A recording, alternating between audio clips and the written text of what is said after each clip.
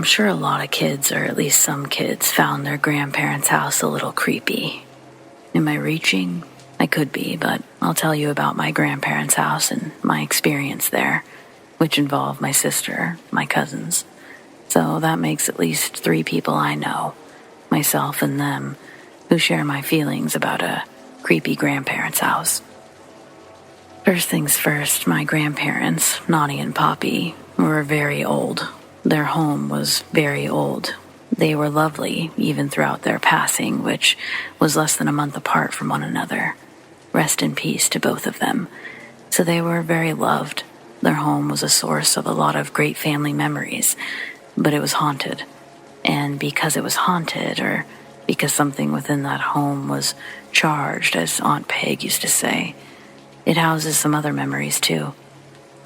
My parents would often drop us off with them for a weekend or two throughout the year, and in the summertime, me, my sister, and my cousins would stay for a couple of weeks. The first time I ever experienced something, and every time since, was while staying in our mom's old room. It was in the back right corner of their Rambler-style home, Aunt Peg's old room across the hall. I was young, but I know my sister and I were both in school, so couldn't have been younger than 7 at the time. It was just the 2 of us this time, and I'd been having trouble falling asleep, while my sister seemed to pass out instantly. Mom's room now had the old TV from the living room in it, as our parents bought them a new fancy one for Christmas. I'd always liked falling asleep with the TV on at home, so here it was no different, a welcome change. I was familiar enough with the TV that I knew I didn't have a remote for it. I was stuck changing the channels from the knob, same with turning it on or off. I'd picked a channel which connected to the VHS. Since Lion King was already in there, I remember just letting it play. I hadn't fallen asleep, not even close, but I was back in my bunk when I heard the TV shut off. Not only was it the obvious sound of something playing and the familiar buzz of the TV ceasing completely, but the glow from the TV was gone. Had it not been for the hallway light, I would have been in total darkness. It wasn't the TV turning off that scared me, not really. But as I laid there trying to figure out if I was going to turn it back on, something caught my attention. The light from the hallway quickly cut out, as if someone had penetrated the doorway just for a moment. By the time I focused on the doorway, there was nothing there. Sitting up, though, I investigated further by looking around the whole room. I had the top bunk in this sleeping arrangement while my sister slept in the bottom. As I started to look around the room, I thought I saw nothing of real concern. And then I got to the TV. It was still off, housing the reflection of the entire room, but something wasn't right. I could see on the TV that everything was where it should be, everything except for the shadow being standing underneath my bed. I didn't realize how afraid I should be, so I took my gaze away to pop my head down and look at my sister's bed. She was sleeping soundly, and there was no shadow. Still, looking back up at the TV, there it was, a shadow that didn't belong. I decided I didn't need the TV, and I tried to ignore it, turning towards the wall and closing my eyes in an attempt to fall asleep. Only moments later, I hear the sound of the TV being turned on. It's startling, and I jolt up to confirm it's been turned on.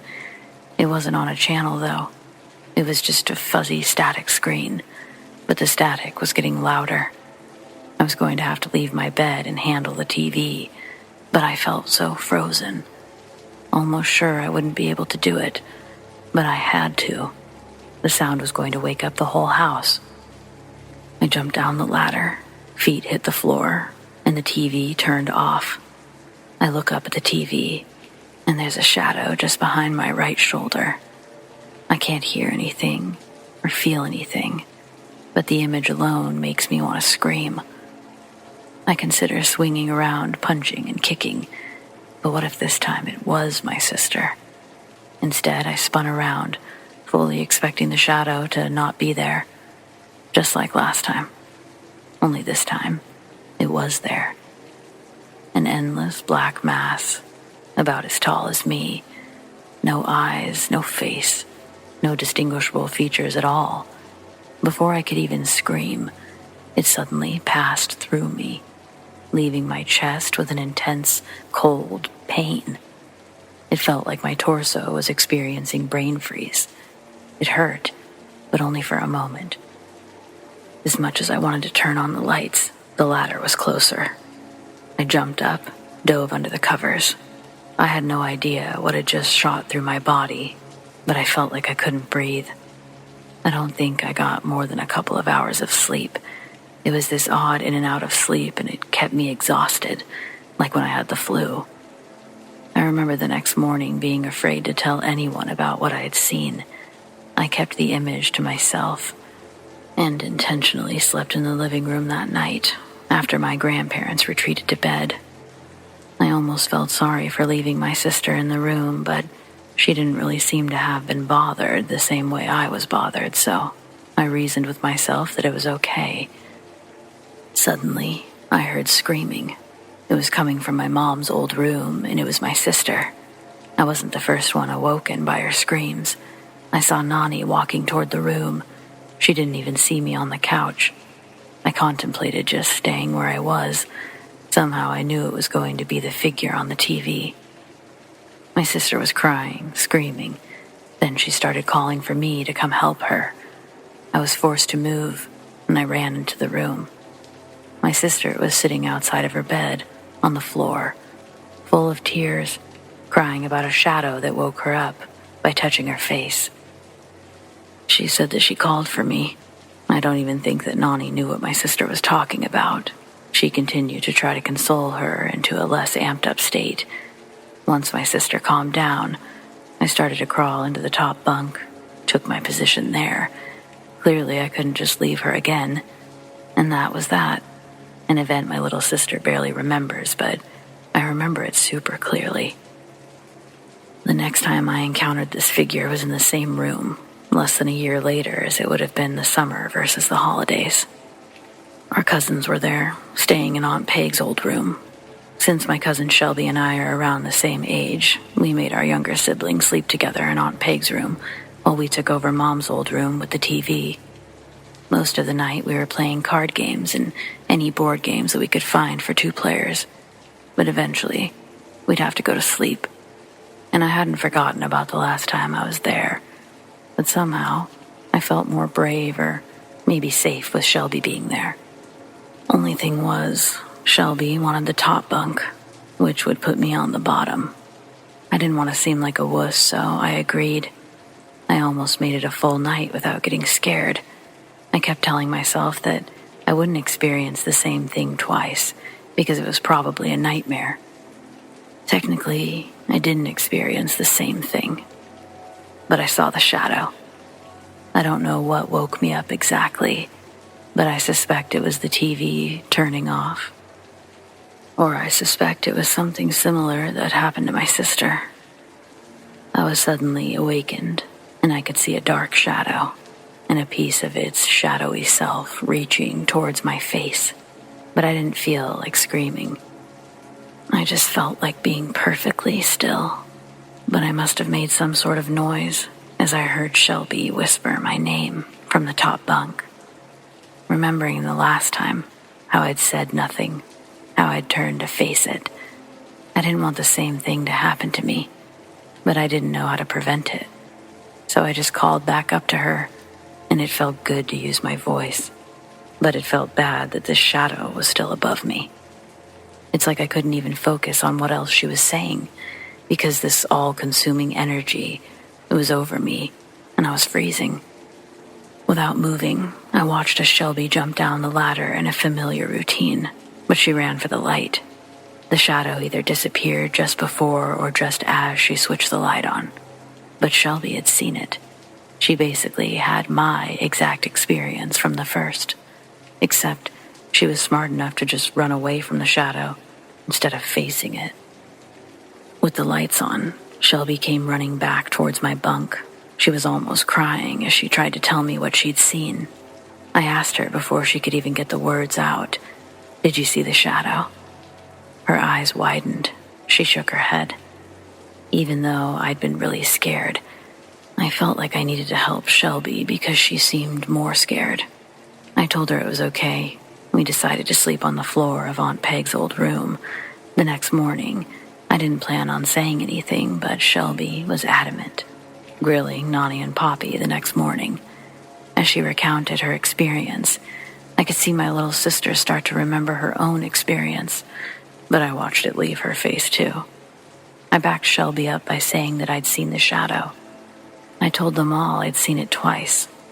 Poppy laughed, which he did that a lot, saying that us kids sure had an imagination on us.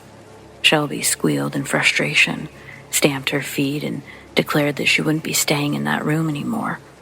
The rest of the week, the kids piled in one room, and oddly enough, no more shadows.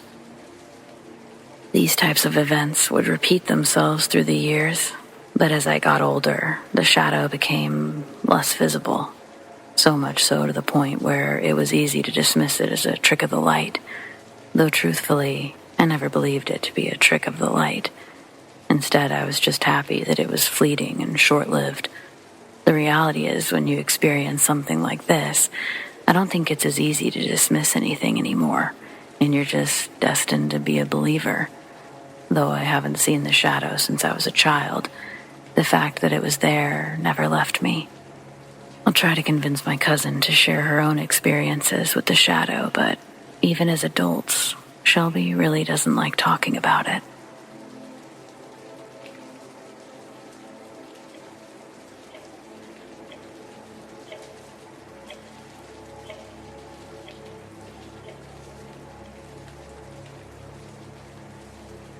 These stories were told to me and my siblings by our dad.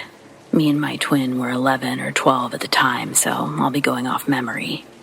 Anyway, my dad was a wild card when he was young, and he thought that a spooky graveyard was the ideal date spot like most people back in those days.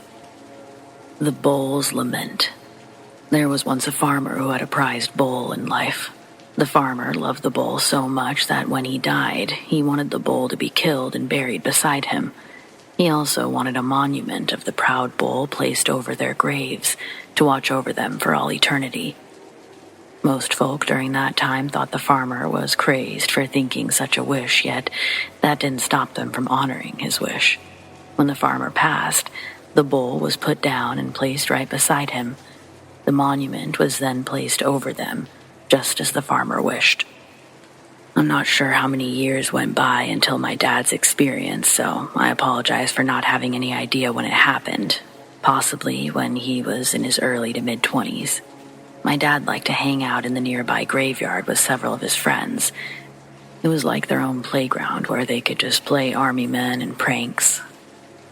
One night in particular, he and one of my uncles were just relaxing until they heard it. The sound of a bull crying out, either in anger or anguish. They looked at one another and decided to see where it came from. They followed the noise to the monument, only to find nothing. It was then that they heard the bull roar somewhere nearby, before the sound of charging hooves running towards them. Dad said they ran the hell out of the graveyard and back to their car. The man in a top hat and cape. Another story my dad told me happened when he and one of my uncles took their dates to the graveyard. They parked their car in one of the turnoffs and proceeded to make their own lover's lane.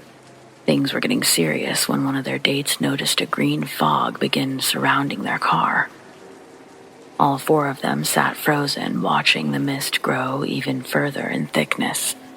Soon, they began to hear strange thuds striking the car. It was then that Dad decided to turn the key and get out of there as soon as possible. He was then surprised to find a man dressed in a top hat and a cape standing directly in front of their car, smiling at them.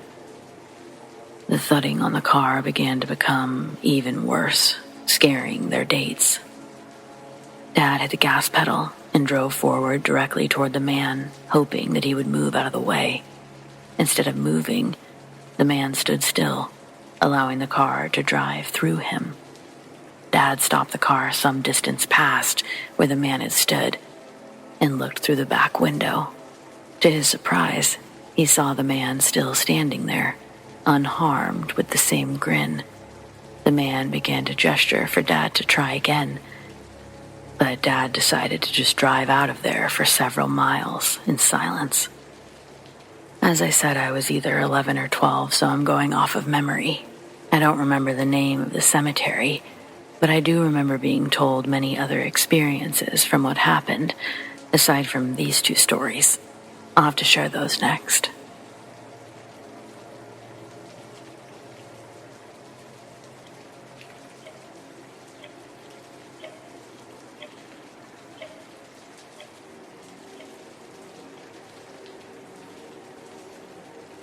I got into a lift car, like I had numerous times before. After the car started moving, I noticed the driver turned in the wrong direction, but thought that he was just going to take an alternate route. Quickly, I saw that this wasn't the case, and I spoke up. "Excuse me, I think you're going the wrong way," he replied. "Oh, really? Sorry, my GPS is messed up."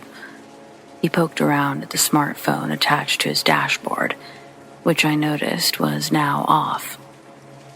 That's when the "oh shit, this is how you die" feeling kicked in. I was sitting in the passenger seat, so I tried to act calm and discreet as I reached into my bag to make sure my phone and keys were in reach. Nonchalantly as possible, I said, "Oh, no problem. Just make a right here and take Main Street back towards Pleasant City." He argued with me briefly, but then turned in the right direction. I sighed with relief. Maybe the danger was all in my head. Then he spoke up again. "You seem like a decent, morally upright young woman, Sammy. Can I ask you for some advice about a problem I have?" I stiffened in my seat, but nodded. What else was there to say? He proceeded to tell me about a relative he was quote-unquote worried about, who was involved in prostitution. This quote-unquote bitch needed his help, and all he wanted in the world was to quote-unquote save her. But she refused to tell him her address. Shocker, I know. If only I had her address. I don't care what she says, I'd go there and kidnap her for her own good. The driver proceeded to get more and more worked up, cursing and yelling, while exit strategies were rushing through my head. You know what the problem is? This bitch is fucking possessed by Satan. It's the only explanation, not like you. You can tell from looking at a woman if they're morally upright or not. He looked meaningfully at me, while I shrunk inwardly. Glad at least that moment that there was no sign on my head reading "proud sex worker," which I am. Fixing his gaze directly at me while still driving, he posed a question. I felt at that moment that my response would determine his next course of action. "Sammy, is it so wrong for me to want to help this girl? Should I just say, fuck it, and let someone I love ruin her life? Or should I keep trying even though she keeps telling me to get out of her life?" I wanted to tell him he was being a psycho, and it was obvious why she didn't want his help. But instead, I said something like, "It's really, really good that you care so much about her. That's not wrong. But you can't help anyone that doesn't want it. That's not your fault." I don't know if he could tell, but I was trembling. By this point, he was very close to my home.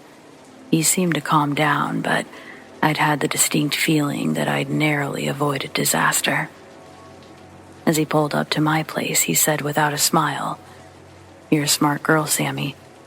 I'll think on your advice." I got the fuck out of that car and went inside, very relieved to be home, but also cursing myself for using my home address. For that reason, I was afraid to even leave any kind of feedback. I deleted Lyft and never heard from him again.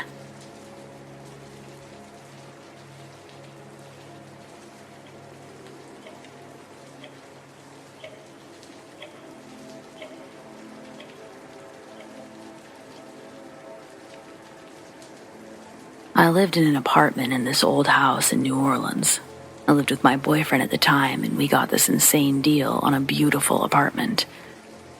It was $600 to rent a massive, stunning apartment with hardwood floors and huge ceilings. My boyfriend worked in the oil field and would go offshore often, leaving me alone.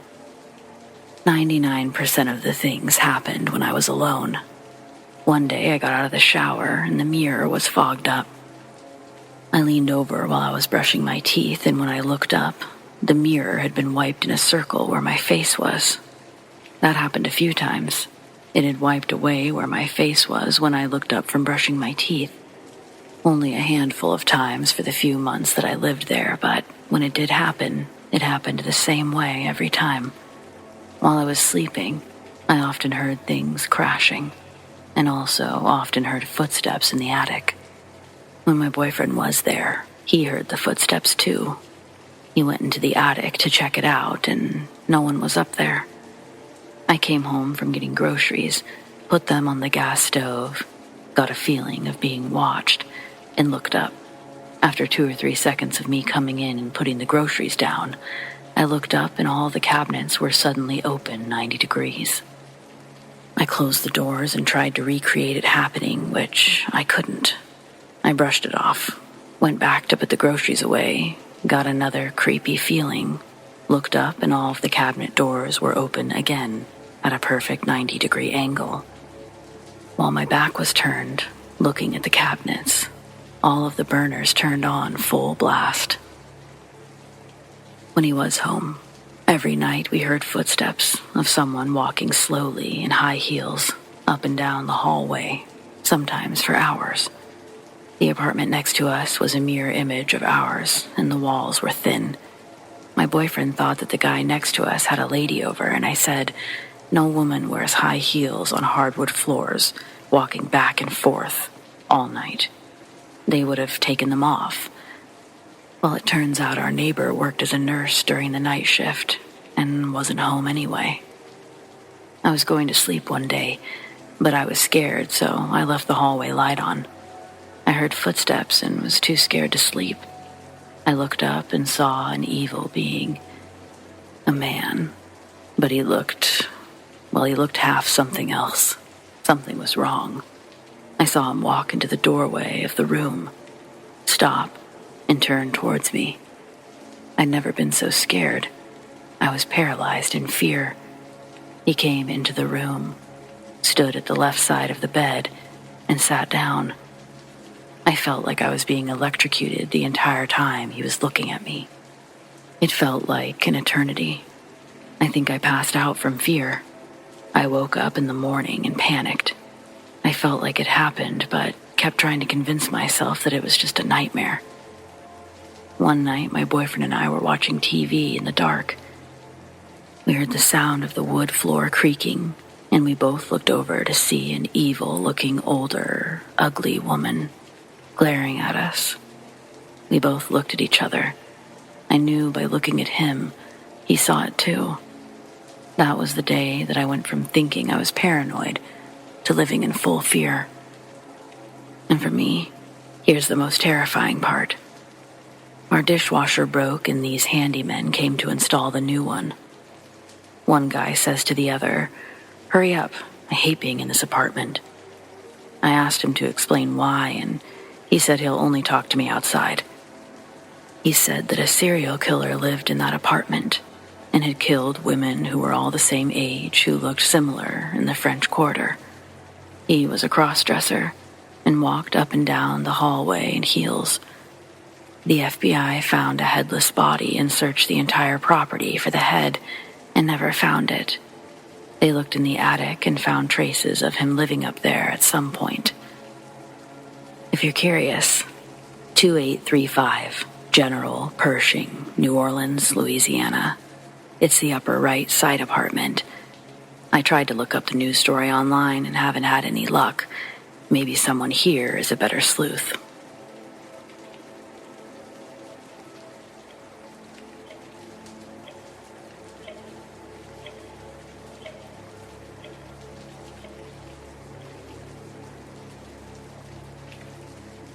There I was, sitting in a strange house I'd never seen before, sitting awfully close to a guy whose name I was sure I didn't know, trying to figure out how to read the word Player 2 at the top of the battleship game on this stranger's phone.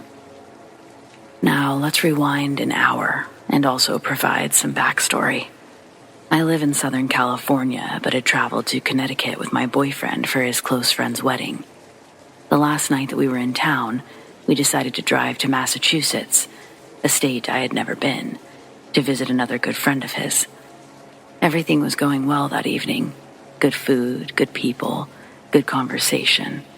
Sometime late in the night, after most people had left and gone to bed, I'd quickly jumped back into a big comfy chair, completely forgetting that said chair was sitting right beneath a wooden staircase banister, at perfect back of the noggin level. While animatedly jumping into my seat, I also apparently very animatedly slammed the back of my skull into said wooden overhang. My boyfriend freaked out, jumped up, grabbed my head while his friend sat across from me, with the most stunned look on his face, yelling, "Are you okay?" Now, it's important to note that I have an incurable disease that causes chronic severe pain, so my pain tolerance is pretty high. I thought they were being dramatic, and I brushed them off. After all, I wasn't really in any pain, and the only thing startling was the sound of my hard skull making contact with the hard wood. I assure the guys I'm fine, and we continue on in our conversation about virtual reality and the potential future for virtual reality, and I forget all about my little bump. Now, at this point, I've been traveling for a week. I'm exhausted, and it's late at night, so things often get fuzzy for me when that happens. During the course of our conversation, I remember having some really good arguments in regards to the possibilities of future AI reality. In the beginning of the conversation, I was really getting my point across to the guys. But at some time during the course of an hour, I began having trouble expressing my thoughts, and our friend even pointed out that he thought that I was confused about what I was explaining at one point. Okay, no big deal. It's super late and I should probably be getting to bed anyway. Our friend sees himself to bed, so now it's just my boyfriend and myself hanging out. Let's go to bed. I'm really, really tired and out of it, I say to my boyfriend. How about we play a game of Battleship on my phone first, he says while looking at me slightly leery.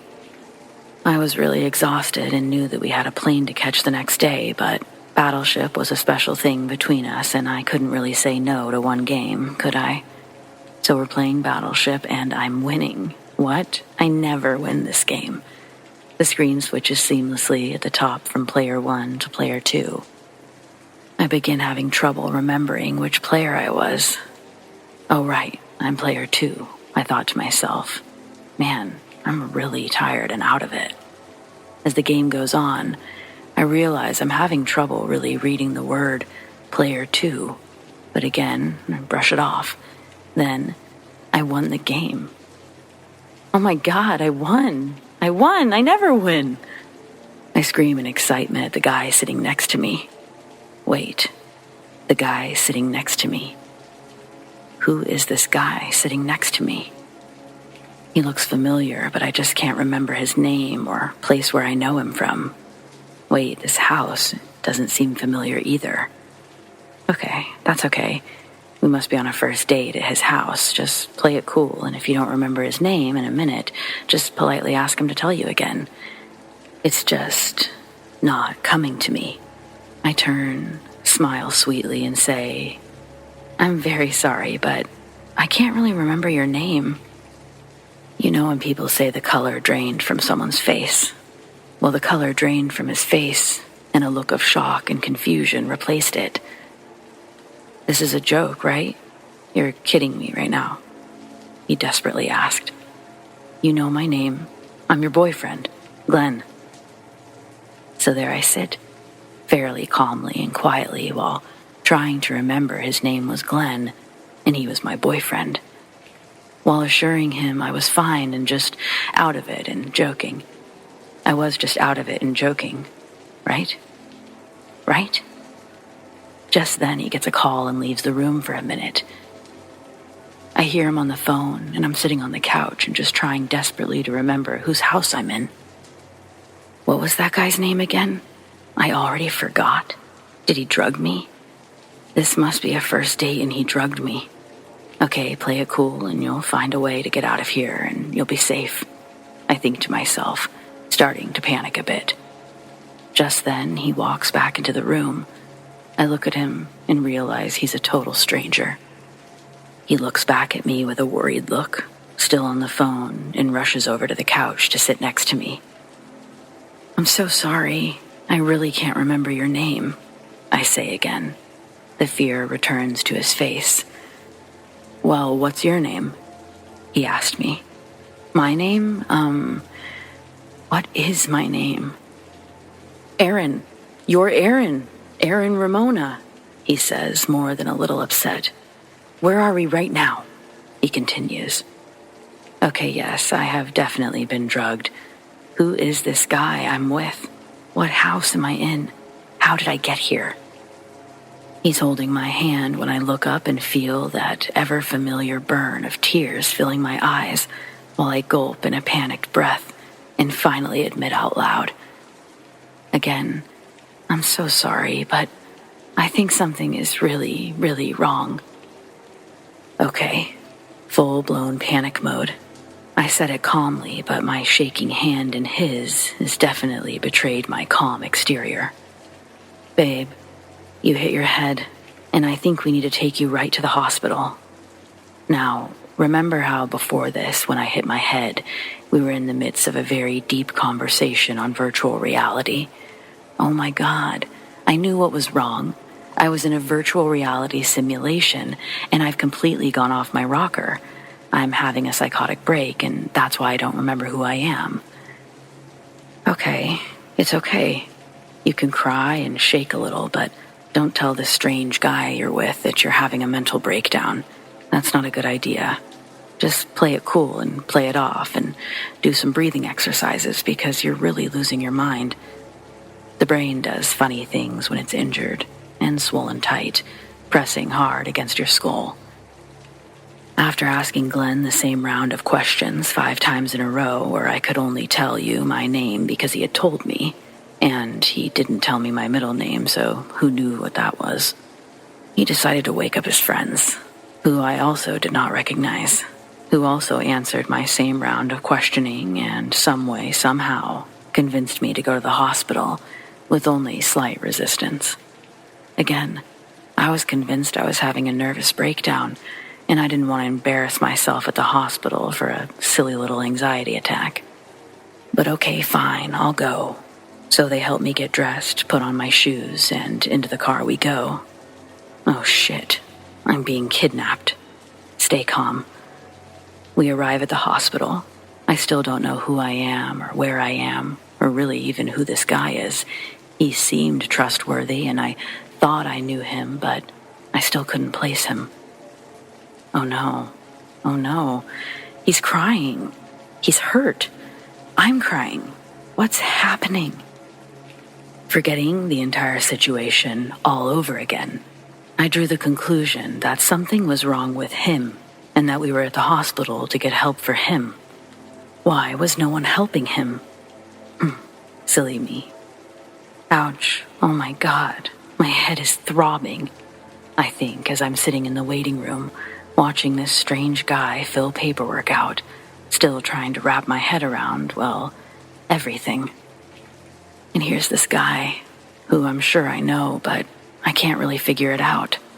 Red-eyed, filled with fear, tears streaming down his face, just holding my hand and telling me it's going to be all right.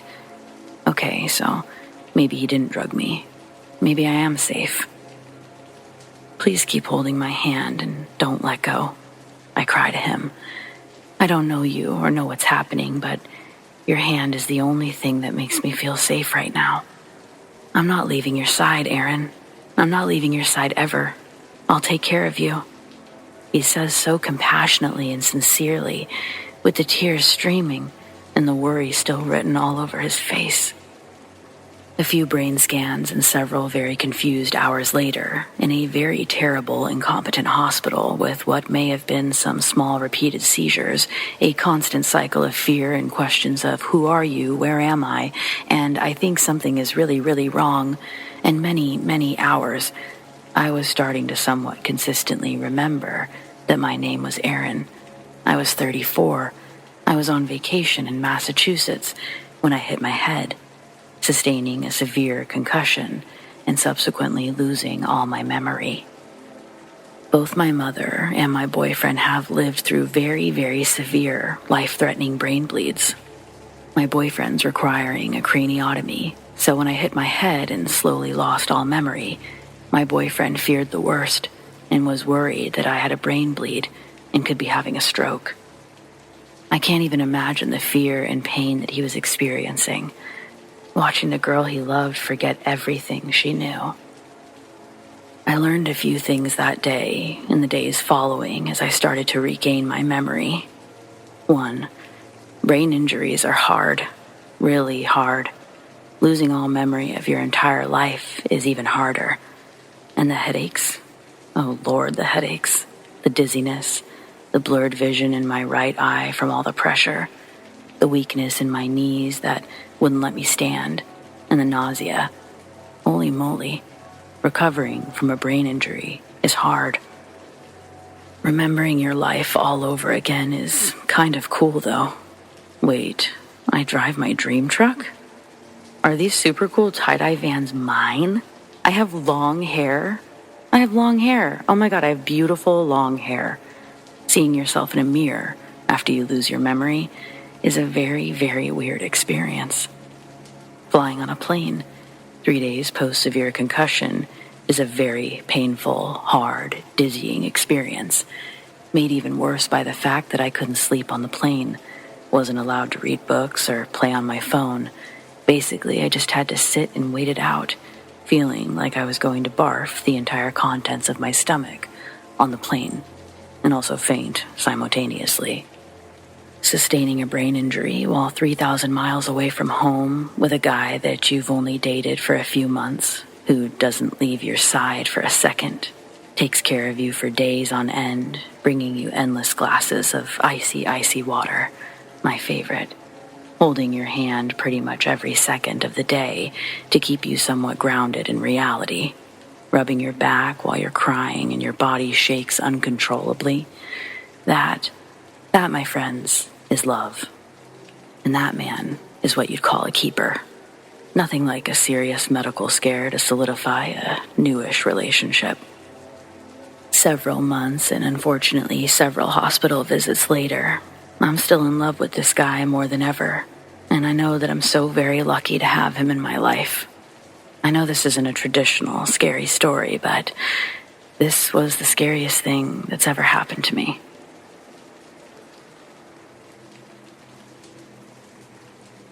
While a freshman at the University of Utah, I met and had lunch with Ted Bundy on several occasions, while he was a first-year law student at the same school. Please don't judge the U of U based on either of our attendance there. Now, my getting to know him was just for a few weeks prior to his becoming a suspect in murders of young women in Utah. My impression of him was that he was very interested in women, which would send up no flags. I mean, all of us at that time were obsessed with sex and the opposite sex. But that being said, there were certain things that he would do that bothered me, and in retrospect, they were small clues. He was a handsome law student, so young women were always talking to him. But if they had to leave, like go to class, he would grab them by the arm and hold them there. If one was to do that today, one would be kicked in the testicles by most women I know. He would stare at women in an intense, almost creepy way, but he would never tell anyone what he was thinking. Today, I keep wondering if he was imagining killing them. It horrifies me, even today. I wish I could tell you that I saw one or more signs of his being a sociopath. But back in the late 70s, I don't think I'd even heard the word. And certainly there was not a copy of the DSM-V lying around for me to check off each diagnostic criteria, At best, I thought he was a narcissist, but even that was based on a Psychology 101 understanding of personality disorders. But it was the 70s, and it was really cool to hang out with a guy who had a lot of girls chasing after him. He gave me a ride in his Volkswagen, which he used to prey on women, and which ultimately led to his capture. I keep thinking about that car, and all I remember was that it was neat, and the passenger's front seats seemed loose. I even commented about it. Later, I found out that he would remove the front seat to hide women he had abducted. That really freaked me out years later. When I learned that he was executed in Florida in 1989, I was happy. I'm opposed to capital punishment, but for me, Bundy was an exception. He had no place in the roles of humanity, and the world is a tiny bit better off without him.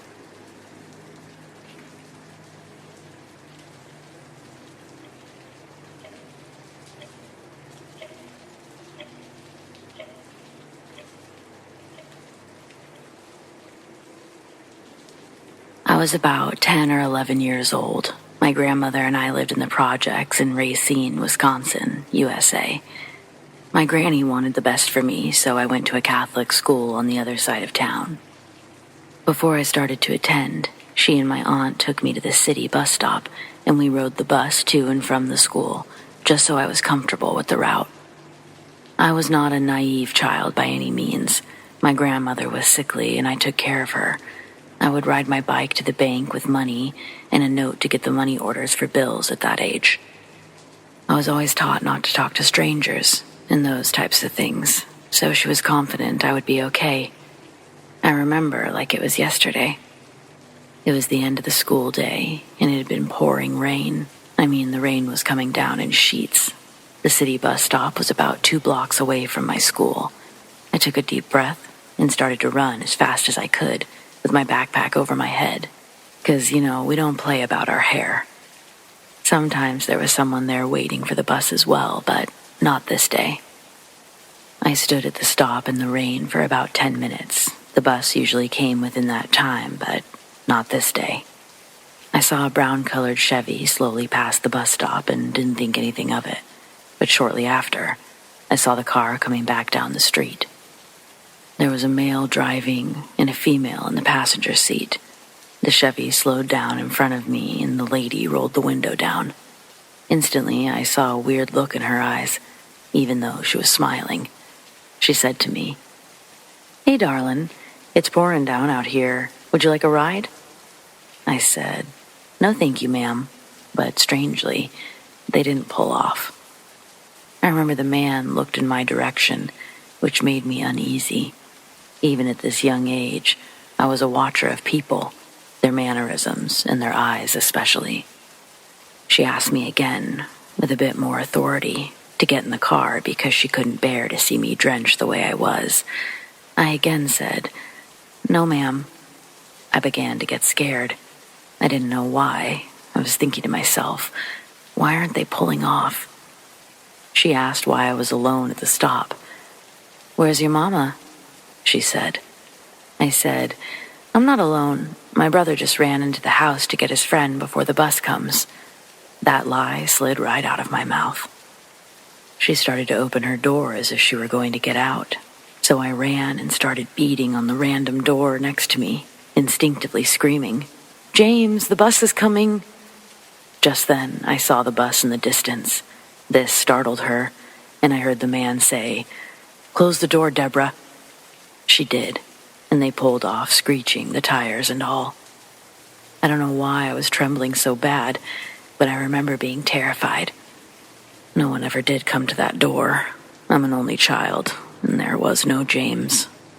Years later, I was watching a crime show, and I saw a picture of Alton Coleman and Deborah Brown, and immediately I recognized the woman.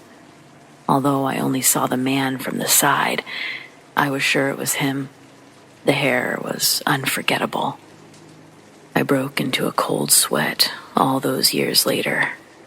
They had raped and murdered men, women, and children all across Wisconsin, Illinois, Indiana, and Ohio. They were both subsequently sentenced to death, Alton Coleman was executed. Deborah Brown was ultimately sentenced to life in Ohio, but is still sentenced to death in Indiana, I believe. I'm certain, had I gotten into that car, I wouldn't be here today. I'm grateful I had the intuition that I did, even at that young age. It was a different time then. People were much more trusting. Between you and me, I was a split second from taking that ride, because it was the end of the school day and it was pouring.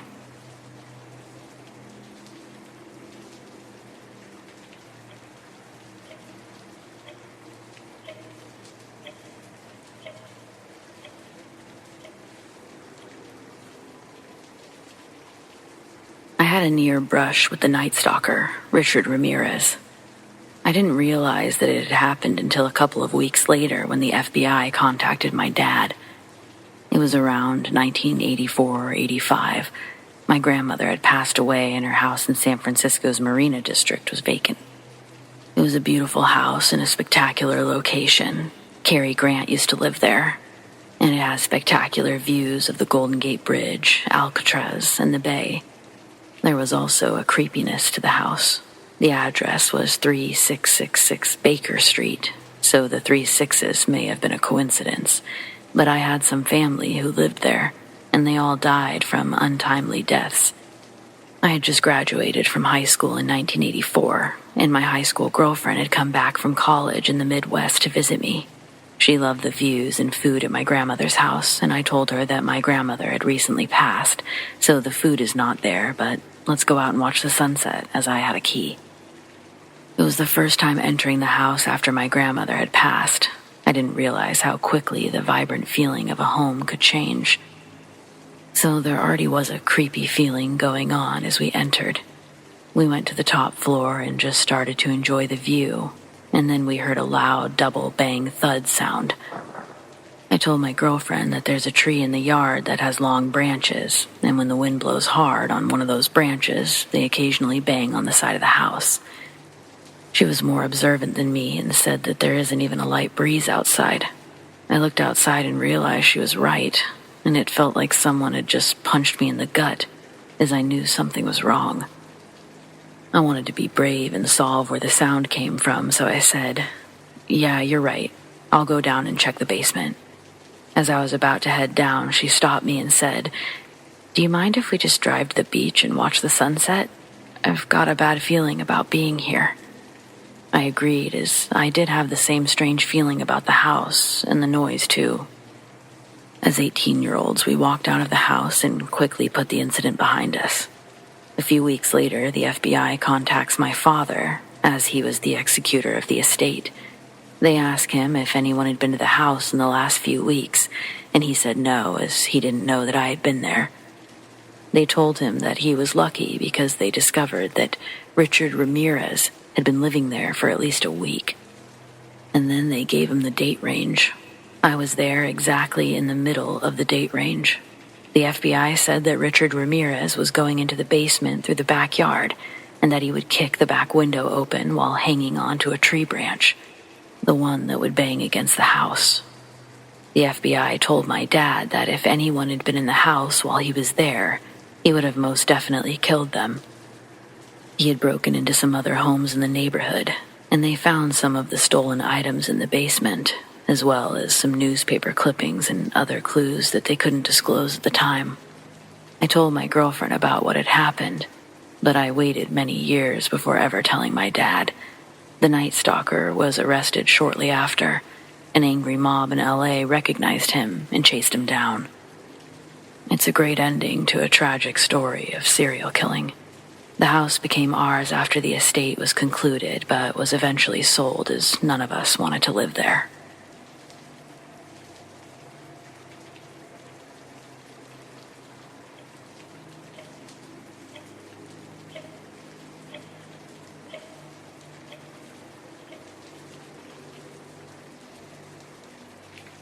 It was around 1977 or 78. I can't remember for sure, but I was a police explorer at the time. Florida was holding a statewide police explorer competition in Tallahassee, Florida. My group was attending this competition. There were about 10 of us, along with a couple of chaperones and police officers from our town. We were staying at a large chain hotel, along with hundreds of other groups from around Florida. I was in the room with 3 other girls. We were all sitting by the sliding glass door, as were most of the other teams around the courtyard surrounding the pool. All of a sudden, a man came out of nowhere. He was completely naked. He jumped in the pool and swam a couple of laps, then got out and started walking back towards our room. All of the girls were screaming and running in every direction, causing our advisors and chaperones to run into the room. The man took off running while still naked, and no less than 10 or 15 cops in hot pursuit. They chased him across a busy highway, and unfortunately for him, he took a wrong turn and was apprehended in a handball court. The cops brought him back to the courtyard for us girls to identify. The cops told us to look for his clothes, which we did, and we found a navy suit with nice leather shoes, neatly folded in some of the landscaping around the pool area, near our room. One of the local cops who was doing the arrest said that it was a shame this man did what he did, because he was apparently Irish, and so was the cop. The man's name, or the name he gave the cops, was Mundy. I remember standing very close to the man. He was tall, very handsome, wavy brown hair and piercing blue eyes. I just remember thinking how incredibly handsome this man was, and why would such a nice-looking man do something so bizarre? He was very charming, had a beautiful smile. He kept smiling at me and the other girls. We were 15, 16, and 17 years old. Turns out this man gave a false name. His real name was Ted Bundy. Soon after returning home, within a few days or a couple of weeks, we saw on the news about Ted Bundy. We realized the man around the pool was not who he said he was that night, that he'd given a false name. It was definitely 100% Ted Bundy, not Mundy. We kept expecting a phone call from the local police or someone, but we didn't. So, I'm not sure if the local cops ever put 2 and 2 together. The man was probably released after a quick appearance before a magistrate. I later learned Ted Bundy was in Tallahassee at that particular time after escaping prison in another state. He went on to kill women in the Florida area and was apprehended soon afterwards.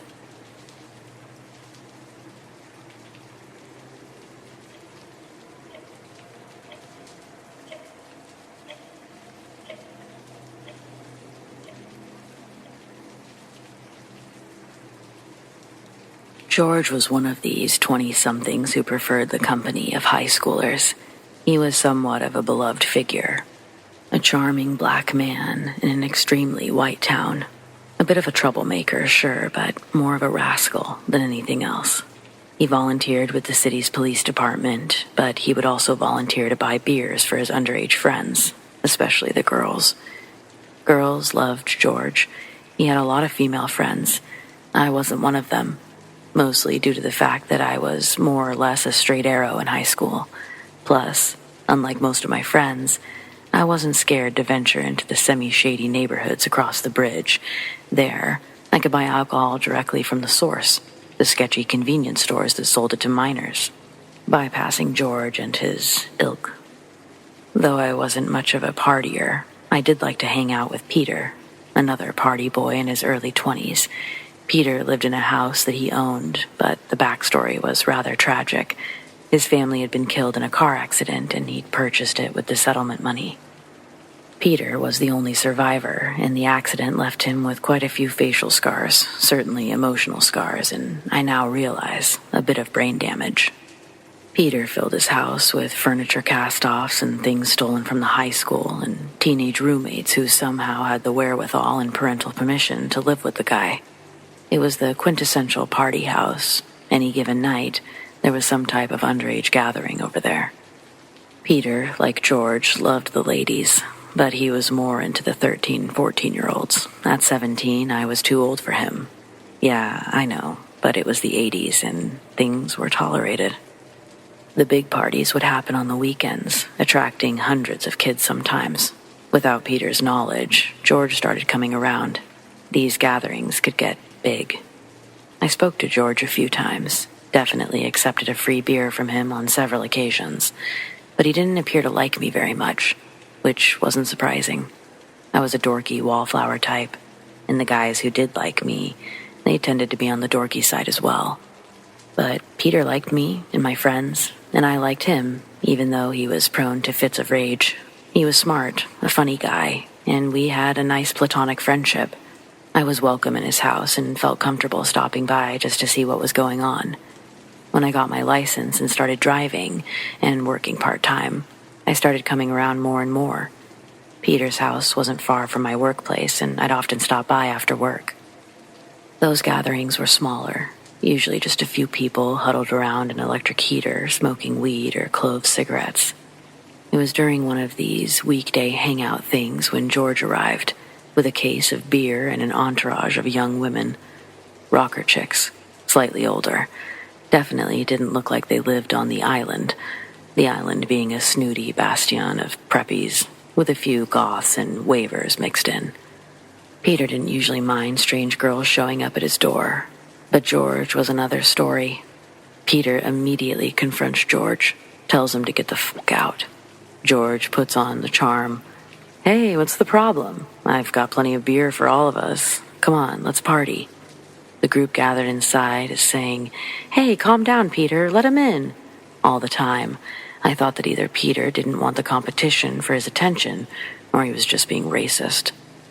But Peter held his ground, told him to go away, and to never come back, that George was unwelcome on his property, and if he returned, he'd be shot on sight. Peter was fond of guns and owned several. Many years later, long after George's crimes came to light, the book had been published and the TV true crime special had aired. Peter claimed that he knew George was a sociopath all along. I didn't want him to have anything to do with me or my friends, he claimed on a Facebook thread about the guy. So, yeah, I partied with a serial killer. But luckily, I never got too close. I went to high school with George Russell, a serial killer, who was tried and convicted of multiple sadistic necrophile murders 6 years after we graduated.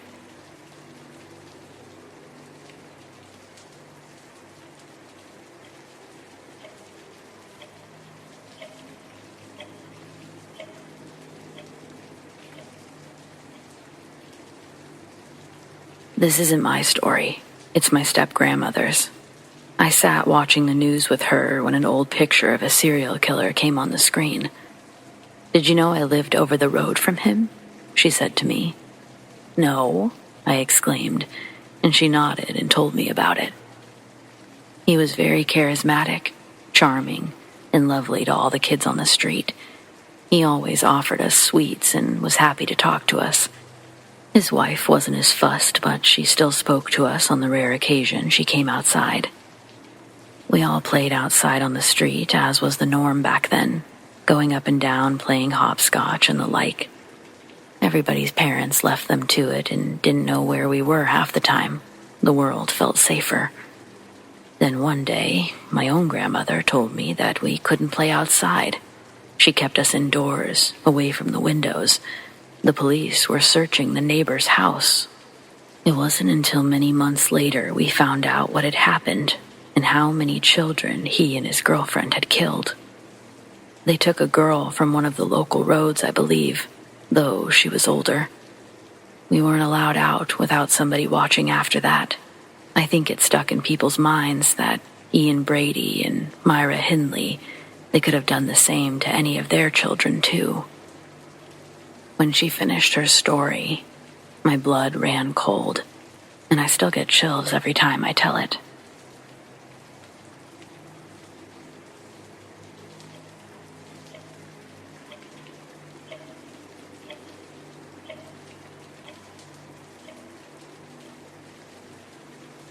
I'd just started dating a girl from Leeds, a good few miles away from me.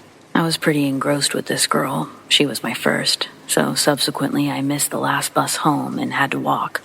Her family were dead against me spending the night, so off I set. It was around 11 p.m., and I lived about 7 miles away, so I had at least an hour's walk home. I started thumbing a lift. There wasn't much traffic, but I lived in hope. I'd been walking for about 20 minutes when I heard a car in the distance behind me. I stuck out my thumb and prayed. The car stopped and the front passenger door popped open. I should explain I had fairly long black hair then. I wore it in a ponytail. So I climbed into the car and the driver just stares at me for a good 10 seconds. His first sentence was, "I thought you were a girl," which wasn't quite as weird as it sounds, but he did seem a little bit peeved that a spotty teenage lad had gotten into his car instead of a girl. He asked where I was off to, so I told him it was the next village. It was on his way, and it wasn't a problem. Quick 10-minute car journey. Anyway, he started chatting about mundane stuff, football mainly. Then he asked if I had a girlfriend, and if I fucked her tonight. With that, he tried to grab my hand, laughing and asking to sniff my fingers. I was really freaked out by this. I was quite a naive young lad back then. He then proceeded to tell me about his last girlfriend and how he'd raped her because she wouldn't give him sex. I tell you, all I wanted to do was get the fuck out of that car. My village was fast approaching, and at my road end I asked him to stop and drop me off, which, thankfully, is what he did. As I got out, he said, "You're a lucky lad. There's a lot of nasty bastards out here who'd have robbed you and took you for a ride." I mumbled my thanks and legged it home like the devil was chasing me. I was so bloody scared. 3 weeks later, on the national news, I saw the bloke who gave me a lift. He was charged with the rape and murder of several young women around my area. His name was Peter Sutcliffe. He's still in prison, and he was the reason I stopped hitchhiking.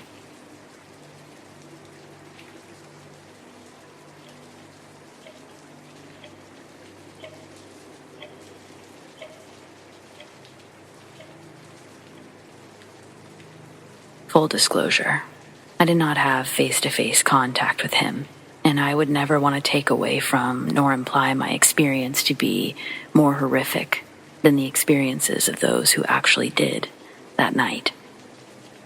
I was a senior in high school in January 1978 and planned to attend FSU in the fall.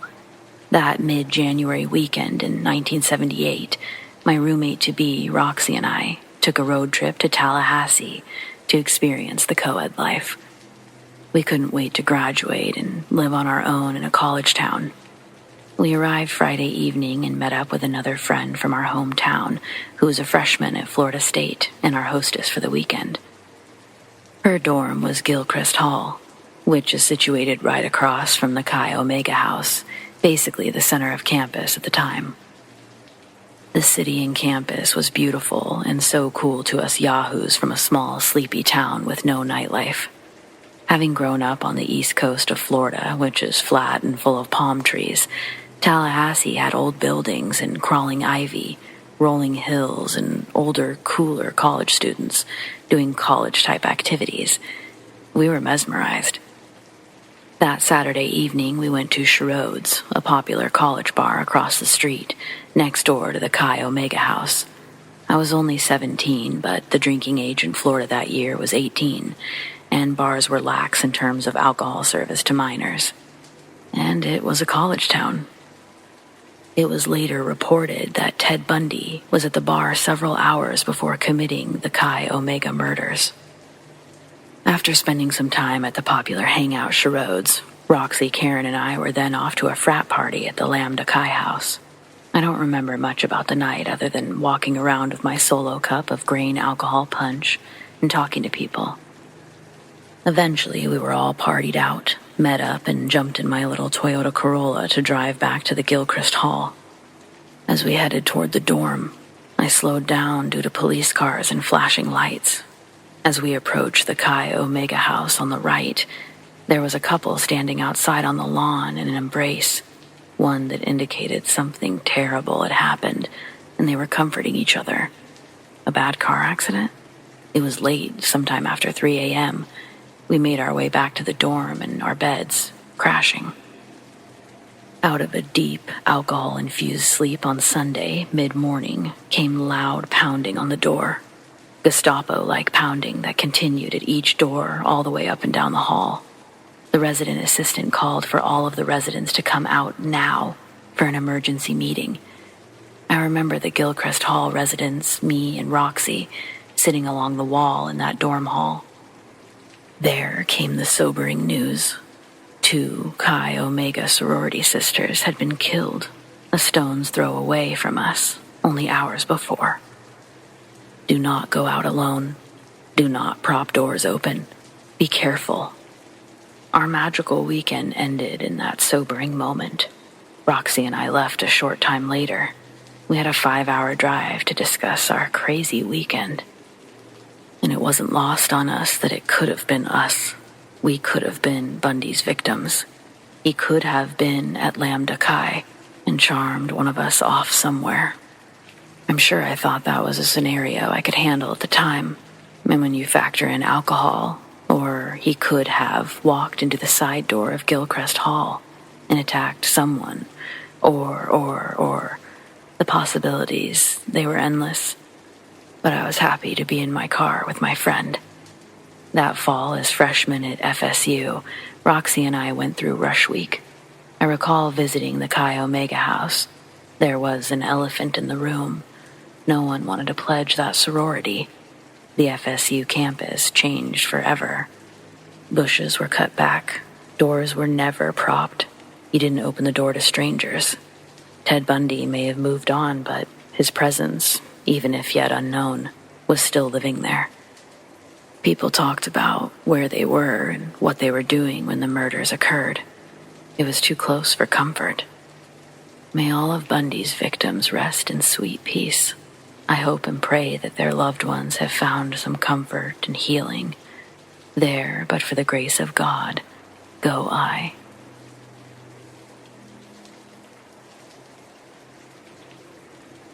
I had a stalker, a man who thought he was in love with me.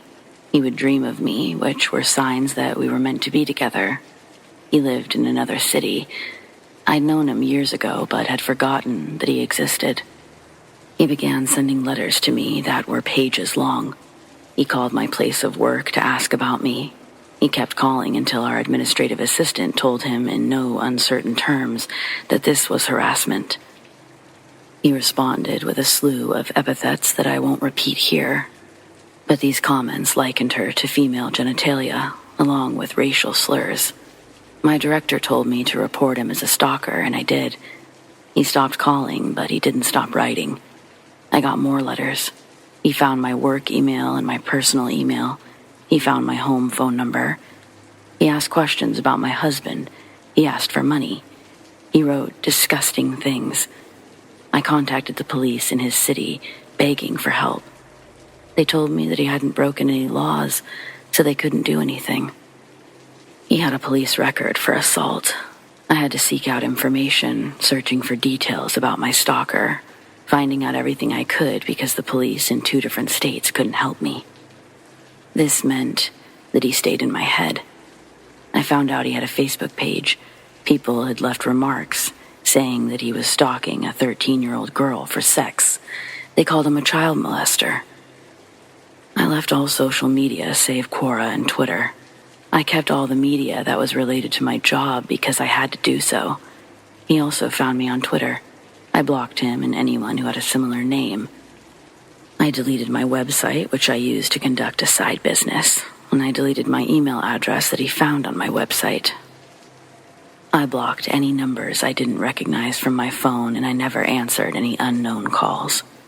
I couldn't stop him from emailing me at work, but all emails went into spam, and then I saved them in a folder. Keep in mind, I never once spoke to him or acknowledged that he had reached me. Not once. But he knew. He began to get angry that he was losing access to me. He would write emails saying, "What is wrong? Do you hate me?" I would talk to my husband, asking what I could do. I thought about my son. Was this guy going to appear one day at my doorstep? Did he know where my son went to school? My mind was plagued with constant worry, and I always felt sick to my stomach when I thought of him. I had thrown out the first letter he sent me, but I was advised to keep everything else so that I could make a case if something happened. So I was a sitting duck for a possible event that could result in my own harm or someone that is dear to me. I haven't heard from him since 2016. I would like to think that ignoring him plus cutting all of my possible access helped me. I do know he got arrested for something and was put in jail. I don't know if he's out. I read somewhere, someone fantasizing about a stalker. You want this? Do you really think this is about love, desire, romance? It's sick, sick, sick. You worry all the time. You don't know when you walk down a stairwell if someone will grab you by the throat and drag you into a room. You keep remembering all the things he said to you. In one way, he did me a great favor by calling my job, because my boss said, "Let me know what I can do. I will testify, sign any legal document, or do whatever I can to keep you safe." Other people called me into their office to offer their support. I wasn't alone. I understand that the media often makes stalker-like behavior into something romantic. It fills the pages of fan fiction. A lot of fairy tales have stalker-like males and females in which they reveal they are the one who will save them, who will make them happy. So the imagination may think this is okay. It's not. I know I've had a good day when my stalker does not cross my thoughts. He imprisoned my mind as much as my movements. Even writing this, I want to express feelings that are better unsaid. I'm glad that enough people took me seriously. Stalkers are terror personified, a personal hell.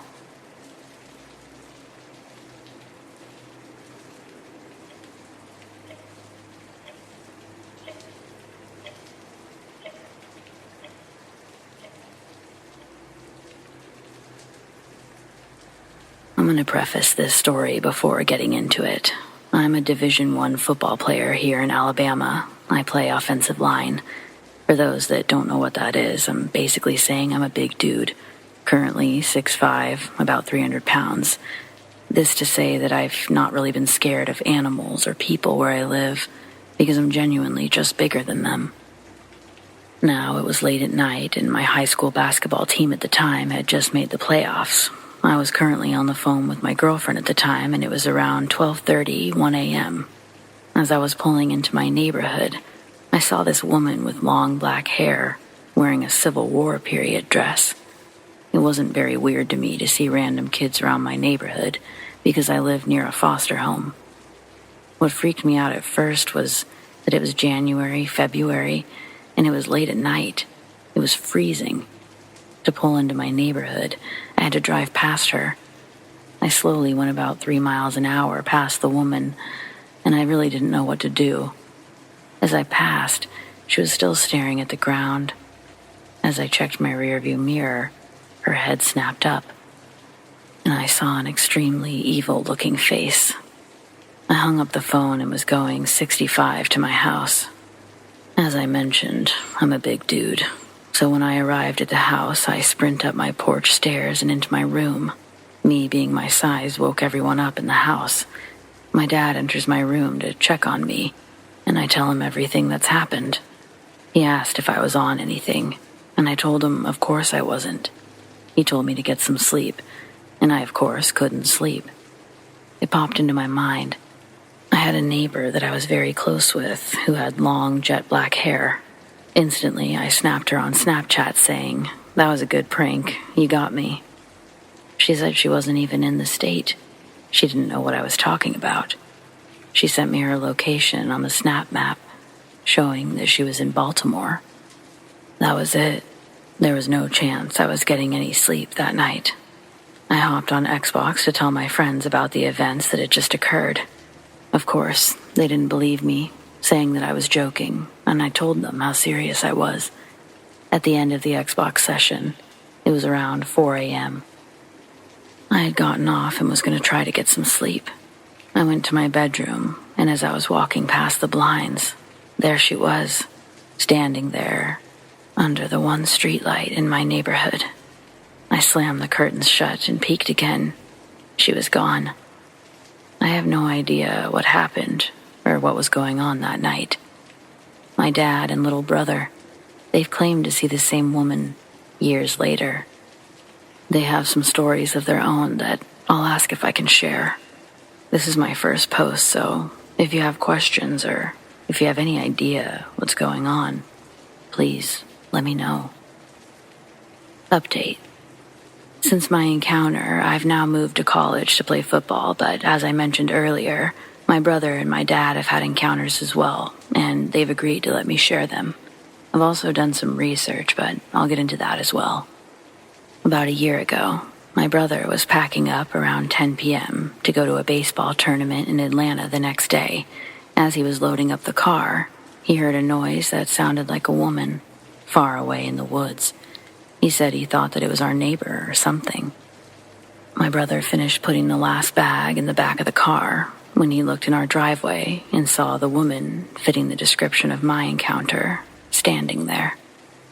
My brother isn't small either, and had made fun of me for the way I acted when I had my encounter.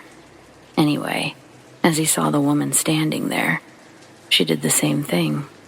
You couldn't see her face because of her long jet black hair. He said, hello, and are you okay? And she said and did nothing. She snapped her head up, and he saw a horrible-looking face.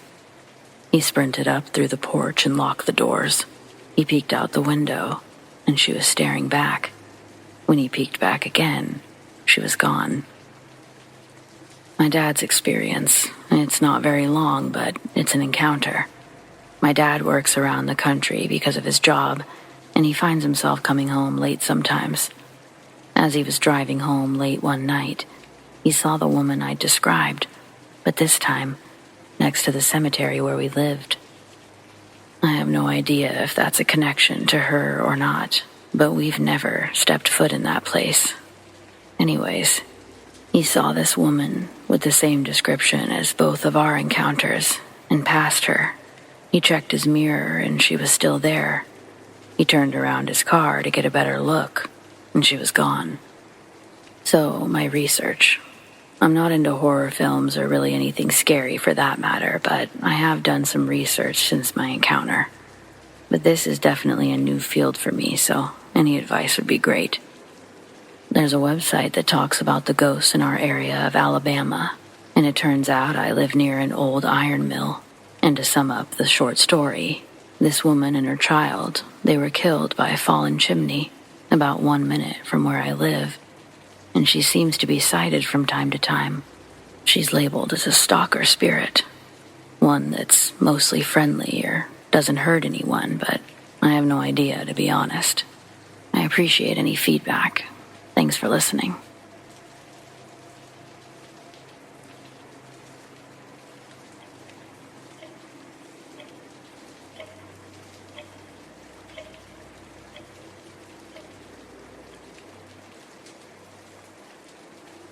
This may not seem like a big deal to some of you, but as a parent, this was pretty horrifying to me. It was around 1 a.m. when I woke up to a loud bang that shook my walls.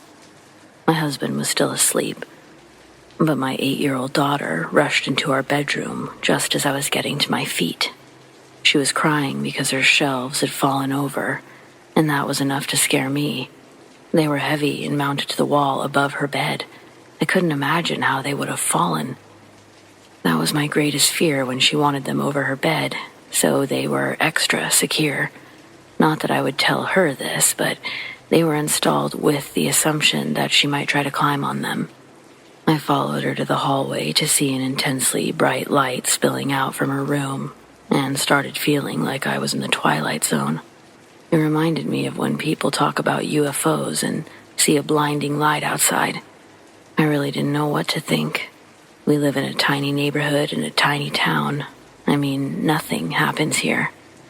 When I got into her room, it was practically daylight thanks to the light spilling through her window. The shelves and the items that they held were scattered all over her bed and floor. I couldn't even get to her window, so I ran to the front door, and I saw a big truck crashed right into the side of my house, right on the other side of where my daughter's bed lay. The speed limit in our neighborhood is 25, and we live right at the bottom of a hill on a curve. To say I was furious is an understatement. The only thought I could process was how close I'd just come to having my entire world being blown apart. While dialing 911, I rushed over to the driver and instantly recognized him through the open window. Like I said, tiny town. Travis had been a year ahead of me in school, and he's known for drunk driving, but his mother is the police chief. So yeah, nothing ever happens to him. He was snoring while I explained the situation to the dispatcher, and I had to shake him awake. Travis jerked to attention, jumped out of the truck, and hovered over me, screaming that I wrecked his truck into his friend's house. When I tried to correct him, he shoved past me so hard I fell to the ground. That's when my husband finally came out, and Travis immediately ran up to him, asking if he saw that crazy bitch wreck his truck. He was belligerent, had no clue where he was or what he had done. When police arrived, they tried to put him in handcuffs, and he literally punched one of them while screaming that this was his friend's house and to go arrest the bitch that wrecked his truck. He was pointing at me, calling me every name in the book, while threatening my life. It took 3 of them to get him in handcuffs, and that only lasted until his mom arrived. She asked to speak with my husband in private. In the end, Travis got off scot-free again, and we got our wall fixed. I was livid. I'm still livid. No one did anything. My daughter could have died. He could have died. No one cared. I had to watch while 3 officers uncuffed that drunk piece of shit and helped him into the back of his mom's car. Just before they closed his door, I heard one of them say the bitch was getting arrested and not to worry about it. They sat there and fed his delusions right in front of me, like he'd just hopped a curb instead of driving a truck through my kid's room. The scariest part about all of this is that he wrecked another truck the following week. He was drunk again, but luckily, no other people were involved. It's only a matter of time before he kills someone. It's absolutely terrifying that this kind of crap still flies under the radar in 2024. The police down here don't care about body cams or witnesses because they've been getting away with this garbage for generations, and not one of them has ever suffered a consequence. I'm ashamed of my hometown. It disgusts me.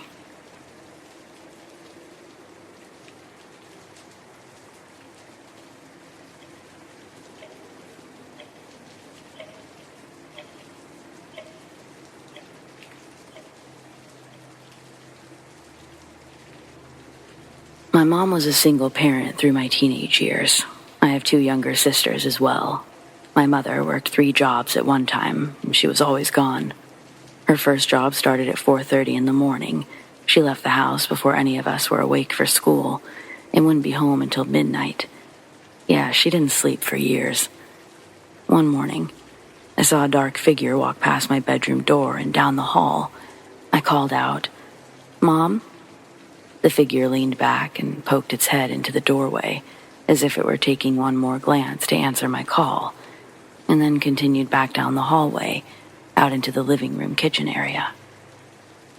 I got out of bed, not having heard the very loud front door close. I imagined my mother would be in the living room, gathering her items before leaving.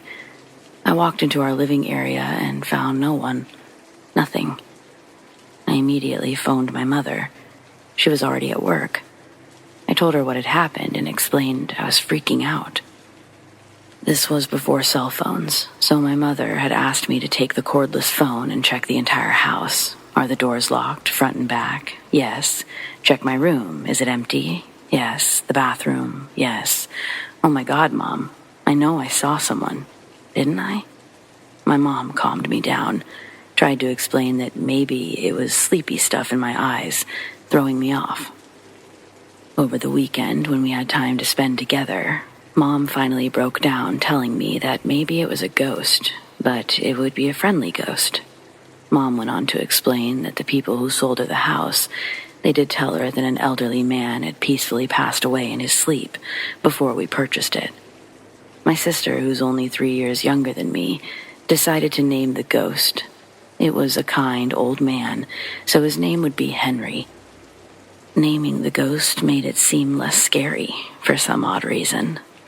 After the first sighting and a name, Henry maybe felt a little more comfortable coming out because we started to see him and his antics more frequently throughout our home. Henry would shut the bathroom door if one of us girls left it open while using the bathroom. This happened very frequently.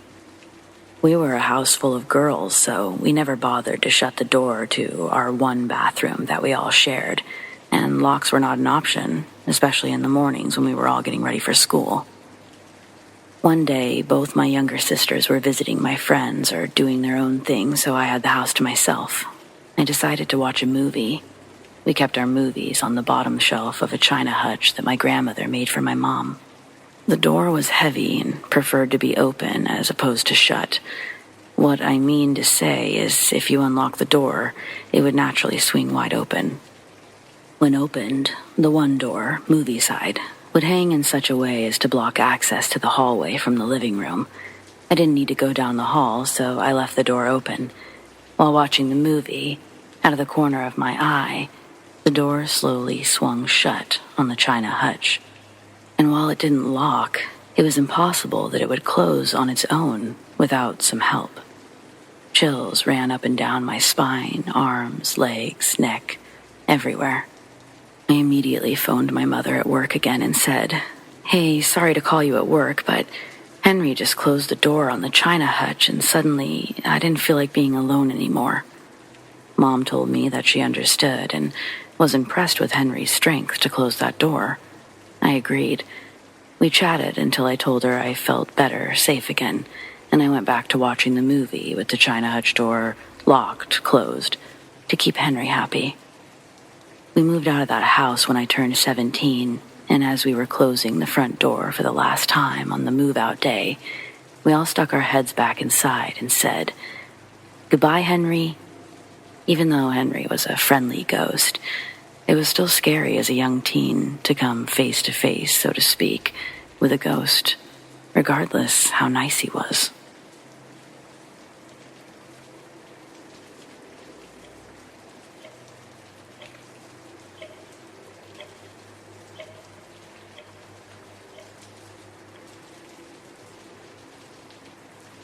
It was almost midnight in the master bedroom of our beautiful home in Maui, Hawaii.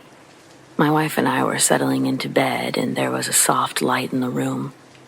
All of a sudden, we hear the very distinct sound of a child's footsteps running down the hall towards our bedroom. It caught both of our attention immediately. The sound came to an end right on the other side of our closed bedroom door. We both looked at the closed door in silence, only to see the door handle, which was a lever style and not a normal round doorknob, slowly turned down as the door began to open. It was clear as could be. We both watched in suspense, which quickly turned to fear as the door pushed in and all the way open to reveal no one. Now the fear turned to horror as the child's loud footsteps began walking again, and this time they were clearly coming toward the bed. There was a slight pause, and then something happened that my logical, non-superstitious mind will never be able to really explain.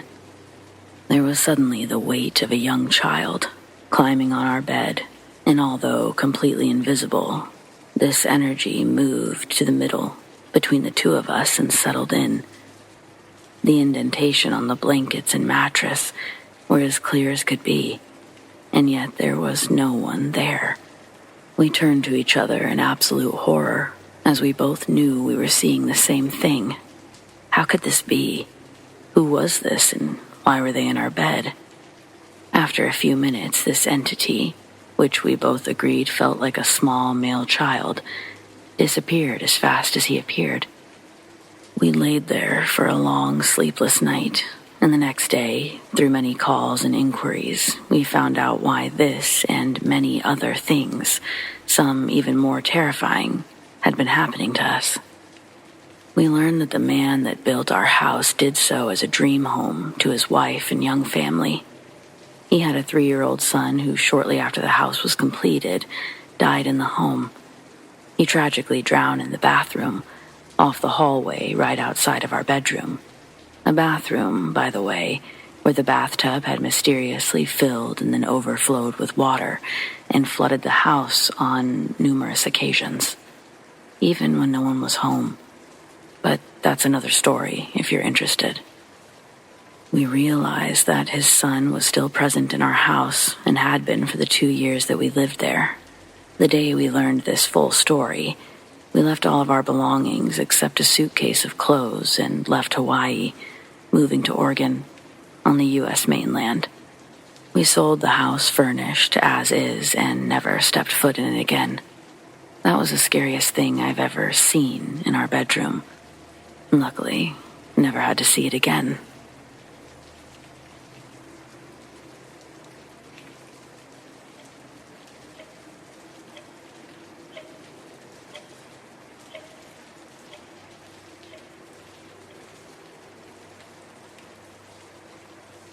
I've always been a bit of a cynic when it comes to relationships, but I've just hit a new low. My primary job is writing, but I also wait tables part-time for a little lunch place downtown and volunteer at the food bank. It's only a few days a week, but recently, a man called Gabe came in and asked to be seated in my section.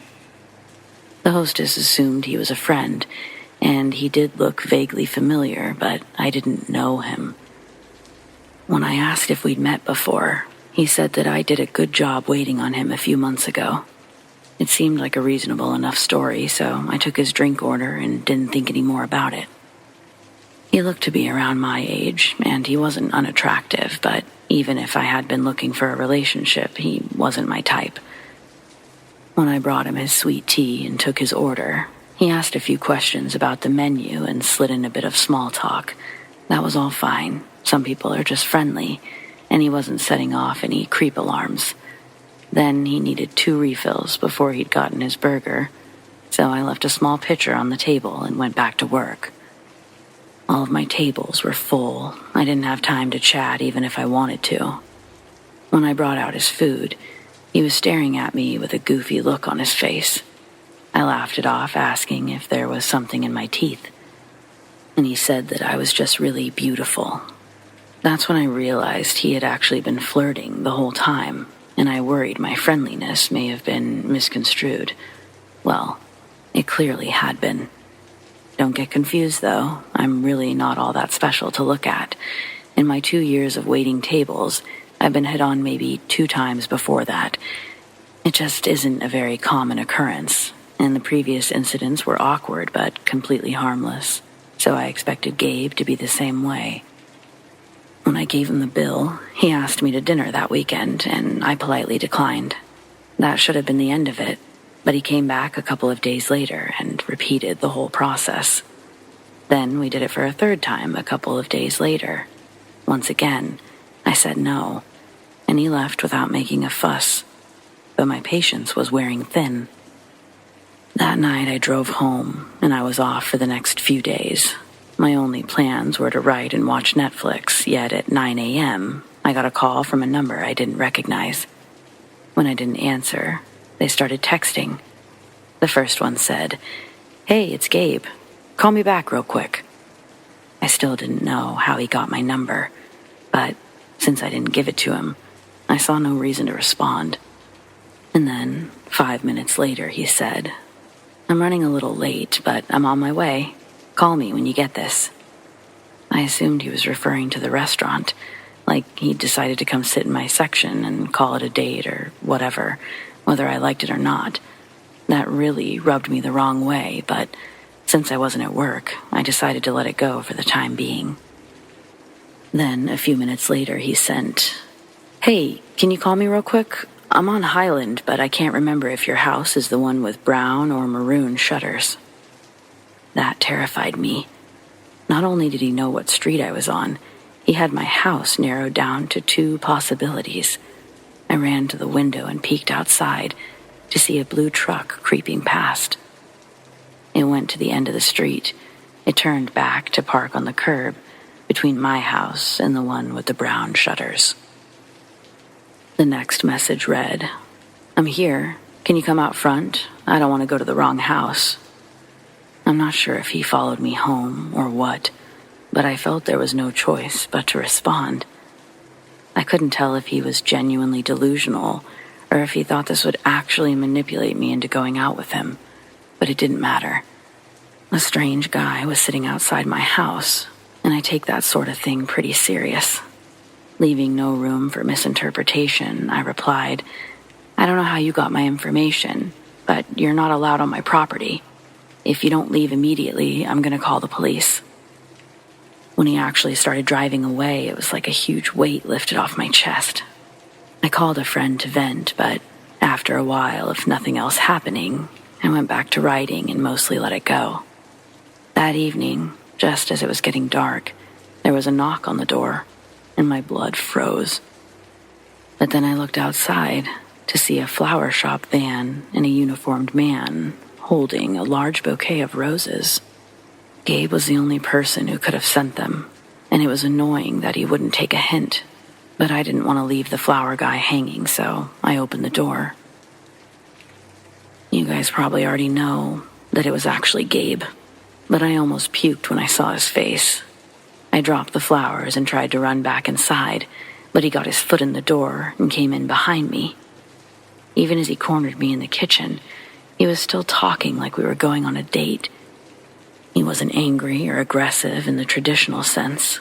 It almost felt like an awful practical joke. I was cowering against the counter like a frightened child, and he stood over me, smiling like a lovesick puppy. He said that he had reservations for us, 8 o'clock, for dinner. He grabbed my arm and started dragging me toward the door. I tried to pull away, and his grip tightened so hard that I screamed. When we got out of the house, my eyes frantically searched for anyone who might be outside. But I was out of luck. Where was everyone? I began screaming for help and tried to break free, but Gabe put one hand over my mouth, wrapped the other around my wrist, and forcefully put me into the flower van. Once he got me inside and back on the road, he began talking like we were on a normal date again, so I played along, while discreetly texting 911 between my legs and the door. I started by sharing my location and saying that I was kidnapped from my address in a blue truck with a man named Gabe. The operator said help was en route, and I continued sending location updates with each new turn. Finally, we passed a police cruiser that quickly turned on its lights and got behind us, but Gabe refused to pull over. Instead, he punched the gas, and we ended up in a full-blown police chase. I'm not sure how long it lasted. More and more cruisers joined in, and we eventually ended up driving into oncoming traffic. I screamed through most of it and forgot all about talking to 911. Eventually, we crashed into a guardrail, and Gabe tried to run away, but he was tackled to the ground. I let paramedics do a quick exam, and then an officer was kind enough to give me a ride home. I know things could have been much worse, but the whole ordeal was the most terrifying experience of my life. Not only was I forcefully removed from my home, I was almost killed in a high-speed collision on multiple occasions during the chase. Gabe was arrested and out on bond by the next day. I have a restraining order, but it doesn't feel like enough. The truth is that if he decides to come after me, a piece of paper won't be enough to stop him. I've put up extra cameras and bought new locks for the doors and windows, but it just still doesn't feel like enough. Anyway, thanks for reading. It at least helps to know I'm not the only person going through this.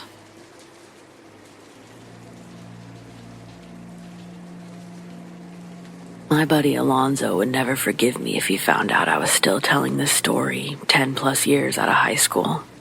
Well, we had a mutual friend named Chico who wanted to go tag an abandoned office building. It was located in an old business park that was equally as desolate. Most of the buildings were already demolished, but further down the lane, there was another building. Chico told us about him finding it. He hadn't been through it yet, though. You never know who could be living in there, so it's safer having a crew. It was a Sunday morning when we went down there. I met up with Chico and we picked up Alonzo at the church. He was dressed in his Sunday best, looking like a cheese ball. Crazy bastard had a gun tucked in his pants the whole service. He brought it just in case we did end up running into a dangerous situation. I had a backpack filled with an assortment of chemical colors. We were all relatively talented graffiti artists at the time. We weren't vandals. Our art was not sloppy. We didn't tag uninspired. If there wasn't time for the job, we wouldn't start it. Our plan was to pick one wall and make it something beautiful. We had portable lights and a small stepladder packed in the back, fully prepared to create a masterpiece that day. The entrance of the business park was overgrown with new foliage.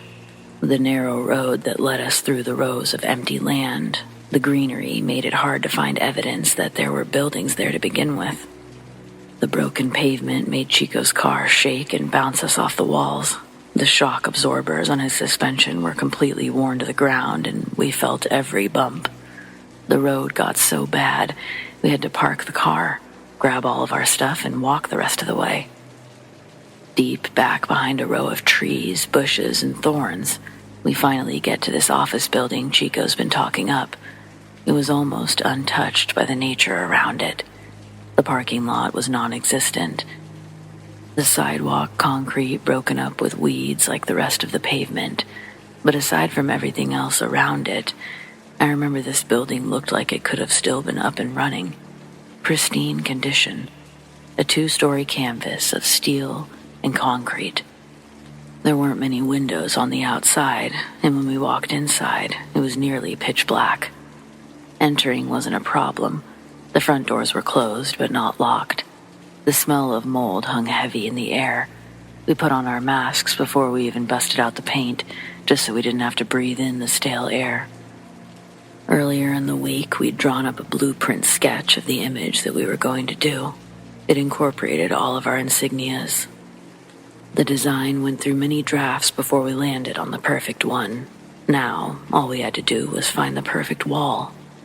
Unobstructed by drinking fountains or cubicle walls blocking its view, we dumped our gear and backpacks on the tile floor in the entryway and got out our portable lights. Past the front reception desk were aisles of cubicles and offices behind closed doors. The papers scattered all across the floor led me to believe this used to be an insurance firm. Deeper in the building, we came across an elevator we assumed didn't work. I jokingly pushed the buttons on the wall. None of them lit up, but miraculously, the metal door to the elevator slid open, and the light inside was on. It was really freaky. Nothing else looked to have power running through it, but the elevator was still functioning. We dared each other to go in. Alonzo was the first to volunteer. He pulled the gun from his pants, acted all tough walking into the elevator, scoffing as he passed us. Chico and I stand outside the elevator and watch Alonzo's smug face disappear behind the metal sliding door. We hear the gears of the elevator start to lurch and clink. It actually started moving. Just as it did, we heard Alonzo start screaming like we've never heard before. But given the circumstances, we both thought he was trying to fool us. But then we heard the gun go off, and the zing, zing, zing sound of a bullet ricocheting off the metal interior of the elevator. It caused both of us to jump and run to the elevator doors and attempt to pry them open. As much as we tried to pull, they wouldn't budge until the elevator made its way back down and opened automatically. When the doors slid open, Alonzo falls out backwards in hysterics. Tears were falling down his face, while still continuing to scream like spiders were on him. Alonzo gets to his feet and runs out the front. We follow him out and ask what happened. I thought he shot himself in there, but I couldn't see any blood on him. But whatever happened, he pissed his pants.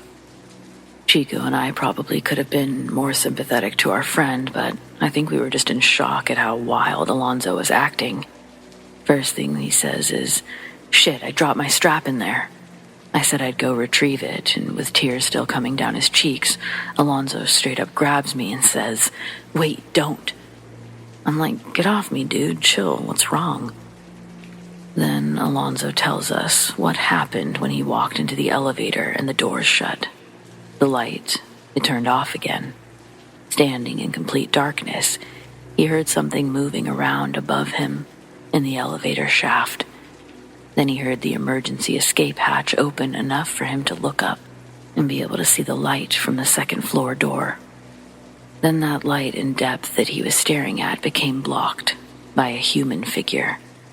2 glowing red eyes looked down at him through the square hatch. That's when he screamed and fired the gun. It was crawling in headfirst towards him when the door opened back up. It was obvious he wasn't messing with us. Chico and I stood there with our jaws practically dropped, listening to Alonzo sob out his story. Hearing what had happened made me and Chico want to go in there again just to see if Alonzo was messing with us, or to see if we'd experience anything. We were scared, at least I was, but I couldn't not try. Amidst his pleas for us to stay with him, Chico reasoned that we couldn't leave a loaded gun sitting in this building. It wouldn't be responsible of us. So, me and Chico left Alonzo sitting on the grass outside as we went to retrieve the boomstick he'd left behind. All of our gear was still laying by the reception desk anyway. We would have eventually had to go inside to get our stuff regardless, so we might as well get it all now, we thought. Chico and I both walked past the lights and paint, making a beeline to the elevator. Chico presses the button and the doors roll open again. The light is on, and it's the only thing illuminating the building. The gun's laying on the ground in the corner. When we walk in, Chico grabs the gun and we both look up. The emergency hatch is indeed open, like Alonzo said. We can see up into the hollow black structure. Through the hanging wires and equipment, we can see a sliver of light above us. Then I press the F2 button and the doors slide shut. Just like Alonzo said, the lights then turned out again before the elevator started to shake alive. I think Chico and I were both getting nervous. Neither of us would admit it, though. Standing in the small black room, I couldn't see my hand in front of my face. I looked up, stared at the sliver of light as we got closer to it, then past it. Then our doors opened, and it was our first time seeing the second floor. It was beautiful. Large windows overlooking the forest behind the building. We didn't step out and explore, though, because we didn't want to leave Alonzo out there by himself for too long. Pressing the F1 button shut the doors again and brought us back downstairs, just as anticlimactic as the first time we ventured up. We brought everything outside and met Alonzo back on the grass. He asks, "Did you see it?" We shake our heads no and laugh at Alonzo. He never backed down, though. Good for him. Truth be told, I fully expected to see something, and I fully believed Alonzo. It's just that when we didn't get to witness anything ourselves, I guess we felt more emboldened to laugh in Alonzo's face. Either way, none of us ever got up the nerve to go back to that spot ever again.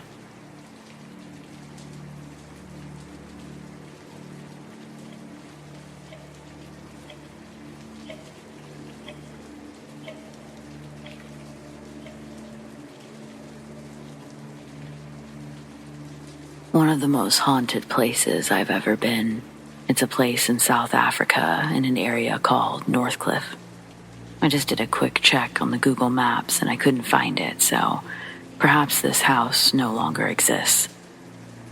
It was an old house in a strange part of the neighborhood. The street was always deserted and quiet. No dogs barking and no children playing. You'd think nobody lived there, but you'd be mistaken.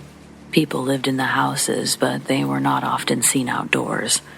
I heard rumors that they were Satan worshippers or witches, but I put that down to gossip. One of the houses did have a statue outside of Lucifer reading the Bible with a smirk on his face. I thought it was odd that someone would put up a statue like this in their yard. Nevertheless, you can't make judgments just because everyone in a particular street seems weird. The house I'm talking about today apparently belonged to a mining engineer. Johannesburg is known as the City of Gold because it was built around gold mines. The story goes that this miner worked on one of the big mines and had a family with 3 small kids. Apparently, one day he went crazy, killed his wife and kids, and then committed suicide. It was said their ghosts haunted the place. I don't know if the original story was true, but based on what I've heard, there may be some truth to the stories that followed. My ex-husband owned a health studio and coached athletes and bodybuilders. One of his clients was a young man. We'll call him Kay. He was a cadet in the police force and was also competing for the title of Mr. South Africa. He won this title and had dreams of going on to win the Mr. Universe contest. I just remember rippling muscles, blonde hair, and a shy smile. Kay and his family moved into the house. They were a normal Afrikaans family, but when they moved into the house, strange things began to happen. It started with unexplained poltergeist activity. Plates would fly out of the cupboards, and things would inexplicably fall off the walls and drop onto the floor. Kay would tell my ex, let's just call him G, about what was happening, and of course G was curious and he was also very skeptical. One day, he went to pick up Kay. He was waiting out in the yard, leaning up against the hood of his car, when a huge tree began to shake violently. Only problem was, there was no wind, and the earth remained quite still. My ex got quite a fright and was left bewildered by the experience. One night, Kay's mother heard the gate creak open. It was a spring-loaded gate and had a distinctive sound when opened. She picked up her gun and went to the window right above the gate and watched it open by itself and slam shut again. She pointed the gun out the window and called, "Who's there?" Suddenly, she felt a strong grip on her hand, and later, she said it felt like an invisible force was twisting her arm around. The gun went off, and she shot herself. When she recovered and was released from the hospital, she was never the same. She dyed her hair black and walked around like a zombie, never made eye contact with anyone. Kay's father also began to act weirdly, and Kay spent most of the time at the gym working out. One day, Kay invited my ex into the house and they enjoyed some social time with a couple of other young men. Kay took a puff on a cigarette, and while he was inhaling in front of everyone, the cigarette was whisked out of his mouth and broken up into little pieces, and then fell to the ground. My ex said he thought he was hallucinating, but everyone there that night witnessed the same thing. They also saw an African tribal mask fall off the wall and then twist into a grotesque shape. No, they were not smoking anything stronger than tobacco. There were many strange stories that came out of that place, including the story of Kay's uncle who stayed overnight and woke to see a little girl staring at him. He said she put her hands on his face and pressed with such force he was unable to breathe. I could share many more, but the worst part of the story was that eventually Kay also began to change. He developed serious anger issues, and then we learned that he got into a fight and killed someone with his bare fists. He was jailed for manslaughter. There's so much more to this story, and I could write a book about it, but I'll end on this note. When Kay's family eventually moved out of the house, it was left empty, and it stayed that way for years. I'd drive past it every day on my way to work. My office was just a few blocks away, but I also drove that way because I was curious about the place. I'd slow down as I passed to see what was going on. It really did look like a typical haunted house and never failed to give me cold shivers. Then one day I saw a for sale sign outside, and a short time later, a sold sign replaced it. When the new people moved in, they completely renovated the place. I remember thinking that it didn't look like a haunted house anymore. They fixed the garden too, but then built a wall and I could no longer see the house and stopped driving by. The story should end here, but it doesn't. One day, when I arrived at my office, I picked up our local newspaper, the Northcliffe Melville Times, and a headline grabbed my attention: Poltergeist activity in Northcliffe House. I immediately read the story, and, sure enough, it was the same house. I don't know what happened to the family that moved in, but not long after that article, the house was demolished.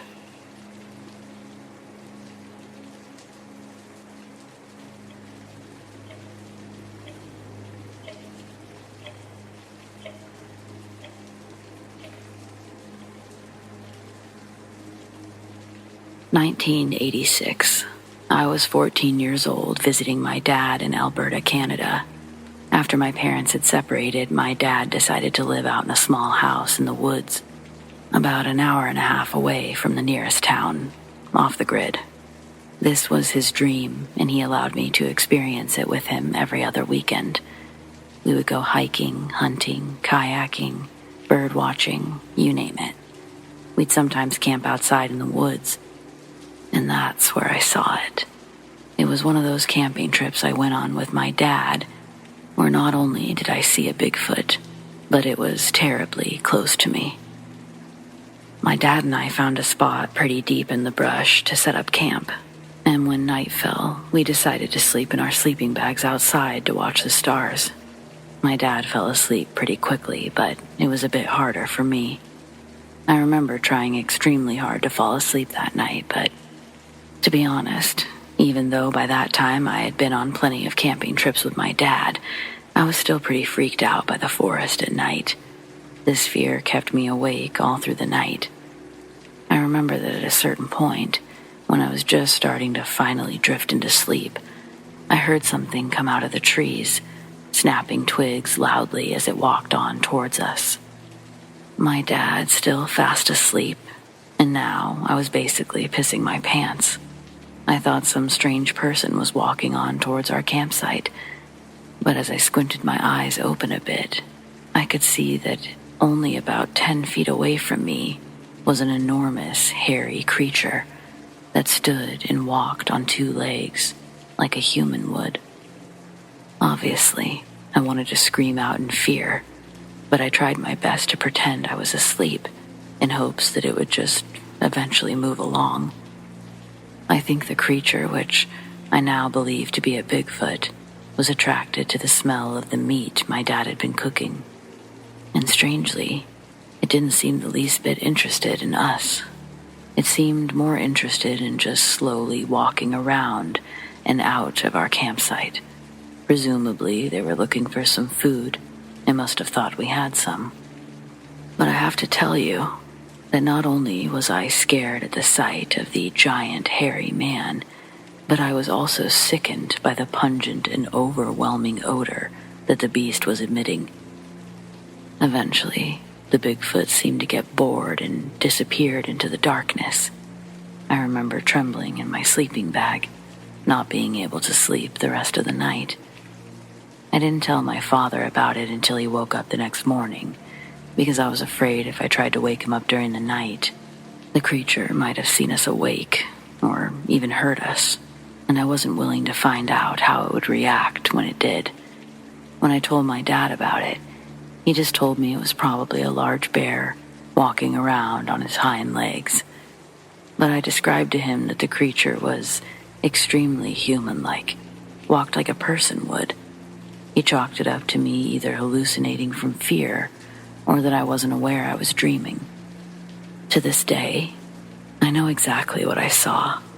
It was about 9 feet tall, with extremely long, matted brown hair all over its body, including its face, which to me seemed to look very human-like in a primitive sort of way. I'll never forget the horrible stench that made me want to vomit.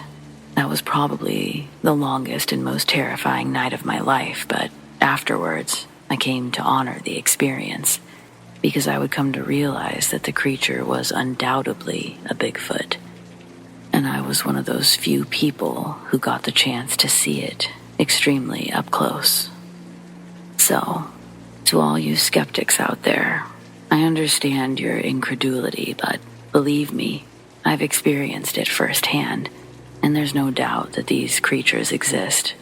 I'm not sure how abundant they are, but they truly exist. And they're not only scary looking and smelly, but they're fascinating to see. And even though I only remember hearing the Bigfoot grunt and growl a bit, I feel that they're more human-like than ape-like due to the appearance of that face. That was actually the scariest part.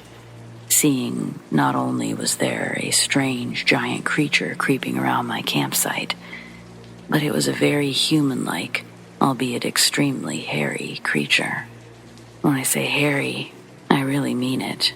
I've never seen so much hair on the body of any creature. And that's my story.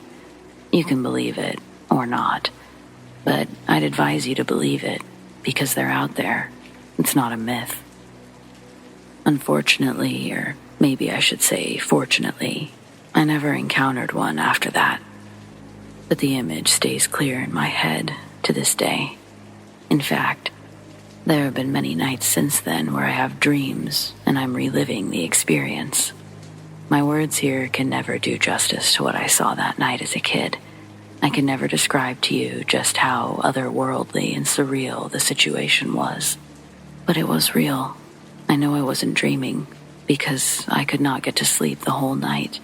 In fact, I was very wide awake, even though I pretended to sleep while every now and then opening my eyes slightly to catch glimpses of the Bigfoot. To this day, I'm greatly affected by the experience because it changed my whole perception of the world. After that, I would never doubt the possibility of anything existing, not even things like vampires, aliens, or the chupacabra. I learned from that night to always keep an open mind when hearing about the seemingly impossible, because I myself encountered a creature long thought and still thought to be purely a myth by most people.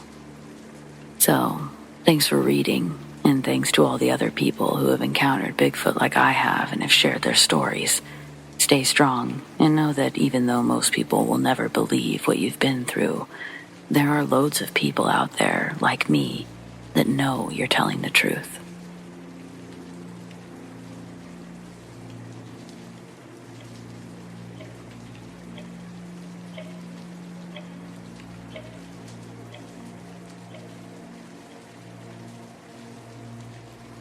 A few years back, I was dating this girl.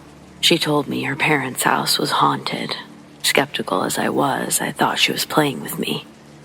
Then she told me that there was an evil persona that would take over her body sometimes, damage her physically. She'd wake up bleeding, totally oblivious of how she got those cuts or what just happened. I thought this was just her way of trying to get attention or needing help. I didn't really believe her story, although I tried to help and comfort her any way I could. All of that changed anyway, when I started sleeping over. It changed because strange things would almost always occur at night. These experiences all occurred when my ex and me, usually the dog too, were alone in the house. It started with her laptop randomly turning on in the middle of the night, and actually logging into their account. Shortly after, I started to hear things as well. Footsteps coming from the ceiling or roof, right above the bed we slept in. Not a ticking sound like a mouse makes, but actual thuds, like a human was casually walking circles on the roof. A few days after, I heard a dog barking downstairs. The family dog was a boxer, but I heard a high-pitched arf instead of a low roof. I went downstairs, but I saw nothing special. The boxer was sleeping peacefully in his kennel in the kitchen. I returned to the bedroom and saw my ex in bed, sitting up straight and with both arms bleeding. I had seen the fresh wounds before, so that was nothing new for me.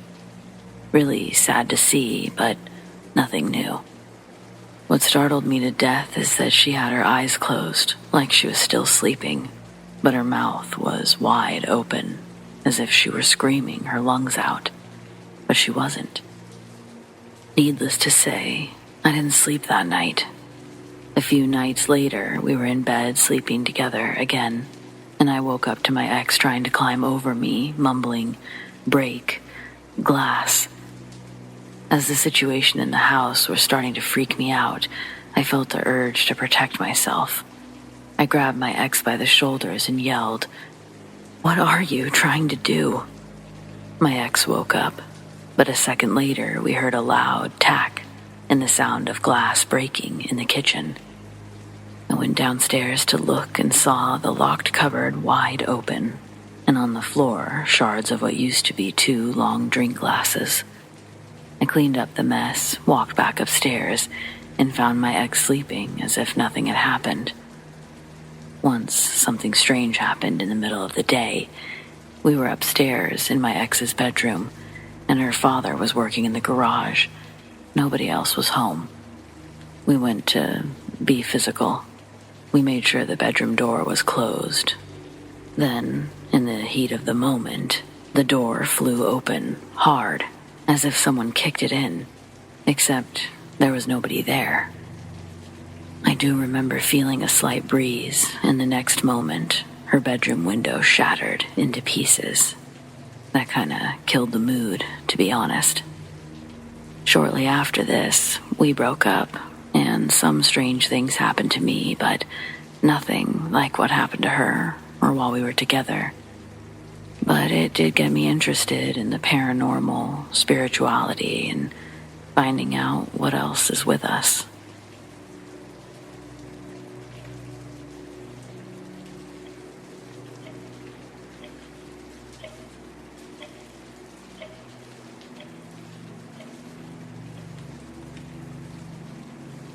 The Natchez Trace is one of the oldest transportation routes in North America. Humans have been using it for over 10,000 years.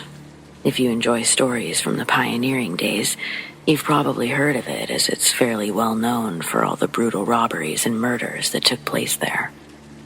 Today, you can enjoy a beautiful scenic drive down its entire length, but growing up, it was just an old closed-down road with a dark history. I grew up in Natchez, Mississippi, and the road I lived on ran directly over it. My dad would drive us to the overpass, park on the side of the road, and we would take our bikes down to ride along the trace. While there, he would tell me stories about all the Civil War skirmishes that would take place there, on and around the trail, how Meriwether Lewis of Lewis and Clark died and was buried along the trail, and so much more. One of the things he talked about most was the Harps brothers. They were known as Big Harp and Little Harp, and they ended up being some of the road's most feared bandits of all time. Most outlaws were motivated by money or food, but not these guys. They were straight up killing for the fun of it, full-on psychopaths. They terrorized travelers through Mississippi, Tennessee, and Kentucky, and they weren't shy about who they attacked. Big Harp is especially infamous for killing his own daughter because she cried too loud. But that's how twisted these guys were. They didn't hesitate to murder entire families. Anyone who crossed their paths were fair game. It was also a commonly used route for transporting slaves, and they were always prime targets for bandits. Once captured, they could be sold at auction or ransomed back to their owners. There truly is no end to the horrifying acts committed on this trail. Now, I had very much been raised to believe that there are no such thing as ghosts, demons, or monsters. My family is one of logic and science, so these were genuinely just interesting history lessons for me. I was never afraid to be out after dark. I knew those stories were from days long past. The idea that the road could be haunted never remotely occurred to me. Then Dad's bike got a flat tire, and we had to walk 45 minutes back to the truck. In the dark. Normally, we had flashlights if we were going to be out that late, but we had fully intended to be home early that day. Luckily, the full moon and the stars were bright enough that we could just make our way. If anything, we thought the whole thing was funny. There was absolutely no fear or paranoia of any kind. But then we heard a woman scream. It sent a chill through me, one that I felt in my bones. I couldn't have been more than 7 or 8, but I remember exactly how that sound made me feel. The entire atmosphere changed, and this was the 90s, so we didn't have a way to call for help. I've never seen my dad so torn. I didn't understand his position back then, but we were essentially on a dark, unused road in the middle of the woods, and that woman sounded like someone was hurting her. What do? Leave your kid to investigate? He didn't have a weapon or anything to defend himself, and there was no way of knowing how many people were out there. Before he could do anything, a woman's voice screamed, "Help!" from much closer, and he sprung into action. In a blink of an eye, he pushed me to the far side of the road and laid our bikes in the bushes, saying we would collect them in the morning. While he was doing that, I was looking in the direction the screams had come from and saw two glowing red eyes set in the darkness. Again, I had zero knowledge of ghosts or monster stories. I had no clue what I was seeing. So when Dad turned back around, I pointed out the eyes and asked what it was. He didn't say anything. He only just stared at them. And while we were both looking, there was another scream. The loudest, closest one yet, and it absolutely came from the owner of those creepy red eyes. If not it, then something that it had a hold of, but the woods were completely still.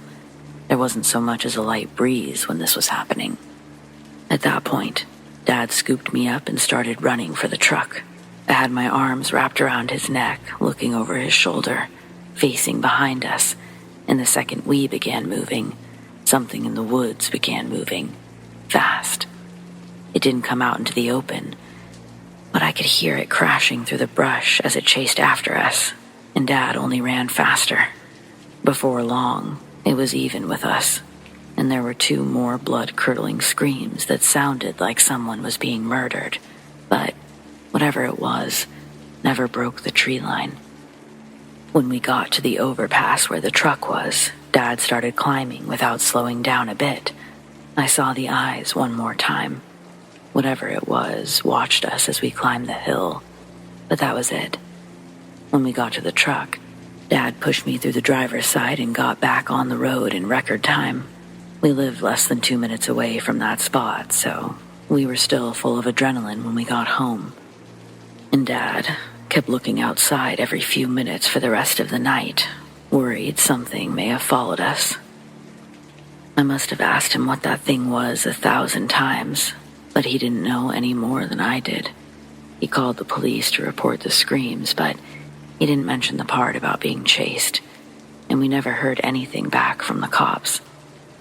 I think that experience had him questioning everything he thought he knew about our world, but after a few days, his mind began rationalizing certain things away.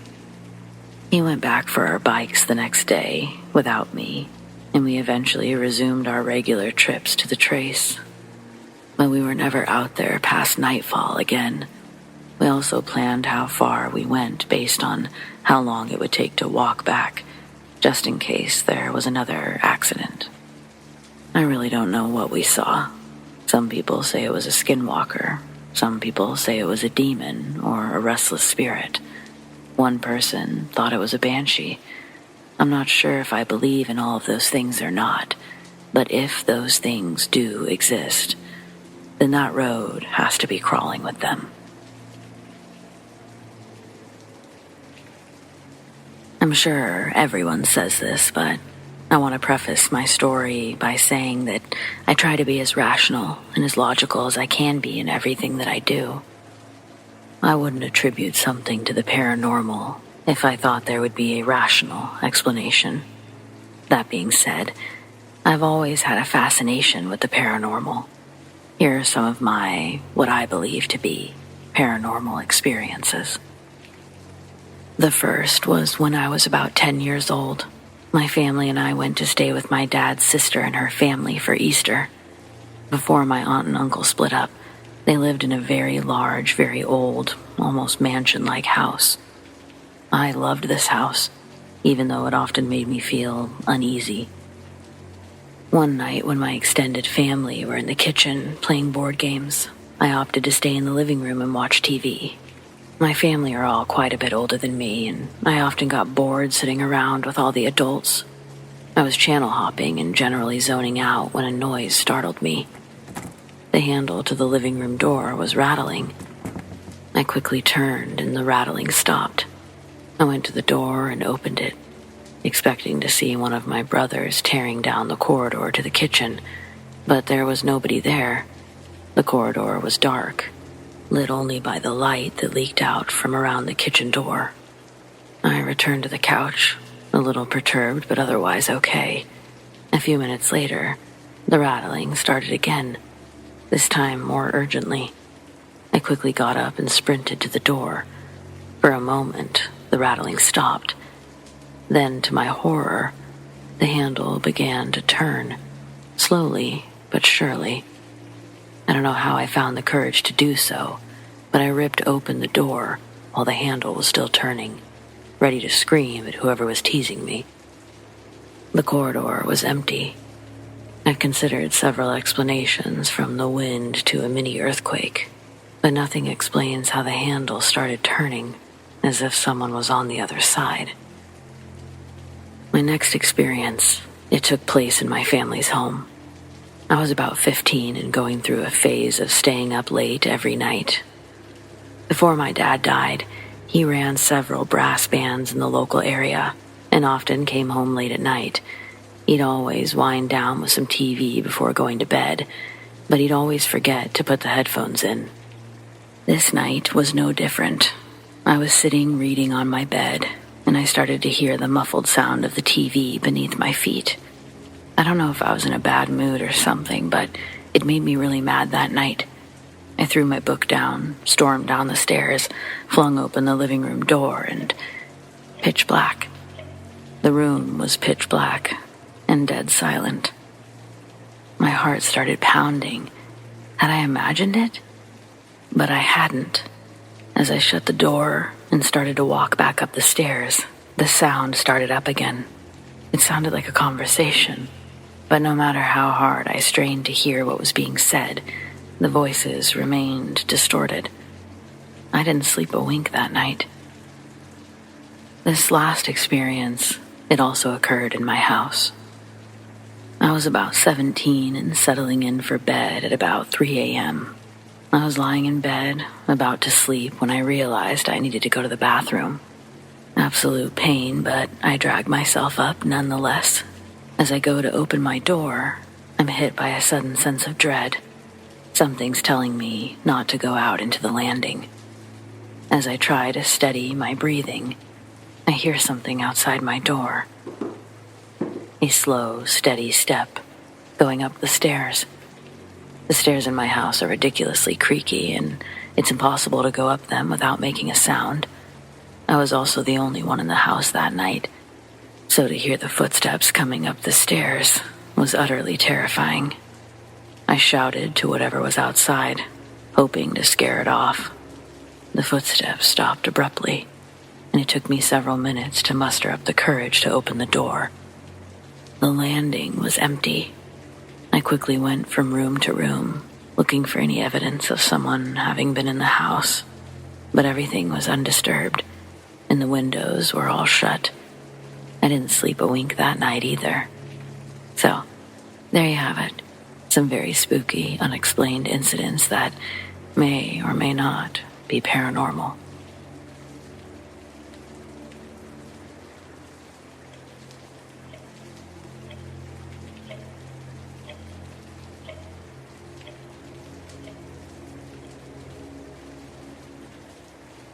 Senior year, 2011. My dad and I are driving home one late night after one of my volleyball tournaments. We live in Elma, Washington, which, if you don't know, it's rural as hell. With rural comes a lot of long roads, usually leading to nothing but houses and farmland. Our house is down one of those long roads. We've driven it 1,000 times, I'd have to guess. I even learned to drive on this road. It's not incredibly wide, that's for sure, or well lit, though it's rarely populated. We're never driving that fast because we don't hate our community. Plus, that night it was raining, and that's another reason to drive slower. Anyway, It was dark, raining. We'd been driving for over 2 hours, and I'd been dozing in and out most of that time. But now that we were on our road, I was bright-eyed and bushy-tailed. My dad was driving slowly, but I couldn't wait to be home, and I was already gathering my stuff, looking for my phone. My dad telling me to just wait a second when we have some light. I don't listen, turn on the cab light briefly. I go to unbuckle my seatbelt, and he asks me sternly if I'm serious, and tells me, "Don't even think about unbuckling that." This time I listened. I found my phone, so I turned off the light. As I switch the light off, I'm looking forward out the window. My dad and I both gasp at the exact same time. There's a man standing in the middle of the road. He only becomes visible just before there's no time to stop. Suddenly, my dad is swerving hard to the left, going clear into the other lane. He tried to overcorrect, and the combination of the rain and last-minute maneuvering, we didn't make a full 360, landed ourselves in the ditch. My dad checks to see if I'm okay, and thankfully, I'm fine. Once he confirms this, he immediately leaves the car and runs to the road. I grab my phone and follow him up the embankment. Just as my dad is about to reach the road, a blinding blue light flashes in front of us, lights up the whole area like it's daytime, just for a second, before darkness takes over again. My dad had sort of stumbled back, and I was there to help brace his fall. I asked him, even though I knew the answer, "Was that lightning?" He keeps going up towards the road.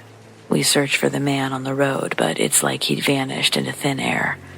There's no driveways close enough. We were on the only side of the road that someone could be walking on. The surrounding area, it's nothing but scattered trees and open land. No man anywhere. My dad holds his phone over the road, where we'd seen the man. He tells me to look at it. When I do, I can see there's a blackened piece of the road, like someone had burned it, similar to when you light off a firework. It didn't seem incredibly significant, but my dad was sure hyper-focused on it. Then suddenly his phone rings, and it breaks his concentration after giving both of us the jump scare of our lives. Already too many for one night. It's my mom. So my dad quickly explains he needs her to come pull us out of the ditch with the other rig. While waiting for her, my dad says to me, "You know that wasn't lightning, right?" I had a feeling, I told him, especially when no thunder rolled in. I asked what he thought it was. He just told me he didn't really know, but that the mark on the road, the guy, and the light, they all seemed to appear in the exact same spot. Once my mom showed up, we used the headlights of the truck to scan the area, see if we'd missed anything in the vicinity, but there was nothing or no one out there with us. My parents were talking about it when we got home. My dad was still fired up about the whole thing, kept wondering if he should go out there and look for the guy or what. My mom convinced him to stay inside, saying that she's going to report what we saw to the police and let them check it out. When she asks us what he was wearing, what we saw, we both just sort of look at each other. What had they been wearing? I told my dad I couldn't be sure, but it looked like maybe he was wearing all one color.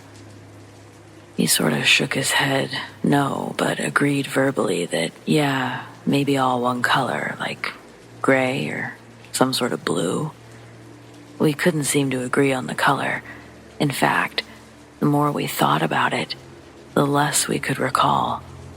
Also, now sitting in the light of the dining room, it's obvious that my dad has some sort of markings or burns on his forearms and face. They look like sunburns, but in a line going horizontally across his upper body. We decided that the only thing that could have caused this was the bright light that flashed for a moment as we made our way up the embankment. My mom starts checking me over, looking for marks.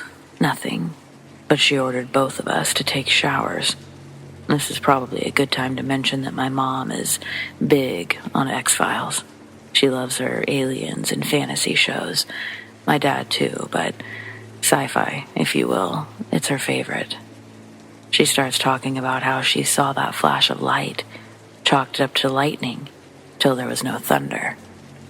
She says that she knew my dad was about to call her, and that's why she called my dad. She also points out how it's odd that neither of us hit our heads, but we seem to be having memory problems from the last hour. We couldn't deny that what she was saying wasn't entirely insane. It was actually odd how we couldn't really recall any details of the figure in the road, and that we'd even started calling it the figure instead of the man. But I felt like I'd retained enough to grasp onto the fact that who or what we saw was a man. He was at least in the shape of one when we almost collided with him in our car. The whole thing, it still just leaves this unsettling oddity feeling. Like my dad and I try to laugh it off sometimes, yet it always leads back to this place where I know we're both just sitting there, thinking about it, wondering, speculating. Just something we'll never really have an answer for, I suppose.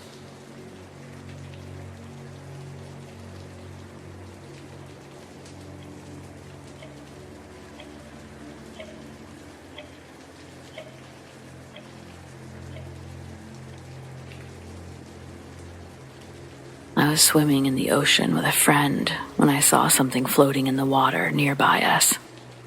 I knew what it looked like to me, but it was a bit transparent. I asked my friend if he saw anything floating a few feet away from us and pointed to where I was seeing it. He said he didn't see anything, and then he asked me what I saw. I told him I could see what looked like a woman's body floating face down, naked, with long red hair. He was understandably freaked out and wanted to get out of the water immediately.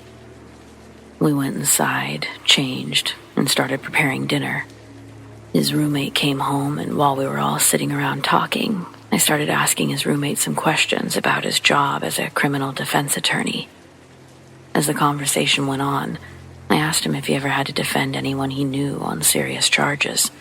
He said yes, actually, after a friend of his was charged with murder when his wife's body washed ashore, right in front of this very condo 12 years ago. I looked over at my friend, and he was 50 shades of pale, with his jaw on the floor. Then I asked his roommate to describe what she looked like. He said that she had very long red hair, and that she was found naked, lying face down on the beach. I let my friend explain what had happened earlier that day. They were both stunned.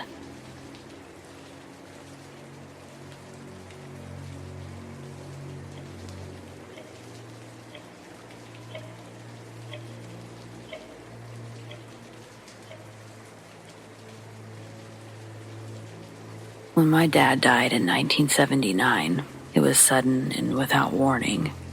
He was entering his bedroom to lay down and take a nap. My aunt and I heard the thud when he hit the small rocking chair and then the floor. I looked at him and knew that he was dead before he hit the floor.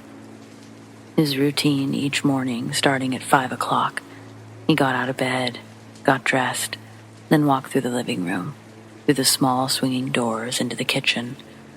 He would go over to the chair between the small table and kitchen counter, plug in his coffee pot, sit down, and wait for the first cup to brew. When he pulled the chair out, it always made a slight scraping sound. After the funeral, I stayed on for a while in the back bedroom, just down a short hallway. The first time it happened, I wasn't sure how to react, nor if it had really happened. 5 o'clock in the morning, I came awake with the realization that someone was in the house. I crept out of bed, grabbed the flashlight, and tried to silently head toward the living room. The telephone was there, and I could call the police. When I got there, no one was there. I searched the house over. No one. I went back to bed thinking it must have been a dream. I was also coming down with influenza and figured that I had hallucinated. 3 nights later, 5 o'clock in the morning, I'm awake listening to footsteps. I had just gotten out of bed when I heard the swinging doors of the kitchen. I managed to sneak down the short hallway, flipped on the light, and nothing.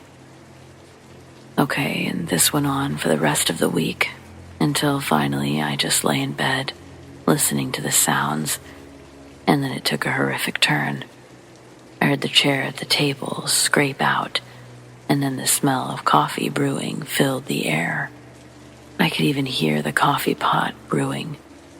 I just lay there in bed, not knowing what to think, trying to not start screaming. Why, I'll never know. And after a few minutes, there was silence and no coffee smell. This went on for 3 nights. I called a friend of mine to come over and spend the night. I told him that I was trying to just recover from my dad's death and needed someone around. He agreed. He woke me up the next morning a few minutes after 5. "Billy," he whispered, "there's someone in the house." I calmed him down and told him to just sit on the bed and wait. And sure enough, we heard footsteps into the kitchen, the scrape of the chair, and the strong smell of brewing coffee. He quietly followed me in the dark to the kitchen. I turned on the light, and nothing. The coffee pot was not on. The chair hadn't been moved. The next move was quick and decisive. Robert was dressing, heading out of the bedroom door entrance to the outside, and he says, "I don't know what's going on here, and I don't give a fuck. I'm out of here." After 2 more days of the visits, I walked into the kitchen, stood in the middle of the floor, and shouted, "Dad, you can't keep doing this. You're dead. You died. Please, I love you and I miss you, but please go away. Go wherever you're supposed to go. I can't keep going through this with you." And then I broke down and cried like a baby. The visit stopped at that moment. No more. I've often wondered if sometimes when we die, if it's monstrously sudden, do we realize that we're dead? Do we try to continue on as if nothing out of the way has happened? Do we have to be told that we're dead and that we need to move on? I don't know the answer to these questions, but I do know what I experienced, and I know that Robert would never set foot in the house again, and he would never talk about that morning.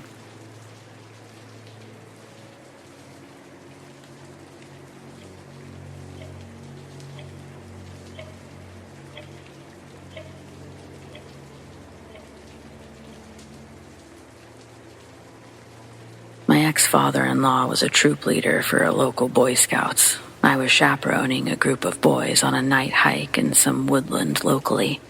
I remained at the base in the car park helping prepare tea, cocoa, and snacks. A few of the kids were always around as they went out in intervals with one leader or another, so it was important for an adult to be there to supervise them. I was around 18, 19 at the time. A car pulled into the car park, which had been corded off and reserved for us to use for the day so the kids would be safe. No one got out of the car, so another leader went over to tell them that the park was off limits or to see if it was a parent showing up early for some reason. They came back almost immediately and told me to call the police. I was the only one with a phone at the time. They said the man in the car wouldn't speak, but was wearing a mask. It was actually the mask from the Scream films, and that he had a shotgun, a pile of rope, and tarpaulin in his car. I remember being so scared that I couldn't even remember the name of the park when I was speaking to the police. I was shaking and couldn't get the words out quickly enough. All I could think was that we couldn't see the car, so I had no idea if the man was still in it or out in the woods, where we had 30 kids in the dark, with no way of contacting them. Thankfully, the police showed up in minutes, quickly found the man, and arrested him. He said that he was out there hunting rabbits. Why would you do so with a shotgun? or need a mask and rope? I don't know. We got all the kids back safely and didn't tell them what had happened, but the sight of 7 or 8 police cars and a police dog, it was pretty difficult to ignore. Definitely one of the scariest experiences I've had.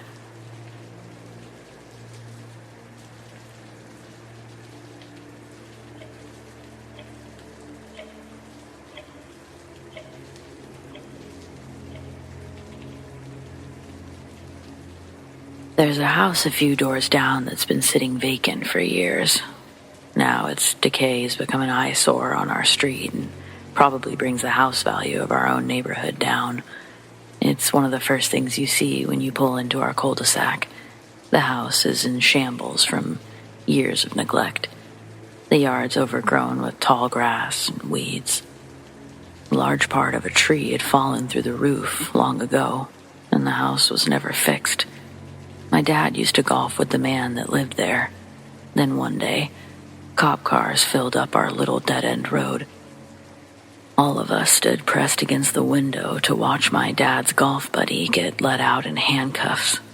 We'd later find out that he murdered his wife a few months prior. My dad had hung out with this man multiple times during those months. His name was Eric.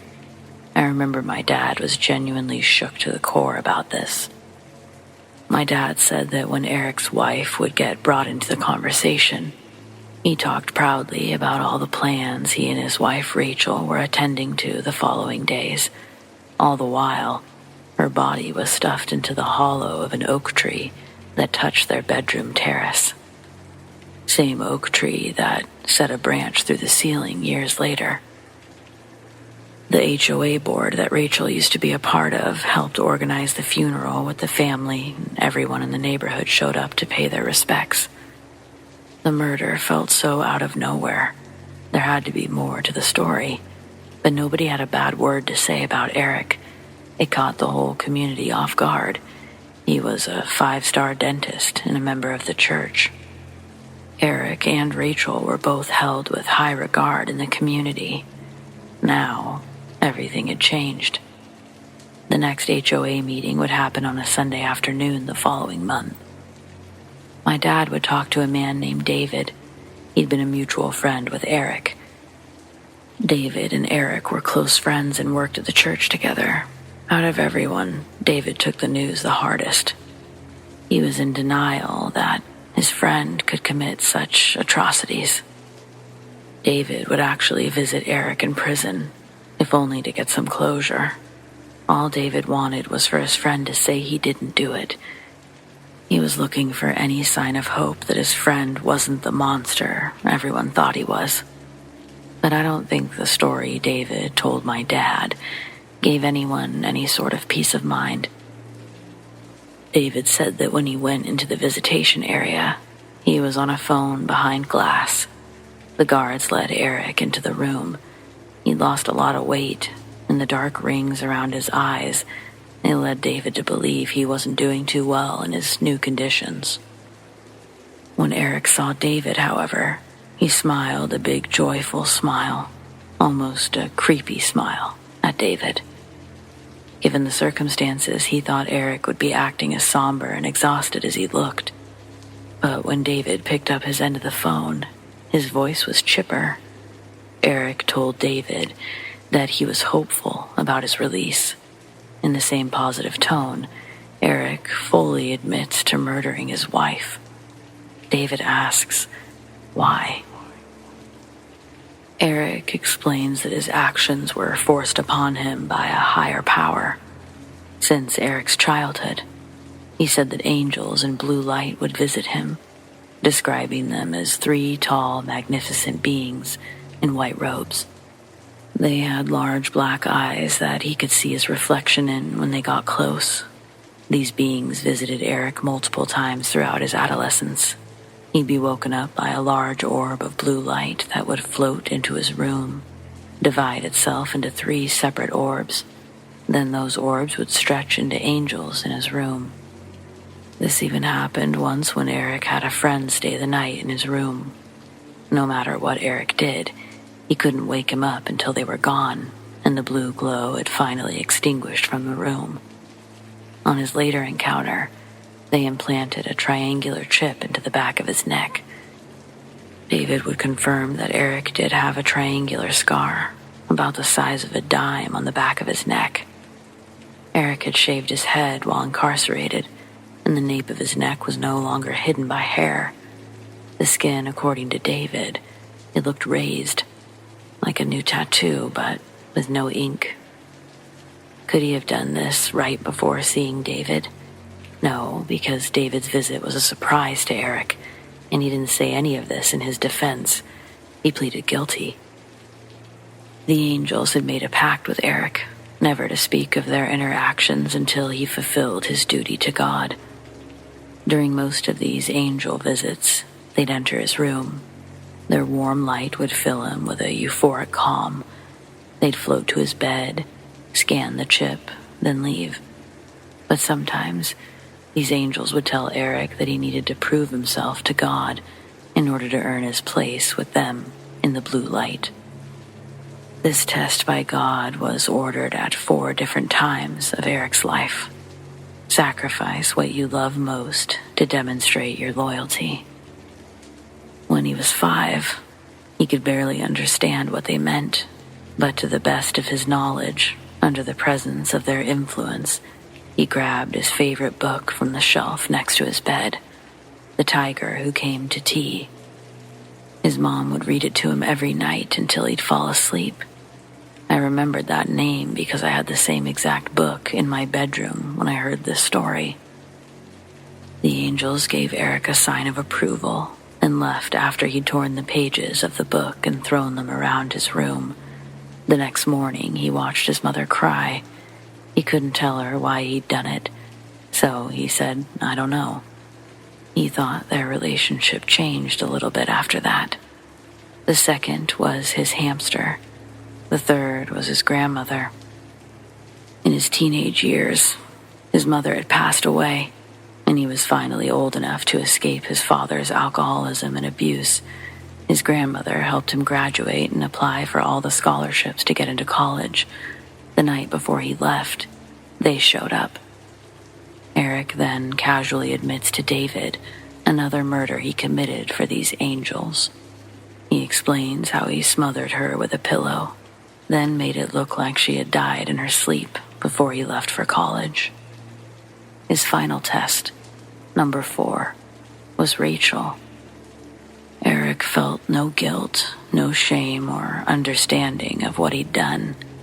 At the end of their conversation, he even tells David that the angels in blue will soon retrieve him from these walls. David hangs up the phone, and he can't help but cry because he knew that was the last time he was going to hear Eric's voice on the phone. Eric stands up with a grin, but as he's being led away, he notices David's tears, and he gives him a confused look, like he doesn't understand why David would be upset. But he's quickly turned and pushed out by a guard. Out of respect for the family, and to deter any vandals thinking of destroying that house, visiting the neighborhood, etc., names have been changed. But this story and that house are 100% real existing lore we have in our neighborhood. A story we'd all much rather forget than embrace, but happened nonetheless. The housing market right now is tough as it is. I'm sure as hell not going to be able to sell this property if people know what happened a few doors down.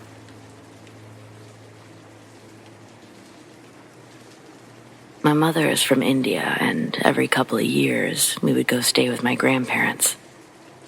They lived in a small, poor village, and I never liked going. The smells were awful, the food was terrible, and I still don't like to think about the water. But those were minor issues. The real problem was the demon. At least, we would consider it a demon. Over there, maybe a djinn. I don't really know. They have lots of beliefs about demons over there, but I never spent much time learning about it. The vast majority of my adolescence was spent in Atlanta, and I was insecure about my heritage, so I generally rejected anything to do with it. Now that my grandparents have passed away, I deeply regret my reluctance, but I digress. What I do know is that something isn't right about the land they lived on. From as young as I can remember, there were strict rules about not getting out of bed at night, or in my case, a pallet on the floor next to my parents' bed. Everyone slept with different idols and charms above their heads. They were supposed to protect us, but only if we stayed put. When I was younger, I believed every word of it. My parents always made sure that I used the bathroom before bed, and I even had bells tied to my ankles at one point. At night, I'd hear footsteps puttering around the dirt floor, and sometimes there would be scratching on the walls or a pair of glowing eyes in the dark. They weren't red or anything, just glowing like an animal's eyes, but we didn't have any pets. The most frightening night of those years happened when I was 7. I was almost asleep when a set of footsteps came into my room and stopped directly next to me. I kept my eyes squeezed shut behind my blanket, but the top of my head was still exposed, and I felt a warm breath of air on my head. It was like a big animal hovering over me, sniffing. The last time we visited, I was 14 and in the throes of a particularly strong rebellious streak. I thought my family was paranoid, that the footsteps and heavy breaths were just my cousins. They always resented me for having a better life. The glowing eyes and the scratching noises, they were wild animals coming to steal food because the walls had so many holes. I was just too young and naive to see it before, I thought. Well, this was my year to prove it. During our first night, I decided to chase down anyone who moved. It was almost 3 a.m. when I woke up to something walking in the hallway, and I was moving towards it in an instant. My parents kept a candle burning in the center of the room. Dirt floors, not a fire hazard. They used it as an extra barrier against the demon, and I grabbed it as I passed by. The footsteps suddenly began moving in the opposite direction, towards the back door. To me, this confirmed that my cousins hadn't expected me to actually investigate, and now they were trying to get away. So I chased them right into the backyard. When I got there, I saw a dark figure, one the exact same size as my older cousin, shooting into the tall grass. I went literally 2 steps in, just a few feet behind him, when my mother's voice made me freeze mid-stride.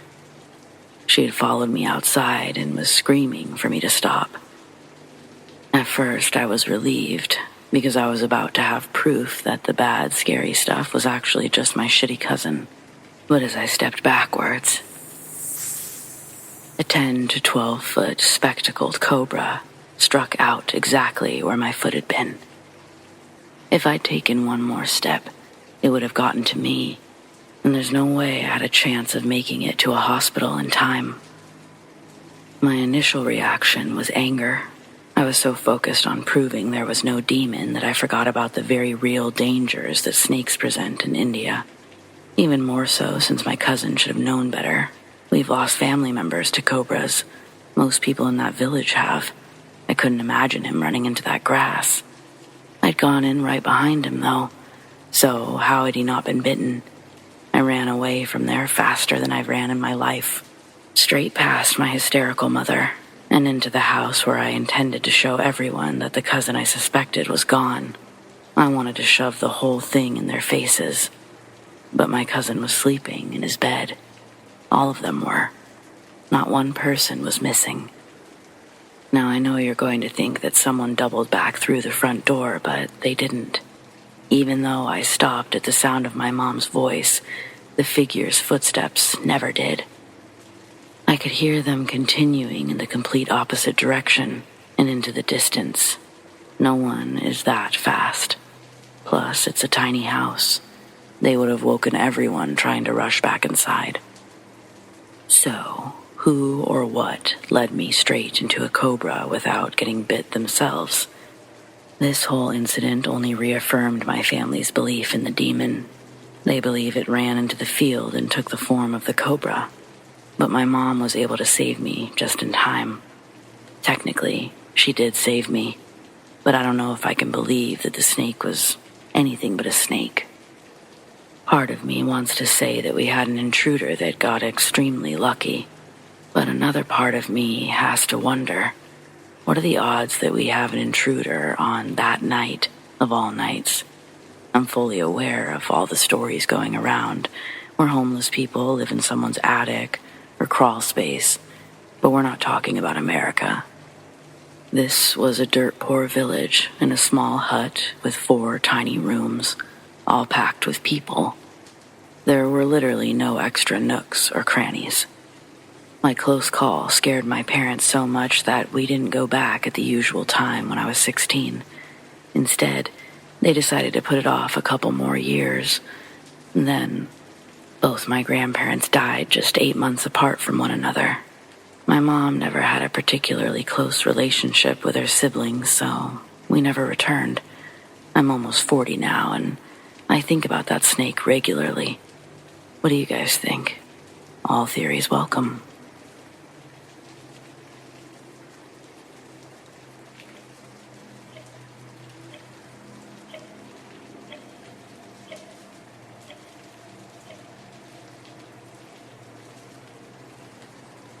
Who's the most evil person you've met?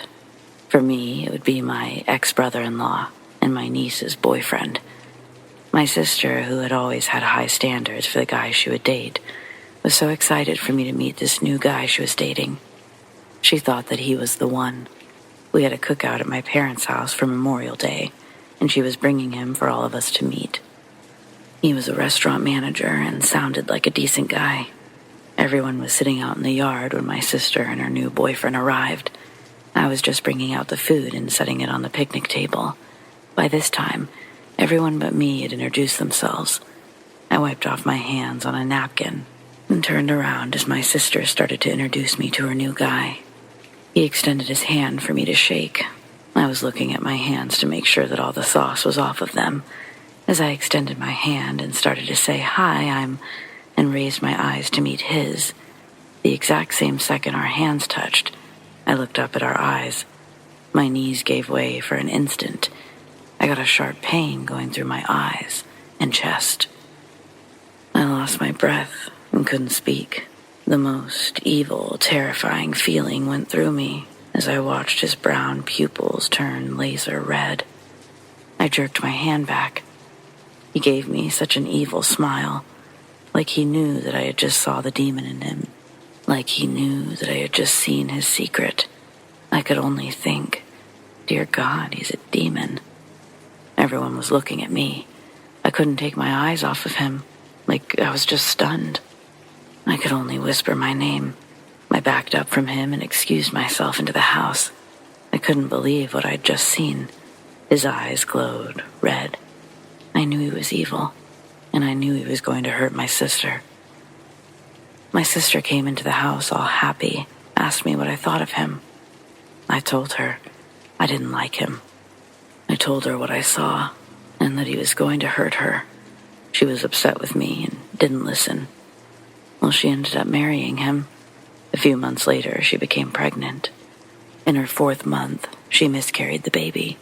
The very next day, he was late coming home. She called the restaurant and they told her he had left hours ago. When he came home that night, he lied and said he was at work. She told him that she knew he was lying. And so he admitted, "Well, I wanted to wait until you were over the baby, but I've been seeing this other girl since before we were married. She doesn't mind if I smoke weed because she does too. I just went along with the wedding because you were so excited about it." My sister was devastated. I knew he was going to hurt her. I could see the evil staring back at me when I met him. A couple of Christmases ago, it was kind of the same thing. My husband's niece brought her new boyfriend home. I went to shake his hand, looked into his eyes. His pupils glowed red. I jumped back in shock. Fear ran down the inside of me. I couldn't believe that I saw the red eyes again. This guy looked creepy, kept giving me nasty looks, like I knew what he was up to, like I saw what was inside of him. This time I went and sat down, in shock. I kept my feelings and what I saw to myself. We were at another in-law family member's house. We left quickly after. I kept getting that feeling you get when you run your finger over a sharp blade, on purpose to see how sharp it is. I knew that he was going to hurt her and that she was going to get cut, but I didn't feel like he was the one who was going to cut her. I told my husband and stepdaughter. I told my husband if he wanted to tell his family, that was up to him. They were always looking for a reason to pounce on me, so I left it up to him. Well, it got around to the family. Of course, I was criticized. But about 2 months later, our niece had to have abdominal surgery after being stabbed, and not by this creepy lover. But she did give the creepy lover her purse to hold on to while she was in surgery. This guy wiped out her bank account, $8,000. All while she was in the OR. She'd just gotten her tax return. She has 3 little kids, too. So it was hard on her financially as well as emotionally. Everything about this guy was creepy. Even if it hadn't been the glowing eyes, I still wouldn't have liked him. I'm not sure if they filed a police report. We weren't included in that info. I'm mainly also curious if anyone else has ever experienced something like this. Like, can you just feel when something is wrong?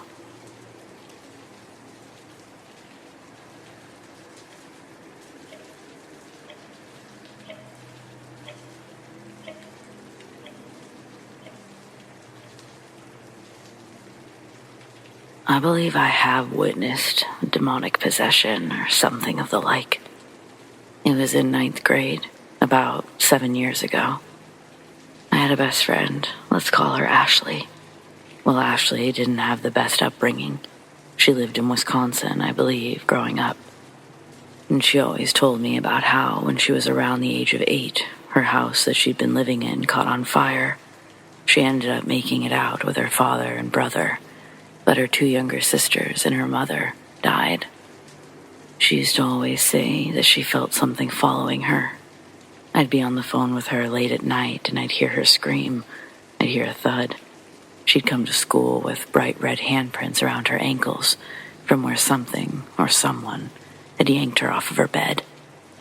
The first thoughts that occurred to me were maybe it was abuse from her father or her brother. As time went on and I really got to know her father and brother, spending weeks over there at a time, I came to the conclusion it wasn't them. Her father worked hard. He truly wasn't around Ashley any more than I was, probably less. And if her brother were home at any given point, he was usually high, to the point where getting off the couch wasn't even feasible. When I'd be over there, weird things would happen. I'd be getting something to drink in the middle of the night. I would turn the light off, start back down the hallway, and the light would flicker back on.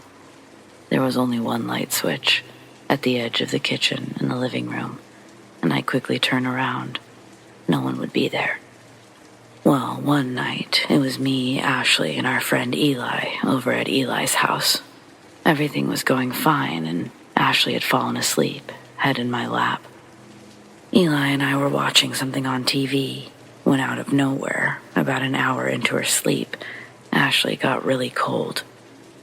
I covered her up, and it didn't seem to help at all. About another 15 minutes later, she shot up and took a rather large breath of air. She then got up off the bed and started walking down the hallway. Eli and I were confused, but we didn't bother to follow her. Maybe she was going to the bathroom. She came back about a minute later with a butcher's knife in her hands. She stood at the edge of the door with the knife up, just staring. We then proceeded to freak the fuck out just a little bit. Eli asking me what to do. Had we ever talked about this? Wasn't there something about lining the door with salt? I don't fucking know. Maybe. Let's just try it. Okay. So we do. She hasn't moved an inch, dude. Should we call someone? Eli asked. No. The last thing we need is the police to show. Ashley turns and proceeds to start chanting in some weird fucking language. Latin, maybe talking backwards. She turns to her left, starts repeatedly stabbing the wall, still chanting. We sit there, staring in silence, unmovable. She then turns and throws the knife down the hallway and falls to the floor. At this point, Eli's brother, Jake, wakes up and opens his bedroom door. What the hell is going on? Stay where you're at. Get back in your room and shut the door, he tells his brother, Jake. What? He asks.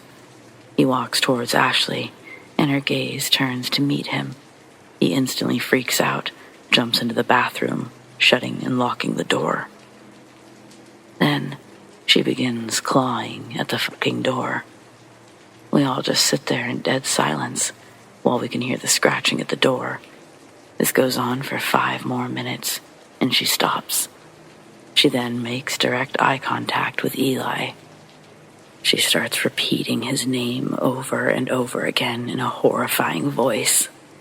Eli, Eli, Eli, Eli, Eli. At this point, Eli just starts crying. He has no idea what else to do. Well, what happened next is what hit me in my core, made me rethink life a little. Ashley was all of 5'2", maybe 110 pounds, soaking wet. She blew the salt away, backwards fucking crawled into the room, snatches a recliner out of her way, and grabs a necklace she'd lost about a week prior. The necklace was an upside-down cross, black on some black-colored chain. And then she backwards fucking crawls down the hallway, out of the house. We all sat there in shocked silence, just for a few minutes. After I finally muster all of the courage possible, I take off after her, Jake and Eli soon following suit. We searched for about an hour, and we couldn't find her. This time, we went back inside and called her dad. Keep in mind, it was about 3 a.m., and he doesn't answer the phone. Eli, Jake, and I gather in Eli's bedroom, confused about what to do. We just sit there, and at some point, almost against our own will, we fall asleep. I'm the first one to wake up. I do so in a panic. I walk down the hallway and turn into the kitchen. I glanced right, and their front door was wide open. Then I looked down. Ashley was asleep on the threshold of the door. I wake her up, and she quickly freaks out. How the fuck did I get in here? Last thing I remember, I was laying down with my head in your lap. It's a long story, I tell her. And when I do, she doesn't remember anything at all. I don't know if I encountered a demon or something of that nature, but rest assured, that changed my beliefs quickly. And I don't know if it goes without saying, but I didn't spend the night in the same house as Ashley for a while.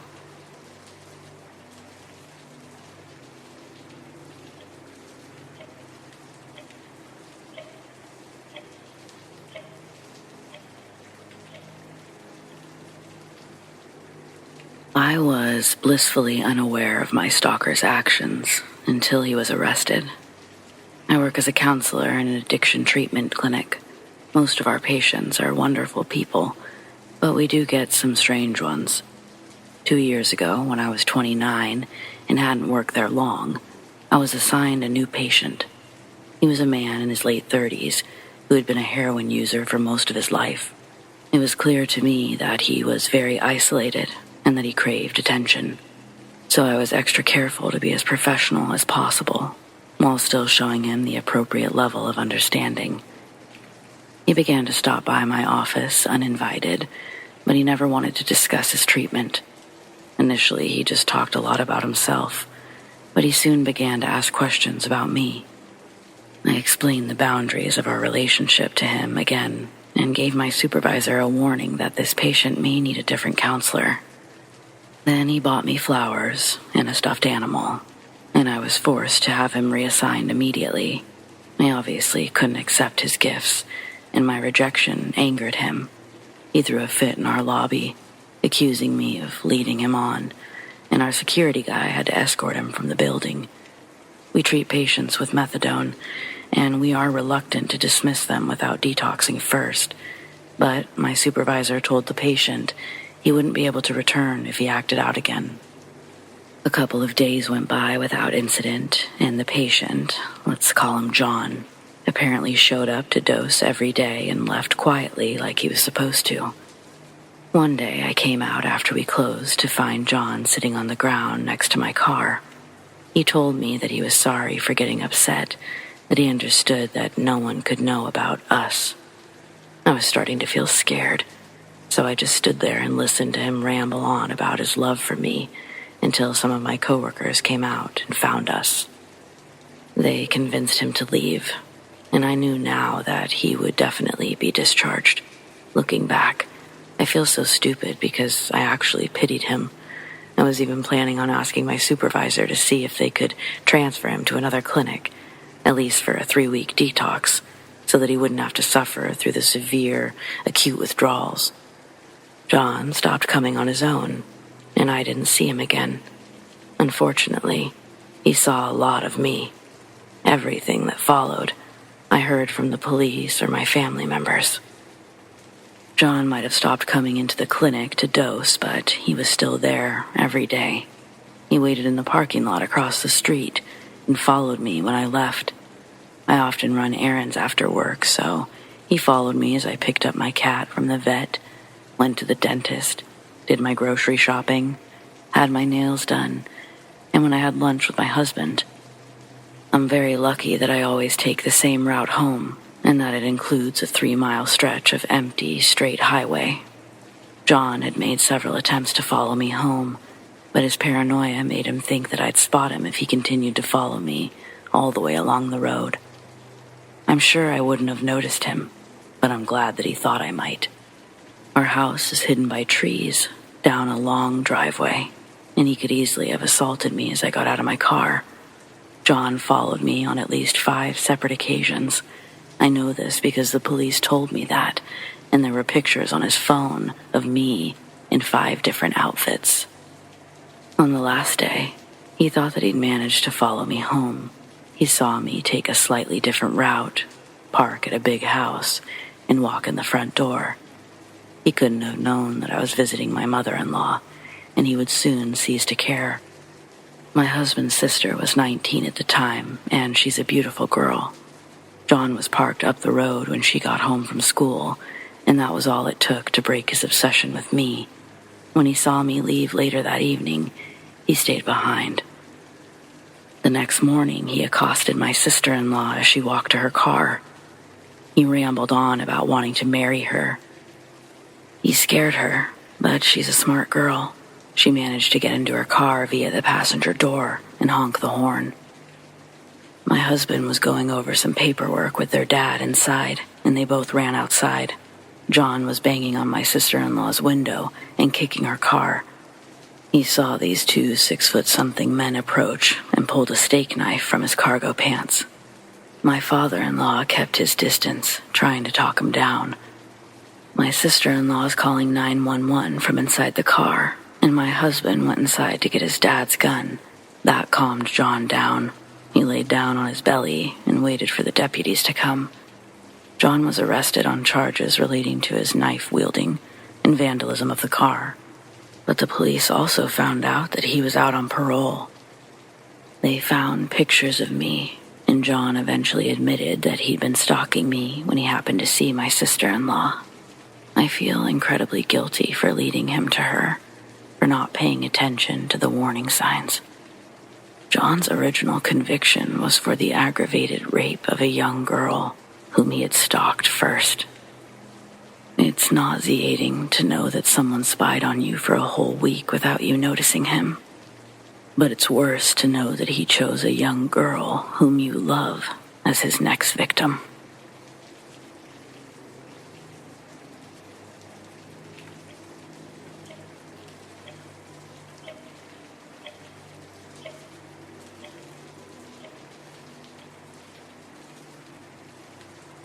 My husband had a year-long training for his medical job in the military, so the kids and I were allowed to move so that we could live with him. We thought that we'd really lucked out when I'd found a house for rent in a quaint little suburb of San Antonio, and the owner wanted to rent to a military family. It had 3 bedrooms, a huge office, playroom, a garage, a big storage shed with windows, even an in-ground pool with pool service included in the rent, which was only $850 a month. We should have known it was too good to be true. It was great at first. We had frequent cookouts and entertained our new friends. The kids loved swimming, and it was nice to cool off from the record temperatures. The kitchen was small, but the huge playroom had built-in shelves and a split door so that I could shut the bottom and open the top half, keep my toddler contained but accessible while I was busy in either the kitchen or the living room. And the house sat on a cul-de-sac, less than a mile from the elementary school. We loved it. And then it started. We'd been there maybe a couple of months when we noticed the first sign that something was off. Birds wouldn't fly over our yard. When they occasionally did, they got into gruesome mid-air fights that often resulted in a dead bird falling to our grass. It was like nothing we'd ever seen. The odd animal issues continued. Hundreds of tiny baby snakes poured from a crack under the toilet. No problem, we had it sealed. The mangled corpses of various animals appeared on our yard. No problem. One of our neighbors must have a cat. We thought a cat had given birth under our storage shed. We couldn't see the kittens, but we could hear them. Until we couldn't. We could only smell them. We never saw them. My husband's coworker gave us a kitten. I grew up raising and taming them. This one couldn't be tamed. I still have scars from it. We had to give it back. And once we did, it was like a whole new kitten.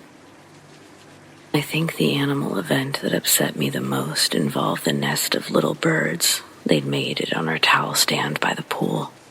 For many weeks, we watched the mama bird sit on the nest. When she'd taken a food break, I'd sneak the boys out to admire the nest, never touching it and warning them not to get too close and never to touch. Finally, the eggs started to hatch. The next day, the mama bird was gone, never to be seen again.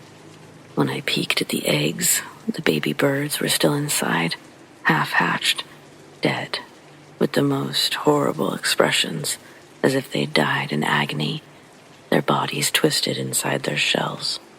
I didn't even think that birds could have expressions, but I swear these did. Probably around the time the baby birds died, the noises started. There was an odd scraping noise from the attic.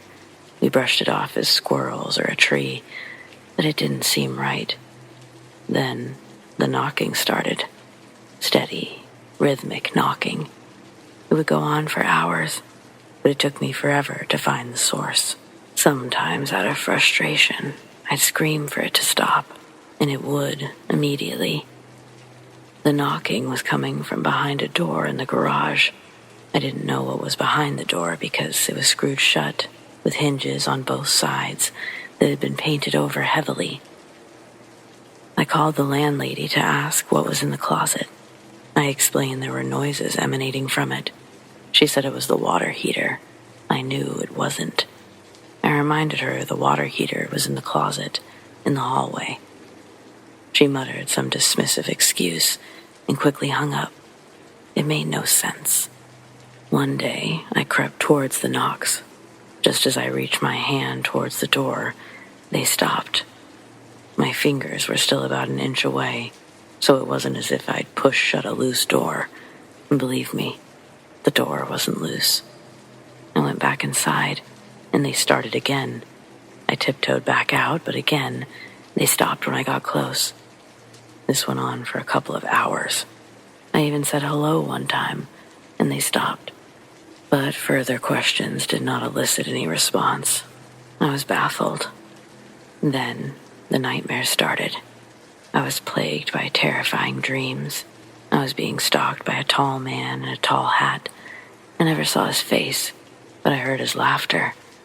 I also kept seeing images of these bizarre creatures in my dreams. The head of a dog or jackal, with the body of a raccoon, but the tail of something else entirely. They had red eyes, and I could find no reference to them online. Needless to say, I didn't sleep well at all. I also started getting sick a lot. My pain and fatigue were overwhelming. I spent much of my time in bed, crying.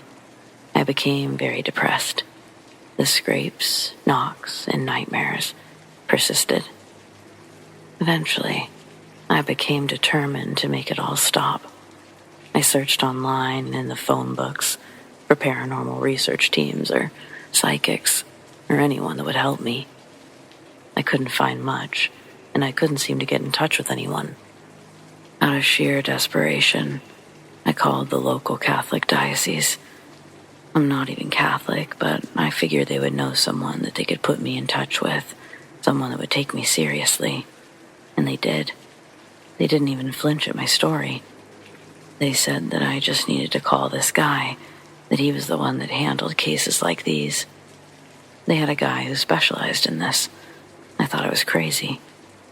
I called him, told him everything. I was afraid he thought I was nuts. I told him I believed whatever it was intended to kill me, destroy my marriage, or both. He said that he'd need to talk to my husband that evening, and I thought to myself, yeah, he must be planning to tell my husband I need psychiatric help. When my husband got off the phone with him that evening, we had an appointment for the team of men to come to a house blessing. The man had told my husband that he'd had 5 other nearly identical calls that day, after mine. He said that we had an infestation. It was only later that I learned that's what Catholics call a house possession. They showed up with holy water, Bibles, rosaries, and scapulars like these. They prayed, burned incense and candles, read from their Bibles as they sprinkled holy water over seemingly every inch of the house and yard. It didn't help. We had to move. As my husband was packing up the last of our things alone, because I'd refused to go back to that house once I left, he met a neighbor from an adjacent street. Of course, he said nothing to her of the weird happenings, the ones that had driven us away, but she happened to mention something odd. She said that they had been bothered by scraping sounds from their attic.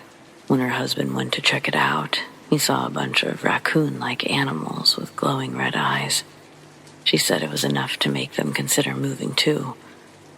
I don't know who lives there now or if the subsequent residents have had similar problems, but I've often wondered, but never dared to try to find out.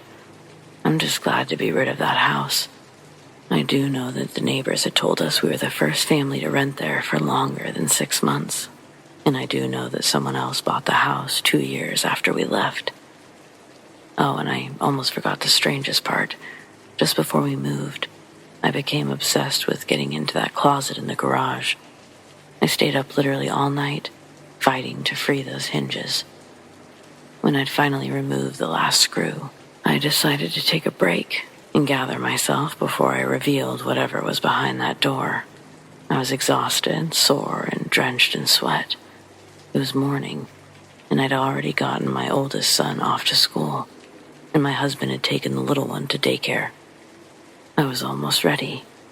I wound up falling asleep in a chair in the garage.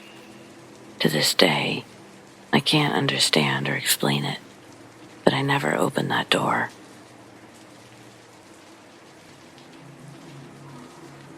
Last year, I was forced to camp in the forest of West Newbury, Massachusetts, as I was homeless, technically. I still am. I should add that I co-own the land I've been camping on, but it's no house. It was hard work making several trips carrying my possessions from the main road to my campsite, which was 300 yards away from the road. I also was forced to go through a swamp to get there. It was moments before sunset when I finally finished with all of the loads I needed to carry, when I happened to look to my left. About 50 yards away, I saw a male face peeking at me from behind the trees, but only for a second. The face had both a puzzled and a curious expression. I was also struck by its notable look of innocence. Anyway, when it realized I had seen it, it immediately ducked behind the tree. The entity appeared to be about 7 feet tall, impossibly slim, and slightly incandescent. At first, I thought it was a man in his early 20s. I was puzzled by the fact that someone was out in the middle of nowhere at that late of an hour. I almost shouted a greeting, but then I decided to wait for the guy to emerge from behind the tree before I did. I waited and waited, but he never did come out from behind the tree. There was no noise of footsteps in the leaves or branches either. Over the next few minutes, it finally dawned on me that the entity I had witnessed was not human. That was a difficult realization, as I had never experienced such a shocking thing before. In retrospect, the creature had not wanted to be seen. Only through sheer happenstance had I spotted it. Likely, the entity was some sort of member of the supernatural world. But your guess is as good as mine. A few weeks after the sighting, I happened to mention the incident to a woman that I know at the soup kitchen I regularly go to. She, Joyce, is a New Age type, highly tuned in with all things spiritual. She asked if the creature was tall, spindly, and bright. I replied that it was. Next, she got on her smartphone and looked up artist renditions of similar spiritual entities. She pointed to one picture and asked if that was the entity I had spotted. I said it looked very similar. She explained that what I had viewed is called a forest light being. She said that she had seen a few herself. I asked if they were harmful. She claimed they were not. She also informed me that if I tried meditating, then my vibrations might enable me to regularly see spiritual entities, especially in the woods. However, I don't know how to meditate, and honestly, I'm too lazy to learn. In addition, I am perfectly content not seeing any more inexplicable stuff. I mean, I want to sleep peacefully in my tent at night. Indeed, the howls and yapping of the neighborhood coyotes are creepy enough. I've been living in the same forest since late October 2019. In all that time, I've never seen anything unusual since sighting the light being my first evening there. Sometimes, as I sit by my campfire, I catch myself spinning my head around suddenly to see if the same light being is peeking at me again from behind a nearby tree, but it never is.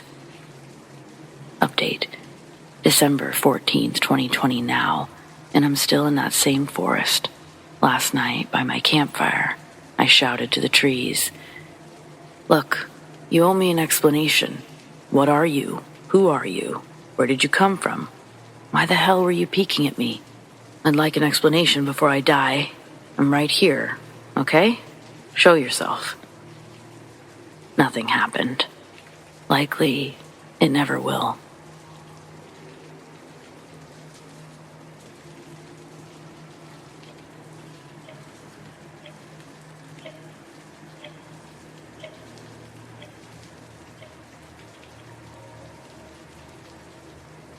My now 10-year-old sister was born after a prophetic dream by my dying great-grandmother.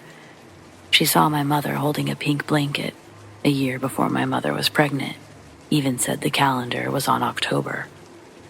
My sister was born October 12th. But my sister has dreams that come true. Some of you may remember a few years back, a school bus flipped and 2 kids died in the southern states of the U.S. 3 days before that happened, she woke up crying and said, "The bus crashed. 2 of the kids died, but one of them saved his friend." 3 days later, the news reported that a bus had crashed and 2 kids had died. A week later, they released the video. It clearly showed one of the kids who died grabbing his seatmate and putting his body between her and the side of the bus. When my sister was 3 and I was 18, she told me not to go to work because she had a dream that I was hit by a car. I didn't think much of it, but she got really upset, so I stayed home just to keep her calm. The bus that I'd been planning to ride was sideswiped by an SUV as it unloaded passengers at a stop. And last year, she told me she had a dream about a girl who kept hitting me and screaming that I was a monster and that she would kill me. 3 days later, A girl that I dumped for cheating on me attacked me at a Walmart. She pulled a knife and tried to stab me in the face.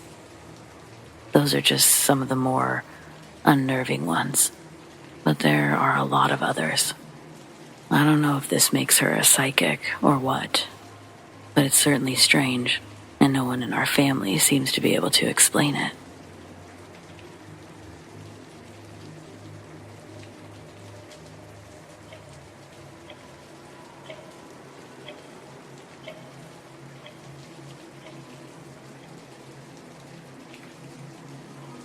You're going to die, repeated calmly, with no worry, 5 or 6 times in a few minutes. So, the story. I'm rock climbing indoors on a wall with 2 auto belays. On my right is a small girl, about 5.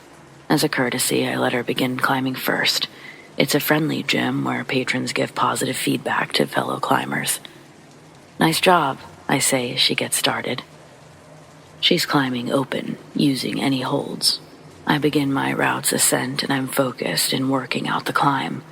I'm maybe 15 feet off the ground when I see her small foot just ahead to the right. I wait patiently for safety and for her to climb further. Keep going, you're doing great, I say.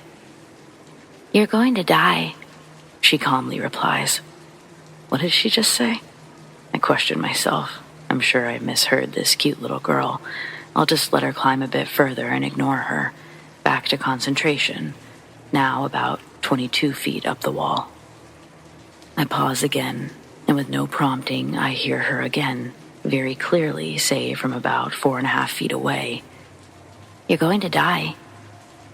My mind is racing.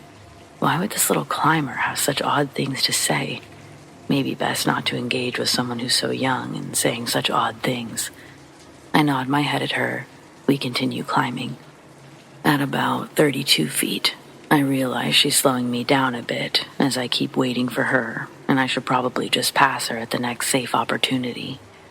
I visualize my next few moves, and before I proceed, she breaks my train of thought. You're going to die. Okay, what is going on? Why? Why is she saying this to me?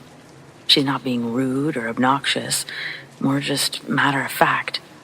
I proceed to pass her. My brain is focused on her words and something I don't understand. As I pass her, I smile nicely and figure no reason not to ask. Why are you saying that? I ask her. You're going to die. You're going to die. I can't shake it off. I climb a bit higher and prepare for the hardest move on the route that I'm climbing. A route I've climbed before. A route I set, known as Han Solo in carbonite. I am 45 feet in the air. I go to re-chalk my hands before a move that I sometimes get, but sometimes fail and miss. I pause. One last time. Why is she saying this? I freeze. I stop breathing for a second. I realize the childlike meaning of her words. I begin to slowly and carefully climb down. I move at a consistent pace. I breathe in and out.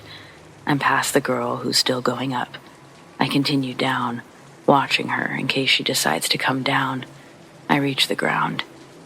And it is then I walk over, white as a sheet, and get a drink of water, and catch myself looking back, and I realize the words of this little guardian angel who realized well before I ever did. I hadn't clipped my harness into the auto belay and was free climbing up the wall with no safety equipment in place should I fall. I would have died.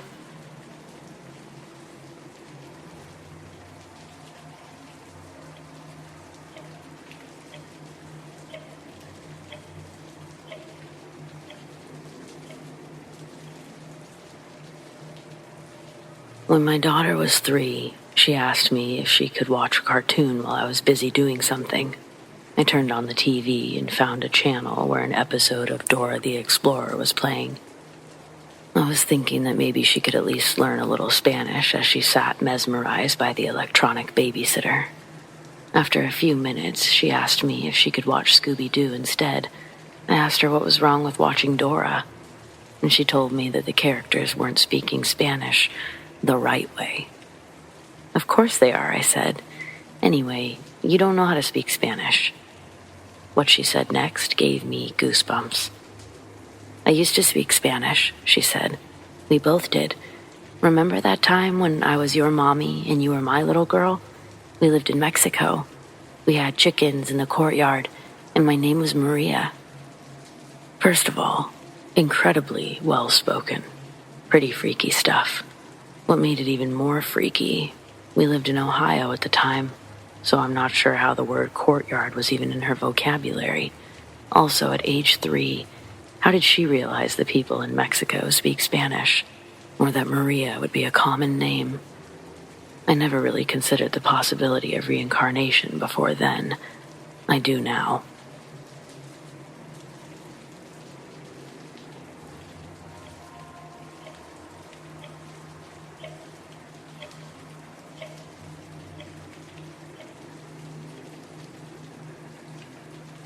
Growing up, we used to play with Ouija boards a lot, but nothing actually happened. It was just a game to us, until we were 15. That's when Helen moved to our town. She said that her old house was haunted, and that she could see spirits. We didn't believe her, but we asked if she ever did seances or went ghost hunting. Of course, she said that she did all of those things, including the Ouija board. So we invited her over for a slumber party at my house. There were 4 of us in total. After my parents went to bed, we got out the board, lit some candles, and Helen did her thing. We all had a hand on the planchette while she closed her eyes and muttered beneath her breath, but we couldn't understand a word of it. This went on for a couple of minutes until the planchette suddenly began to shake. It was only for a second, but we all felt it. Though it might be simple to push one across the board, I don't know how to make it vibrate without being noticeable. The board wasn't rigged. It was mine.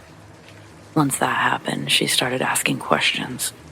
First was, "Do you want to speak with us?" And the planchette moved to yes. Next she asked, "Were you alive in this century?" And the response was no. She continued to say no to each preceding century until Helen asked, "Have you ever been alive?" And it said, no. She asked for its name, and there was no answer, but a globe fell from the shelf behind us. Despite the vibrating planchette in the beginning, we still believed all of her questions and answers were fake. But how could she make the globe fall? Things only got worse from there. Helen seemed like she was getting nervous. Her voice trembled when she asked, "Are you a demon?" The planchette shot to yes, and my bedroom door swung open. It had been latched shut, and I'm an only child. Plus, even if my parents had been awake, that isn't their style. They have 0 sense of humor, as you're about to see. Helen looked at us for the first time since starting, and urged us not to take our hands away until she said so. Then she began telling the demon that it wasn't welcome here, and my door slammed back shut, with enough force to make me and one of the other girls recoil. We both let go. It happened the instant before Helen could say goodbye. She explained that using a Ouija board is like opening an actual door to the other side, and insisted that we had to close it again. We were all so frightened we would have done anything she said, but before we could start back, we heard loud footsteps coming down the hall. My door had woken my parents, and now my dad was angry. We screamed when he entered. Waking them up had been the last thing on our mind. Needless to say, the board was taken away, and he didn't want to hear about our emergent need to close the spiritual door, not when he had to be up for work in 4 hours. At first, we were too scared to go to sleep, but over time, we convinced ourselves everything was a coincidence. All of us except for Helen, of course. I don't know what time it was when I woke up again, but it was before 4 because my dad hadn't gotten to work yet. There was a light whimpering sound coming from one of the other girls. When I looked to my right, I saw Helen, shrunken into her sleeping bag, staring into the corner with tears streaming down the sides of her face. I followed her gaze.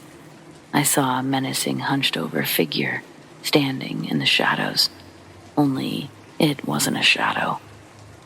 The mass looked like a cloud of black smoke, shaped into a crippled old man. Then, before our very eyes, it straightened up and pointed its long-nosed face upwards toward the ceiling and vanished. The activity continued after my friends left the next day, and my parents blamed me for every slammed door or broken dish. I had nightmares of demonic creatures standing around my bed, trying to crawl into my body. I begged my parents to return the Ouija board, but they said I was using it as an excuse. It was 4 weeks of misery before they finally believed me. One day we were eating dinner together in the kitchen when Mom's water glass spilled by itself. No one's hand was anywhere near it. It just toppled over. Mom pushed her seat back, grabbed a towel for the mess, but her chair wasn't jostled in the shuffle. It remained perfectly upright as she darted away. Then it began to tilt backwards, as if someone were pulling on it. We all froze as it tipped back on its front legs before being violently knocked onto its side. Mom screamed. Dad sat in confused silence, and I said, "I told you so." Mom was ready to switch sides right then, but Dad didn't fully come around until he was walking into the kitchen and felt a hand grab his leg. It even left fingerprints on his skin. That weekend, I was allowed to invite Helen back, and my parents returned the Ouija board. They also promptly confiscated it again once Helen was finished closing the door. I can't say that I cared. I'd already decided never to touch one again, and to this day, I haven't, but burned into the backyard. I didn't have nightmares anymore. There were no more strange figures. All in all, I'd say I got off easy.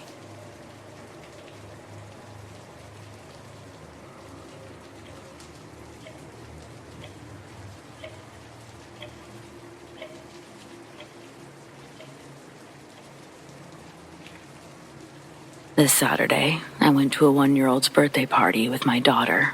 It also happened to be my birthday.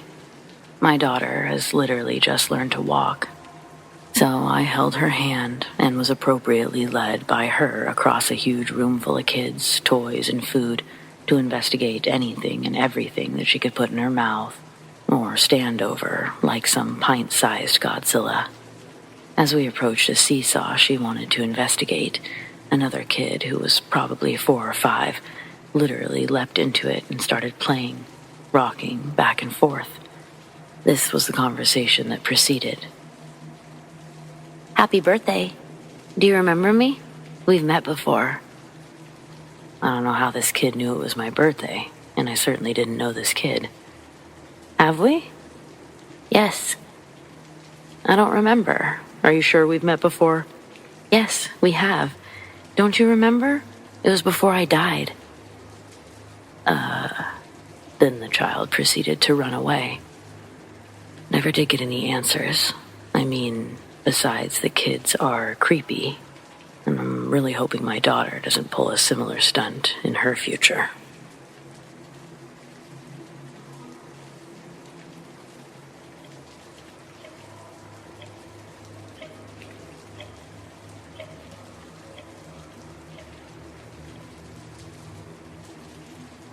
My wife and I were paying our respects to friends who lost their 16-year-old son named Justin in a car accident.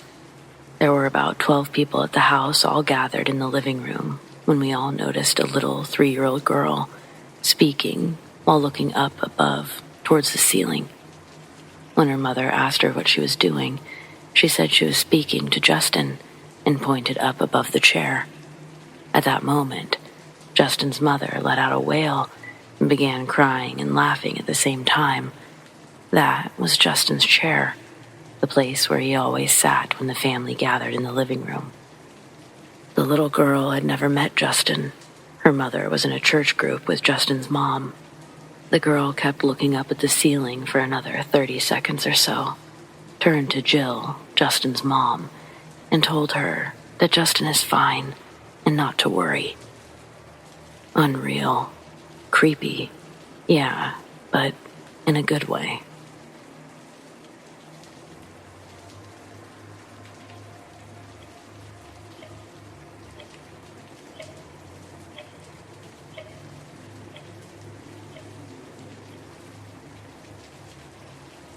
As a child, I recall one experience very vividly. I was about 12 years old. I lived in a 2-bedroom home with my parents and 2 sisters. One summer night, my mom was boiling a chicken while we waited for my dad to come home from work. I remember going to bed around 10 p.m., and my sisters, the 3 of us, shared a room. In the middle of the night, I started feeling very uneasy. I felt nauseous and woke up. I tried falling back asleep, rolled onto my right side. This is where the strange things occur. At first, I wanted to believe that it was just a dream, but I still question that to this day because of the real-life repercussions. In my dream, I had woken up. I'd rolled to the left side of my bed and was facing my sister's bed in the middle. Our bedroom door was closed, but I saw something coming through the door, on the ground. It was a small being, not sure if it was a sort of dwarf or alien, but it had milky, translucent skin with long, skinny arms. The thing climbed up on my sister's bed, and it sat on her chest. In my dream, I remember being wide-eyed and panicking. I screamed that it leave my sister alone. Then, the thing looked at me straight in the eyes and grabbed me by my right wrist. It told me, "Wake up if you don't want to die." I woke up and screamed my head off. I ran to my bedroom door to go to my parents' room, but when I opened the door, the house was full of thick black smoke. I started to scream and woke everyone up. My dad got all of us outside, and I was crying. I told my parents about my dream, and they were in shock. If I hadn't woken up, we would all be dead. My mom had fallen asleep and forgotten to turn off the chicken that she was boiling that night. I'm 27 years old now, but I remember this event and that thing very clearly. They're embedded into my memory. I just have no idea what it was.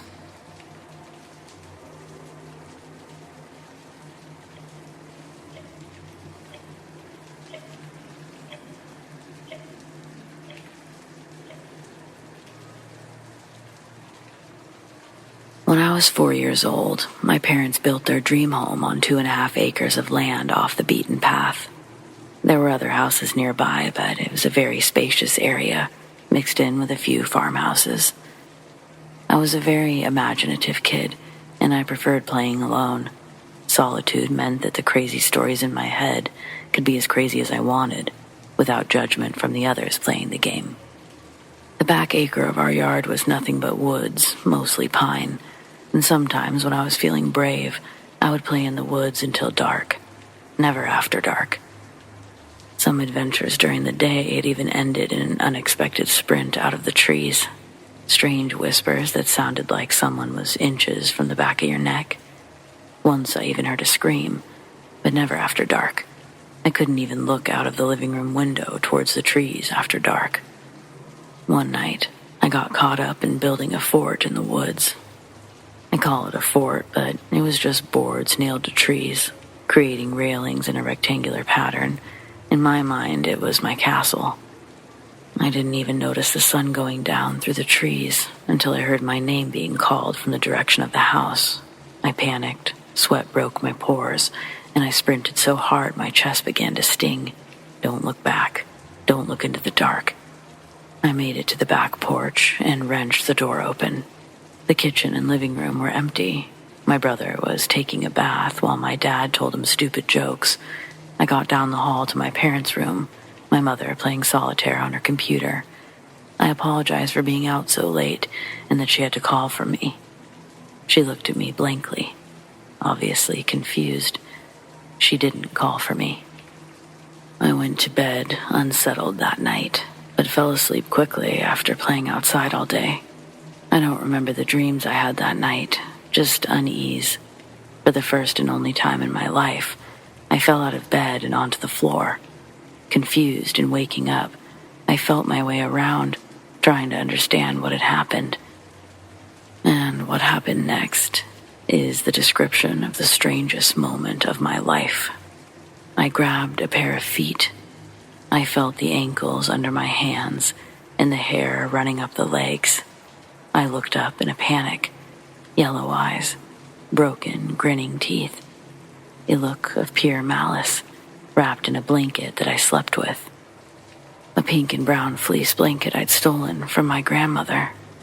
I screamed bloody murder and flailed myself across the bedroom, down the hall and into my parents' room. My dad tore into my room to see what had caused my indescribable terror. While I hid in my mother's arms, my dad searched the whole house and found nothing.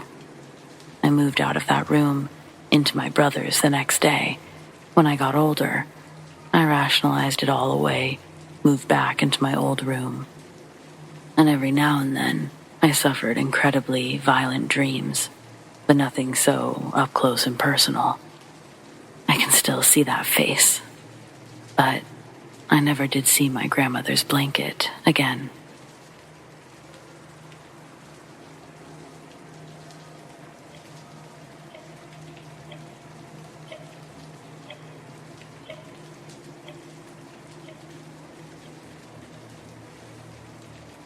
There was a new girl at our school.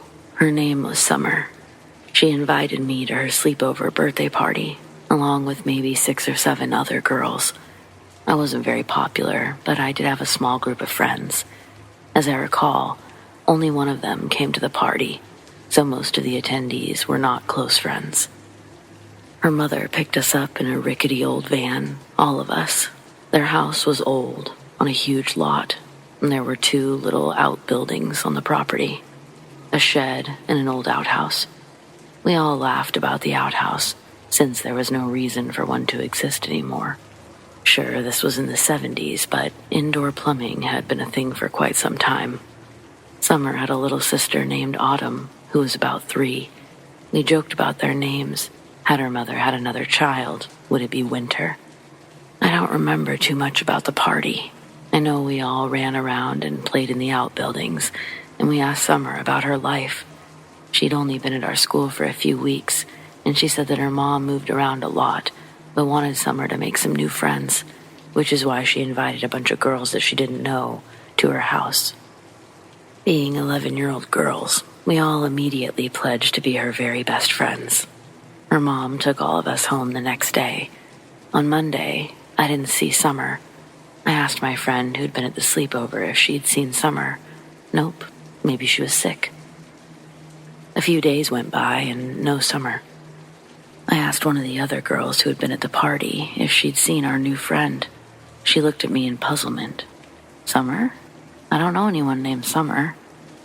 Okay, didn't we all just say that she was our new best friend? How fickle can you be? A few days later, I was in the car with my mom. We drove by the street where Summer lived. I said, "That's where I was last weekend." I started to point, and then it hit me. There was no house, no greenhouse, no outbuildings, nothing but a field of grass. I was trying to convince my mother that a house had stood there a week ago, and she pointed out that there was no rubble, no sign of a house.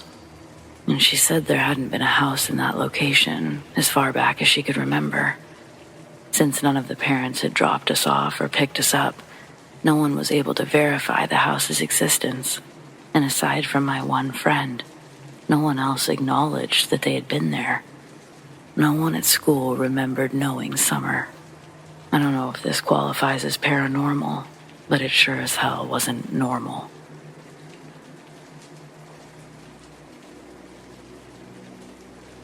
I don't know if this is the creepiest thing that's ever happened, but I found it to be pretty creepy. I met a woman on Match.com about 12 years ago. We went out for lunch in Providence on Federal Hill. She was very quiet. I was sure that she didn't care much for me. It was quite a bit of work to get her to speak about anything, and by the end of the evening, I chalked it up to experience, a wasted effort. But after lunch, she told me that she was frightened of Providence and asked me to walk her to her car. I agreed. When we got to her car, she shook my hand and thanked me, and as an afterthought, asked me if I wanted a ride back to my car. She felt that she could trust me now, I guess. I said okay. As soon as I got in the car, she was all over me. She wanted to make out, hot and heavy. I didn't even get a chance to put on the seatbelt. I was incredibly and pleasantly surprised. We made plans for another date. We went to the movies. Again, she was very quiet and standoffish until we got to her car. Then she was all over me. The next day I came home from work, and when I opened my mailbox, I found a small package. Inside were 2 wedding rings with a note. "We are destined to be one," was written on the box. There was no postage. Whoever put it there in person. I suspected it was her, and I was uneasy. I called her up.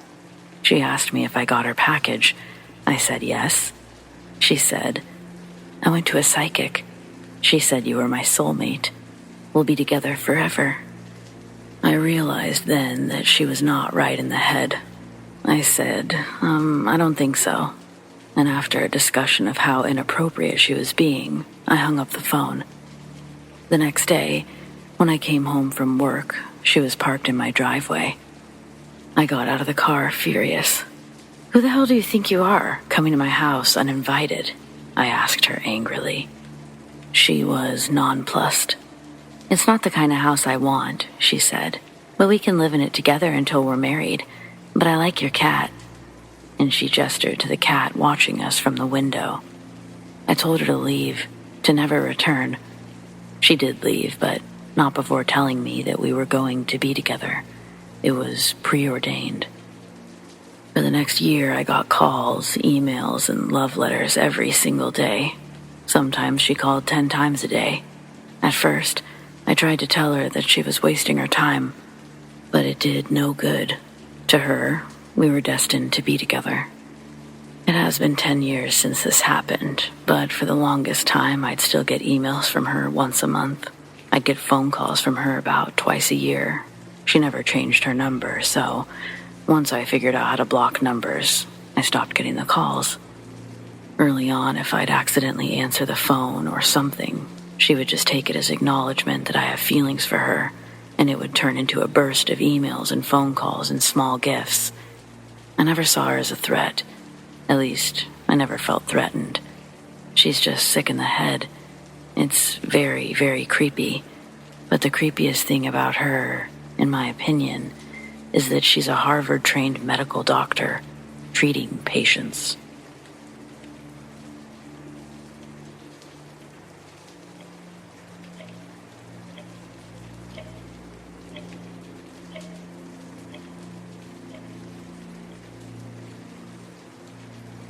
Alright, well, there's no classy way to start this story, so don't judge me. When I was in my early 20s, my buddy was having a birthday party at a club called Tricks, with 3 X's. This gentleman's club was of the lowest caliber, and certainly not an establishment I visited often. This being said, me and birthday boy were doing key bumps next to an ATM when this stripper named Dakota walked up to me and started flirting. She asked if I wanted to hang out when she was off work. Her shift ended at the end of the hour. I didn't drive to the club, but my buddy's standing behind her cheering me on, so I'm like, cool, let's do this. The party of boys leave, and I wait in the bar for Dakota to leave the dressing room. An old man sweeps confetti off the floor, and I watched him use a soapy rag to make the stripper pole shine once again, ready for the next night. Dakota comes out and tells me that she's got an Uber for us. As a gentleman, I offered to pay for the Uber, but she insists. And so together we strolled out the back door, arm in arm. Within 30 seconds, a car is pulling around the side of the club. As its headlights get close, Dakota says, "That's our Uber." And sure enough, the car pulls to a stop right in front of us. It was a Ford Focus or Chevy Aveo looking small red car. I had to squeeze in the back seat. The driver is a tall, young woman. She also looks uncomfortable in this car. and I wonder why she would have made a purchase like this. When Dakota slides next to me, she asks if the woman has her address. The cramped woman in the front seat says, "Yep," and we drive around to the front of the strip club and out to the street. It's a long rural road leaving Tricks. The previous key bumps I'd been jazzing on were fleeting, along with my confidence in the current situation I'd put myself in. I wasn't even sure if I was in a real Uber. This lady in front sure didn't drive like she gave a shit about any sort of star rating. Meanwhile, I catch Dakota putting "almost there" in a text message before pressing send. She tried to hide her phone, but the glow reflected from her side window. It became very clear that Dakota had no intentions of hooking up tonight. I have no idea what direction we've gone or how long we've been going that way. I try to reach for my phone and not commit the same mistake that she had by revealing my screen in the reflection. I begin to reach in my back pocket, thinking I'll try to blindly repeat the motion that I do to dim my screen before pulling it out of my pocket. I grip the phone and boom, the car's front tire explodes in a shred of rubber. The driver tries to overcorrect and ends up flipping the car. It cartwheels 3-4 times, narrowly avoiding the trees in the ditches on either side. The car barrel rolled into a straight line down this 2-lane highway until it came to a stop, landing completely upside down. Oddly enough, I don't think I ever passed out. I'm pretty banged up. There's glass everywhere, in my clothes, in my hair. I'm bleeding from multiple places, and I'm most worried about the blood dripping up my forehead. Both women are completely unconscious. I free myself from the seatbelt, and gravity sends me down to the ceiling of the turned-over car. I crawl out. Shooting pain from a fractured arm dampens my adrenaline and my ability to think. My head's also bleeding. This time it's going the natural way, and I feel a warm steam roll down the tip of my nose. But possibly, worst of all, my phone is crushed. I check on the girls. They appear to both be passed out, but then the driver starts to groan a bit. She's coming to. I tell the woman if she can reach her cell phone, she should call 911. Without another option, I'm forced to run for miles down a long, dark highway until I reached a gas station to call for emergency services. To this day, I still have metal inside my arm from the crash, but as crazy as it sounds, I'm very grateful the car flipped that night, because I'm pretty sure that I was going to get robbed or murdered, or both, once we reached the address we were going to. And in some timeline, in another universe, Dakota was a cool stripper that really did want to hook up with me that night. I guess we'll never know. Schrodinger's stripper, per se.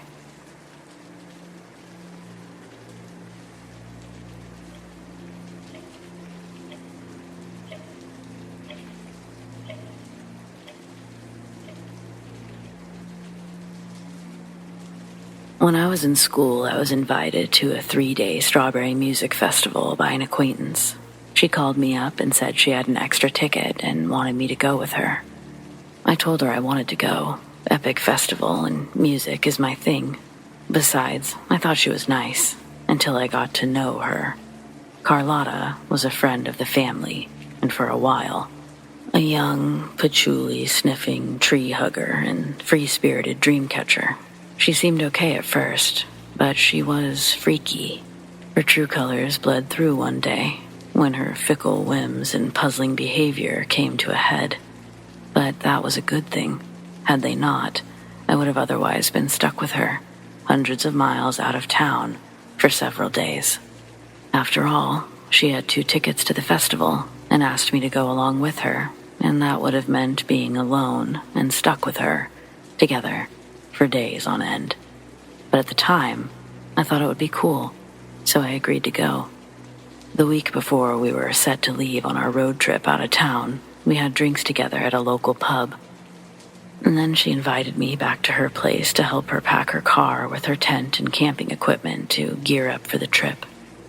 We arrived at her house after dark. I drove separately and parked on the street. Her driveway was incredibly dark, and so was the path up to her house. I felt my way around down a dark path, climbing up some back steps, stumbling all along in pitch black. There was no moonlight to guide our steps that night. I ended up stubbing my toe several times, to which she just laughed and thought was hilarious. By the time it dawned on me that I could use my phone, I realized I'd left it in the car. She didn't think to warn me of the obstacles in my path beforehand.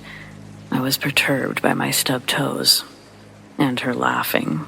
It wasn't funny. I stumbled up to her door, and when she unlocked it, I expected her to switch on a light, but she never did. I stood in the dark, waiting, anticipating. We stood there awkwardly, in the dark, without speaking. We were supposed to be packing, but instead, she was just breathing. I could hear her breathing. She grabbed my hand and tried to lead me deeper into her pitch-black home. "You got electricity?" I finally asked. She snorted and said she did. "Then could you possibly turn on a light?" "No, it's fine this way," she said.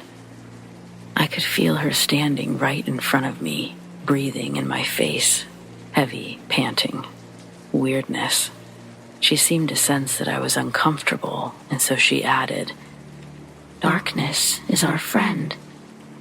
Well, it may have been her friend, but it wasn't mine. I panicked at that moment. I didn't know if I was about to be jumped by a serial killer, or if this girl was putting the moves on me.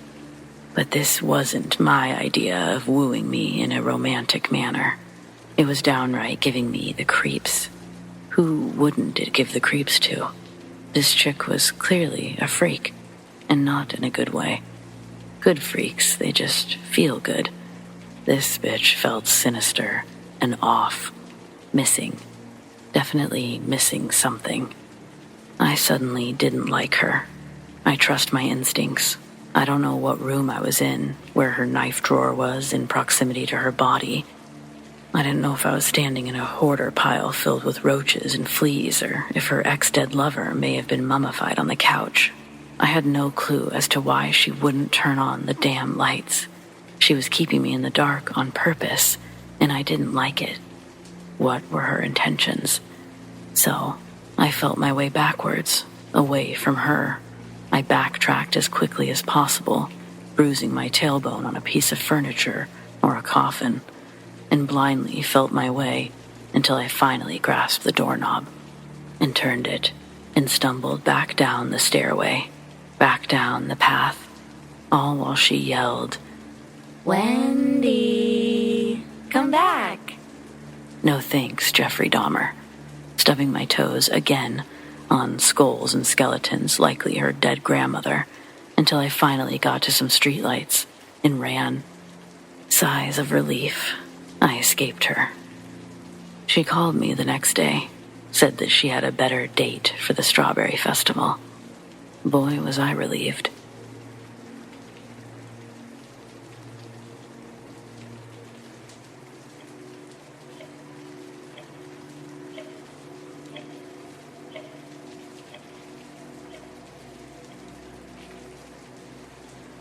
When I was 19, my family and I were out of town in Hot Springs, Arkansas, having fun at a theme park they have there. It was me, my mom, dad, and my 3 younger siblings. We had been there for a couple of days over the weekend and needed gas before driving a few hours back home. I walked into the gas station store looking for a bathroom. They said it was outside and gave me a key. Even though it was daylight and my parents were right outside at the pumps, I instantly had a horrible gut feeling. It was such a strange feeling that it's hard to describe. It wasn't quite fear, but something like if you could feel evil, maybe like a warning sign. Anyway, the bathroom is on the other side of the gas station, facing away from the pumps, and I go inside, do my thing, wash my hands, and then, as my hand is on the door handle, ready to leave, the feeling gets intense. Like I might throw up, and I'm feeling crazy emotions. And I knew, without knowing for certain, that I shouldn't leave. I decided to call my parents from the restroom. I tell them that they need to come get me on the other side. They don't even question it and say that they're on their way. I don't bother waiting outside the bathroom at all. This feeling of evil is so strong, there's no way I'm heading out that door. I know that's probably not something real, to feel evil, but it's not like any other feeling. A few moments later, I heard a knock. I know right away that it's okay to open the door. It's my dad. He asks if I'm okay.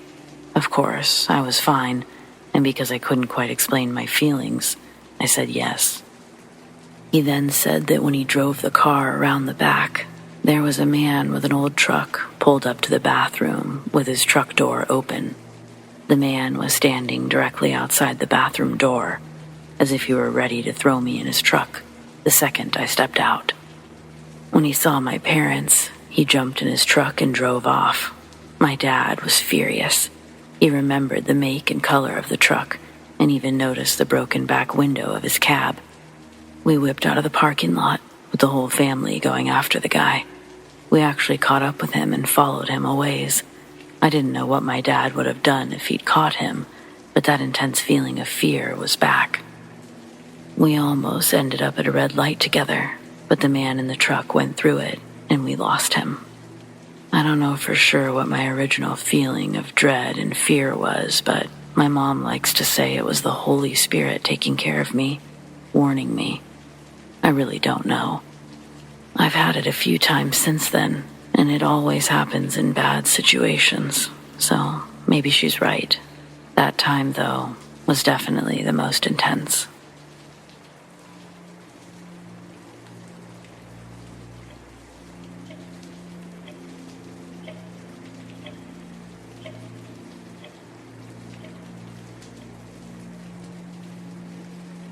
This happened in Crystal Lake in Virginia Beach.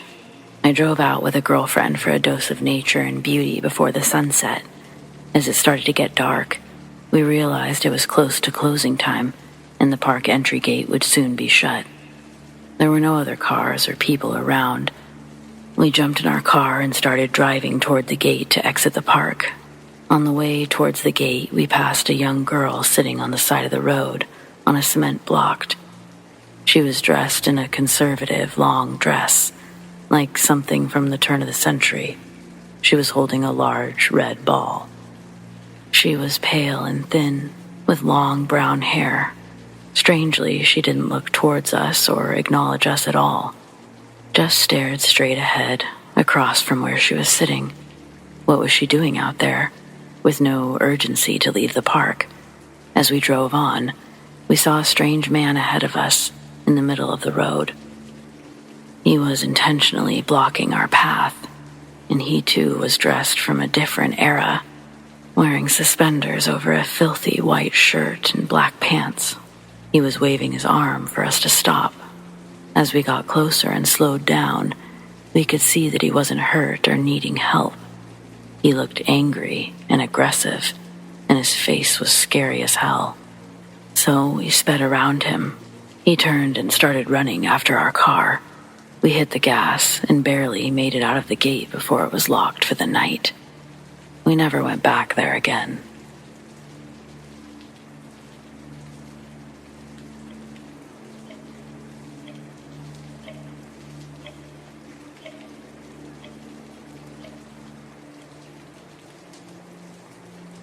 I was stupid enough to agree to a blind date. It was several years ago. I hadn't come out yet, and I was desperate to keep up appearances. After we had dinner, this loser drove to a dark parking lot behind a closed store. Next thing I knew, he was all over me, trying to unbutton and unzip my jeans. I said no and was blocking his hands. He refused to take no for an answer. As his hand went up my shirt, I began screaming. He was getting more pushy by the second. Suddenly, a bright white light lit up the car. His face turned white.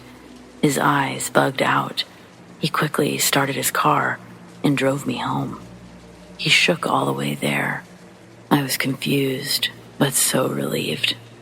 The next day, he called and apologized for what had happened. I told him to never call me again, and then he asked me a question that made a chill run down my spine. Who was the girl? The one in the light? I asked, what? He said when the light appeared, a blonde girl in a powdered blue dress appeared, glaring at him. She pointed at him and let out a scream. That's when he hauled ass and took me home. I hung up on him, but I couldn't help but smile. The year before, my best friend of 14 years had died unexpectedly in a car accident. She was only 21. She was buried in a dress her favorite color, baby blue. She had been a victim herself 3 years before her death. Apparently, she was hell-bent on me not meeting the same horrible fate, and I'm forever grateful to her.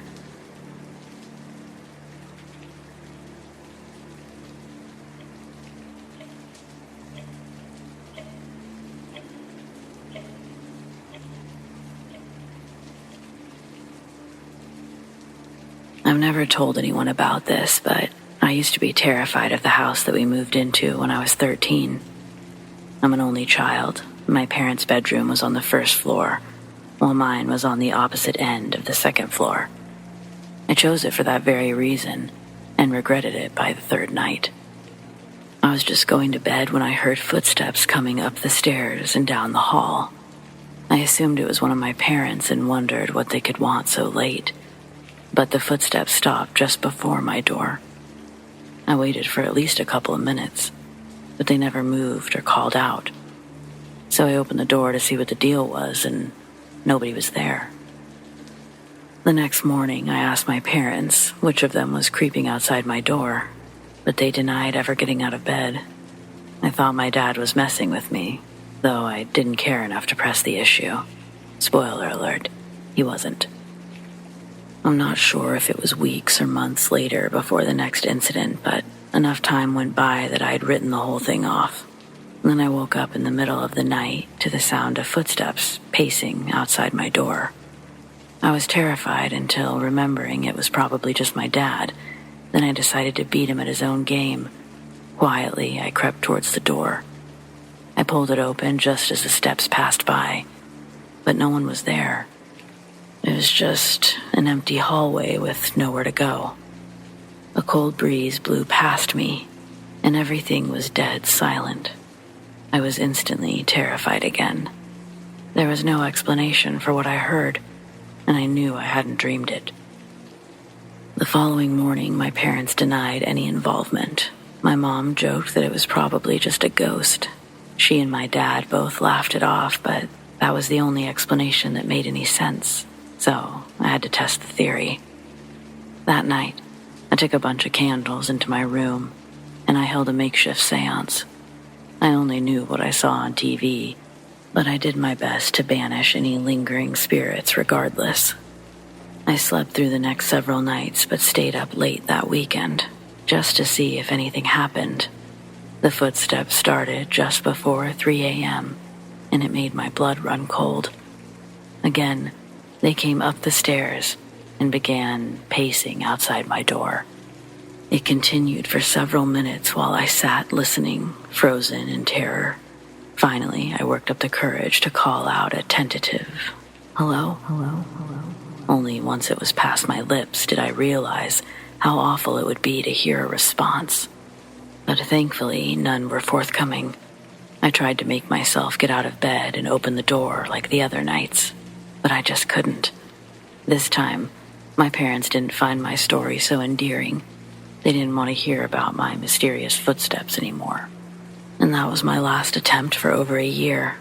And again, at least a week passed before the next occurrence, maybe more. The footsteps were louder than usual and woke me just as before. I laid awake waiting for them to stop.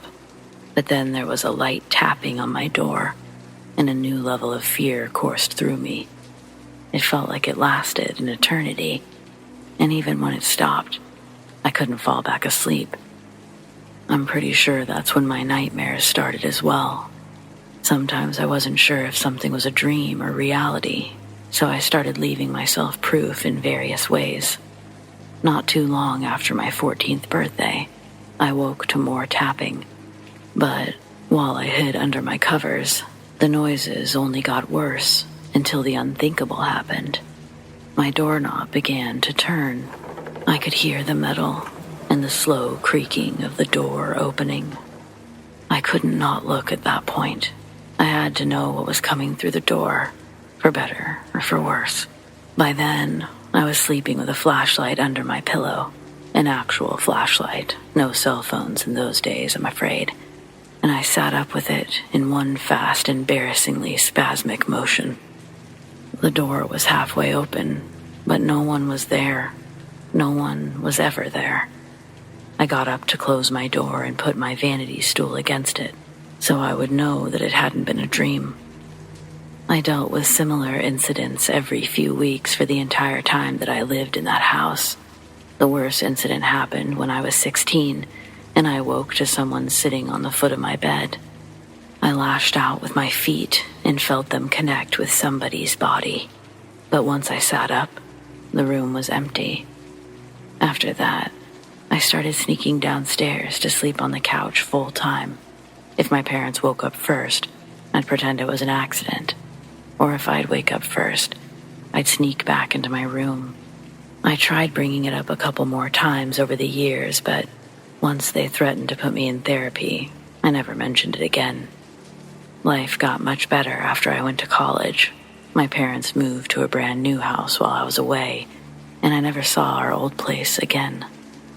But a few years ago, I worked up the nerve to ask my mom about the old house, and she very casually explained that a man had killed his wife in a jealous rage before ending his own life. All on the second floor, of course, and they just never felt comfortable going up there. I was speechless. I'm still kind of speechless. I mean, who does that? When I got upset, I was told that we simply couldn't afford to move at the time, and they felt like telling me the truth would only make my ghost dreams worse. Not gonna lie, I'm still a little bitter about it.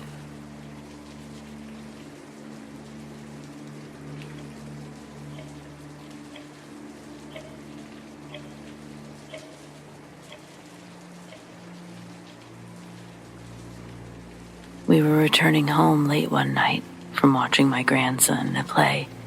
Our car was packed with my mother, 2 grown kids, 2 grandkids, my husband, myself. I'm usually good about trusting my gut, and I believe in women's intuition, but I was exhausted. Driving down a dark rural highway, we passed something on the side of the road. It looked like a big pile of metal. My brain was trying to process what it had seen and was trying to shrug it off as construction debris. But there was a voice in my head, and it kept saying I should turn around and investigate. I didn't say that out loud, but I was thinking it hard. My youngest daughter finally said, "Mom, if you think we should check it out, do it. Turn around." So I did. And what we found was a mangled car with a young man trapped inside. No one else on that road stopped, but I'm so glad that we did. We called 911, flagged down a passing car that just happened to have a nurse inside, and we all stayed with the young man, talking to him until help arrived. I was never able to find out what happened to him after that, but I felt like we'd saved his life.